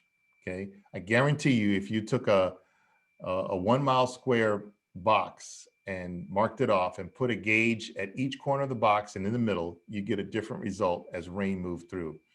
Because, as I mentioned before, it is changing in intensity and it is moving as it occurs. So the best way to use a gauge to capture the rain is to place your gauge as far away from trees, buildings, or other structures so that you don't get, excess rain falling off of objects and buildings and such. You want to have broad exposure to the movement of the air. You want to avoid sloping spaces and elevated sites, okay? You want to determine a reading schedule. So how often you're going to read it, consistency, you're going to do it every morning, you're going to do it at the end of each day, and then you have to maintain it, especially if you have one of the tipping gauges, because they require a little bit of maintenance. Now, the issues with rain gauges involve the following: is that, again, most of the rain could fall into the collection. The drops enter, or some of them can splatter along the side, and some of them will miss entirely. Okay, so that's why it is kind of an estimate, but it is a best estimate because you're there on the specific site. The other issue with a gauge is that they can fill up with debris, animal droppings and such. They can be damaged on the site. Someone could accidentally knock them over. I've even heard from some clients that they have to deal with theft, that people steal steal the umbrella, steal the gauges, and that they break. So there are some issues when it comes to rain gauges, and something you just have to keep in mind when you are using a gauge. When you go online, there are a couple of things that I know about, and there may be some other resources that others know about. But when it comes to some online lookups, the National Weather Service, again, you can look these up by going to the Weather Service page. You can choose from a variety of reporting sites, like I showed during the quiz question, in and around Metro Atlanta, at the airports, That's typically where a lot of the gauges are located that are maintained by the National Weather Service. And you can see a daily total, a monthly total, but you don't get the hourly granularity. So that's one thing that is lacking if you need to know that information. So for instance, on this particular example, you see that on the 11th of this particular month, it rained 0.55, but you just don't know, was that all at once? Did it happen over the period of the day? All you know is that that is how much fell. There's another resource that I'm aware of called Weather Underground. They have something called Wonder Map. And what they have done here is that they will incorporate Weather Service gauge information and also the gauges from hobbyists, people who put a rain gauge in their backyard, hook it up to the internet, hope that the internet stays up. I hope that they maintain their gauge, but there is data out there and you can see it. You know, maybe if you're looking at one of these gauges that's closest to the site that you're concerned about, you may say, hey, that number doesn't look right, and you may throw it out, or you may want to use it, but at least there's some information out there. Similarly, the USGS, and I just pulled this within the last hour as it's been raining here. So the little raindrop symbols are places where rain has been occurring. So that kind of makes it easy to find. And you can take a look at that as well. And you do have the ability to look at last hour as well as last 24 hours. So there is some good information there. And then there's this website, water.weather.gov, which takes gridded information and is displayed on a map. The trick here, of course, is that you have to kind of zoom in and eyeball where you are to see exactly, you know, how much, you know, where am I in that green shading or in that orange or yellow shading. And recently they scaled back the ability for you to look at this on an hourly basis. You now can't do that anymore. I don't know if they're going to bring that back or what the issue is. But the key, as Ben mentioned, is documentation. You have to document this the way that you document any other part of your inspection process. Because in reality, the construction work that you guys are doing is hard, but the documentation is easy. There are lots of tools out there that can help you do that. There's lots of automation and when it comes to the inspection reports and other things. Because documentation is one of the most critical elements in site management. It's probably one of the two between erosion control and documentation, because it impacts, rainfall that is, impacts your maintenance timeframes. If you don't do it, well, you can get dinged, obviously, by the regulators, and then you're going to have to spend money to redo what you didn't do in the first place when you don't comply with either your BMPs, keeping them maintained, or even keeping up your logs. Because it's not a matter of if you get audited, but when.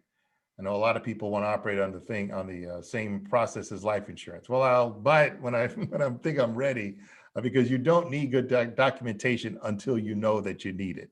So it's better to have it and not need it than not have it and then need it. But it is important to do. And automation can actually help, all right? The challenge, of course, is that from what I've been told, this industry is kind of not stuck in the mud, but they have established protocols, established ways of doing things, and change is hard to implement. But change is necessary because change is going to make your life better. So you first have to overcome the obstacle of, I don't want to do this, right? So management and employees need to overcome that. You have to break through that. You may have to assess, well, do I have the budget to do that? And do I have the staff that can actually, you know, run some of these computer programs and keep up with all this stuff? So these are obstacles that you have to overcome, but there are the benefits. I mean, we're all busy. We're all doing like 85 things at one time. So you need to seek out project management tools and resources that can help remove the roadblocks for keeping your documentation up to date, allow you to monitor tasks and monitor activities remotely and from a variety of platforms. The technology age we live in makes it possible to do a lot of things on the phone, a lot of things on a tablet, a lot of things mobile. Now, in many ways, that's made your life more miserable because you used to just wait till the end of the day, type up some reports, and that's the end of it. Instead, this stuff follows you home. It's with you all the time. You got your phone while you're eating, while you're sleeping. It's kind of bad. But if properly managed, it can actually help you. and it can actually lower your risk exposure. And what I mean by that is that if you have some kind of project management process, some kind of software, then maybe a regulator might not assume that you're just sitting on problems. If you've got reports ready, available, you've got information that you can show them quickly, they'll know, hey, these guys are on it. They're paying attention. They're aware, as opposed to every time I go out there, they act like they never heard about this, that they don't know about these procedures. When you are proactive in that way, that will lower your risk exposure, and that will make it easier for you to respond. Okay, so these are just some things to keep in mind and some things to think about. Finally, I want to wrap up with another way that you can know about rainfall, and that's through digital rainfall detection. I talked about it on the water weather website that I showed you earlier, but there is yet another process which combines the radar data from all the radars across all the United States, along with over 20,000 gauges, and produces an hourly rainfall map. And that's kind of where I come in with WaterWatch Pro. It is leveraging that hourly rainfall map and digitally tracking it and notifying clients about it. So I'm not going to spend time during this presentation digging into it. We'll do that tomorrow in the Zoom room at 10 a.m. But I wanted you to be aware of that as another option for you in terms of getting automated rainfall information. Because at the end of the day, when you know better, you do better. Now, whether you use my process or some other process, I really don't care to a certain extent. I want to make sure that you're leveraging the best available technology that's out there. The fact that you're sitting on this webinar and paying attention and listening and engaging, and you're going to be here around tomorrow, that shows that at least you're taking that great first step. Because wherever you are, as Napoleon Hill says, do not wait. The time will never be just right. Stand where you are, work with whatever tools you have at your command, and better tools will be found as you go along. So start somewhere. You say, hey, I don't have the best process. I don't have the best software. I don't have the best whatever. Okay, but now you've learned some things from Luke. You've learned some things from Lisa. You've learned some things, from the other speakers that will help you, because again, when you know better, you do better. All right, well, that's pretty much the end of my presentation. Now I want to know who feels lucky. If you enter in the chat, so this is not a poll, this is the chat. So get your chat fingers ready. The lucky winner of the following question, who answers the following question properly, will win a $25 Amazon gift card. Okay. All right. The prize question is, how many named storms hit the US in 2020? Was it A8, B10, C12? All right, Brittany, who was the first C? I had to be really quick with that one, but that was Bethany Addison. All right, well, first one that came in. Congratulations, Bethany. Again, you are going to win a $25, or you have won a $25 Amazon. So this is like if you were at the booth, if you were at the the real physical booth where we could see each other and smile and shake hands and all that good stuff. So I did the best I could with the tchotchke and gift card. So we tried to simulate that as best we can in the digital world. All right. Hopefully I won't break up, Brittany, but I would like to just come back on camera here. Let's see if we can do that. All right. And I'd like to now answer any questions that people may have or any comments. So I don't know, were there any, uh-oh, we have a competitor. It was Kevin who answered first. I don't know. Is the chat saved, Brittany? I wonder. Yeah, I always save the chats, and for me, the first one that came through is Bethany. I was looking out for it. Okay, well, hey, you know what? If we, all right, so okay. Hey, look, if you want afterwards, Brittany, you and I can commiserate on the chat, and if we have to give out 2 cards, we will. Okay. Okay. Because we know it's tough. You're typing in, you got to really watch it because it zips by real fast. I understand that. Okay. So does anybody have any other questions about what we talked about? I know we kind of had a wide ranging conversation. I do appreciate you sharing the poll information. That's very, very helpful to me to understand. Because as I said, I come at this from the side as a meteorologist. I don't really fully know all about what's going on in your industry. I'm trying to learn. So I always appreciate the chance to hear from you and to see some of your challenges. So do you have an opinion on man's impact on global or local climate change?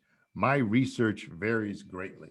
Well, you know, Glenn, that's a great question. I guess I pretty much stick with the science in terms of what NOAA, NASA, other world bodies, the World Meteorological Organization, and others who study this more extensively, who are able to make these connections between observed increases in temperature, carbon dioxide, and then the resulting weather patterns.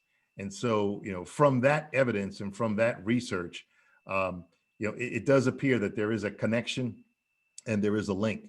I think the challenge sometimes is that this information is perceived as being a problem in the future, as opposed to a problem that's occurring right now. Additionally, it also seems to be very regionalized. So if people in other words, if where you live, you may not be experiencing the kinds of dramatic changes that others are, you may not perceive it in the same way. A good example is what happened last month in February. Of course, you probably all know about the record cold and the snow and the ice in Texas. Well, at the same time, in that same time period, they were having record warmth in China and in sections of Europe. So if someone in Europe said, well, I believe that temperatures are warming because they're experiencing that. Someone in Texas might say, I don't know, it's pretty cold here. But that's because that's what happened to them in that short term, weather versus climate, the longer term.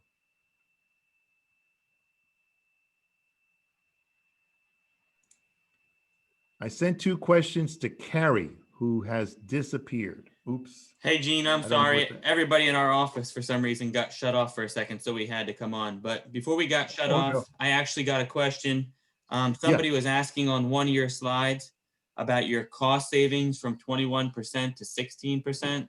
Yes. How that was calculated and how they would apply to their sites. Well, let me pop that back up. That's a great question. Now, you know, here it is. All right, come on. It disappeared. Hang on.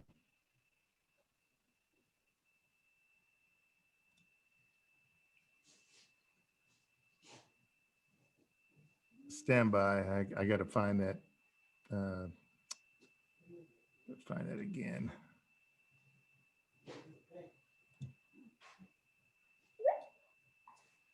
I think it was close towards the beginning. Yeah, it was actually kind of in the middle. So okay, I got to reset this thing here. It acted crazy on me. All right. Come on. Why is it not playing? Oh, come on. Well, I'm going to have to share it the other way, but the slide's not coming up, Ben. Just stand by. I apologize for the delay, folks. I've only been doing this for like a year, right? These Zoom calls. So you think I would know how to do this stuff by now? No, it's okay. Right. It happens. So it comes from, oh yeah, I know. So it comes from the Construction Management and Economics magazine or publication.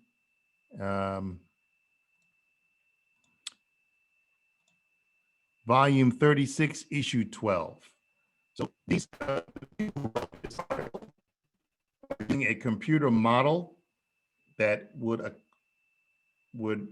take into account future weather patterns and using that to reduce the planning time as indicated here. Okay, I hope that explains it. And if necessary, Ben, I can send the source documentation to you that you could share with others. No, thank you. Okay. Any other questions that came in before people got booted out? Yeah, there was. How long has weather records been kept for? All right, that's a good question. It depends on what kind of records. We have some observational records that go back to the 1800s. All right. And then, of course, we have, I'd say the most recent climate record is augmented by satellite observations, and that goes back to at least the 1970s. Okay. Javier Saigo, do you have, I'm sorry if I said your last name incorrectly. Do you have a question? Yes. Hello. Well, Gene, first of all, it's great to have you. Also, talking about education, this is great. It was great presentation, first of all. And now that you are coming from being a broadcaster of the weather, is there any chance for you to also participate in terms of the Congress here local in Georgia to see if there is any legislation in the future so we can incorporate the facts of pollution into our education system? Okay, I think I understand your question to be engaging in the education. Yes, just incorporating I'm not quite fact sure. that, you know, Clean Water Act, Clean Air Act, incorporating those items into our education system. So, you know, many people have no idea that the storm sewer drains to a creek or a pond or the beach, for example. Many people think that it's connected to the sewer, to a wastewater treatment plant. Right. And so everybody thinks that, all the parking lots are connected to the wastewater treatment plant. That's not the case.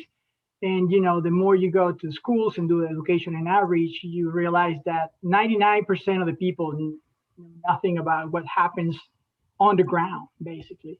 So it would be, in a very eye-opener situation to go and incorporate these items into the education system so we can, we know our history, but we also can prepare or do better for our future generations. Yeah, I don't really know. I mean, I don't have a specific initiative to do that. And I think that, that's a great idea to work with perhaps UGA in some of their extension programs to bring that information and to make educators more aware of how to incorporate that in their earth science curriculum. But that's a great suggestion. I see two other quick questions, and we probably need to begin to wrap up. Someone asked, is the Farmer's Almanac reliable or urban legend? I don't know that I would say one way or the other. There are some people that swear by it. There are other people who think it's a bunch of hooey, but it is kind of a cultural touchstone, if you will. Then do you see any positive changes in these unstable weather patterns? Positive changes, it just kind of depends. I mean, some people would say, well, warmer weather perhaps will increase tourism. I don't know. It changes growing seasons, but I'm not sure that I have enough, information to be able to say one way or the other. And then I see a question out here. Are you aware of any use of AI to predict weather patterns? I'm sure there must be. Well, have you heard of Watson? IBM's got a little computer that they use and that they are trying to incorporate into their computer models to try to build a better mousetrap, if you will. Everyone's trying to make a better model. I'm sure you've probably seen during hurricane season, sometimes on TV, we'll show something called the spaghetti models, which is, different models are trying to forecast where this storm is going to go. And because everyone's trying to come up with a better way to figure these things out. So yes, AI is definitely a part of, there's also another company out there called Climacell, which is trying to use real-time sensors to build in more immediate information into the computer forecast for short-term forecasting. So yeah, there are initiatives out there that are based on that. And then someone said, there's no Atlas 14 a download app or program. Is it free? Web page wouldn't load. Right. So again, on the Atlas 14 table, they had a flood in the building where the computer runs that system, and they are trying to fix that problem, repair it, and get it back online. I have no idea when that's going to happen. I check it every day since it went down because it also impacts some of our processes. I don't have a way to know about another option But I tell you what, Michael, if you will email me, and I put my email back up there, stand by, it's at the end. I'd be glad to communicate that to let you know. There's my email again. So if you wanted to, I could let you know. All right. Any other questions? Oh boy. As a geologist, my understanding is that glaciers were in Kentucky 20,000 years ago. Sea levels 400 foot lower than today. Also, the Great Lakes formed by glaciers. So I've seen estimates that man impacts climate change between 5 and 95%. That's a great question, Glenn. I don't have full information on, not having a geology background, more of a meteorology background. And so I don't really have a real comment to say, but that's a very interesting question. I do know that we are certainly measuring things. So when we measure increases of sea level along coastal areas, and places like Charleston flood when the sun is out, and Miami floods when the sun is out, something's going on.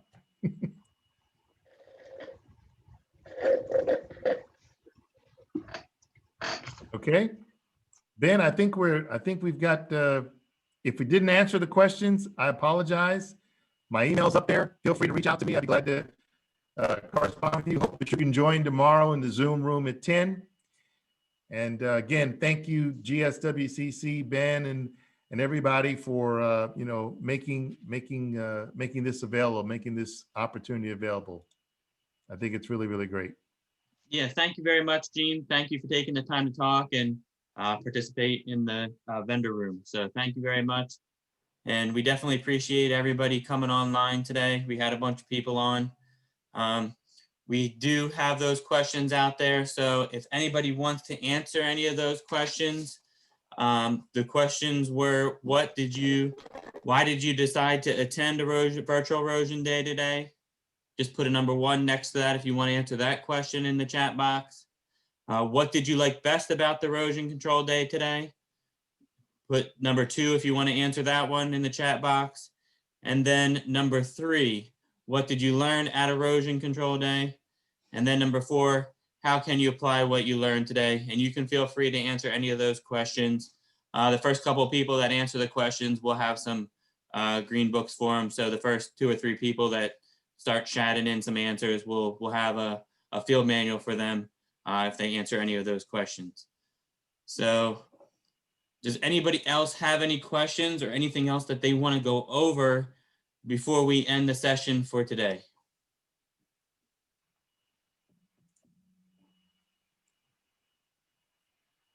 Well, I also just want to commend both Brittany and Jen Howell for doing just a great job getting some of this stuff set up. I know Ben, you and your other staff members were involved as well, but I feel like they've just been doing a great job here. I think it's flowed well. We fought through technical issues, but I think it's been great. Okay. The first 3 people to respond was Kelly Beaton, David Winters, and Rosborn. I'm going to type in my email address there. If you'll send me your address, I will get you those field manuals.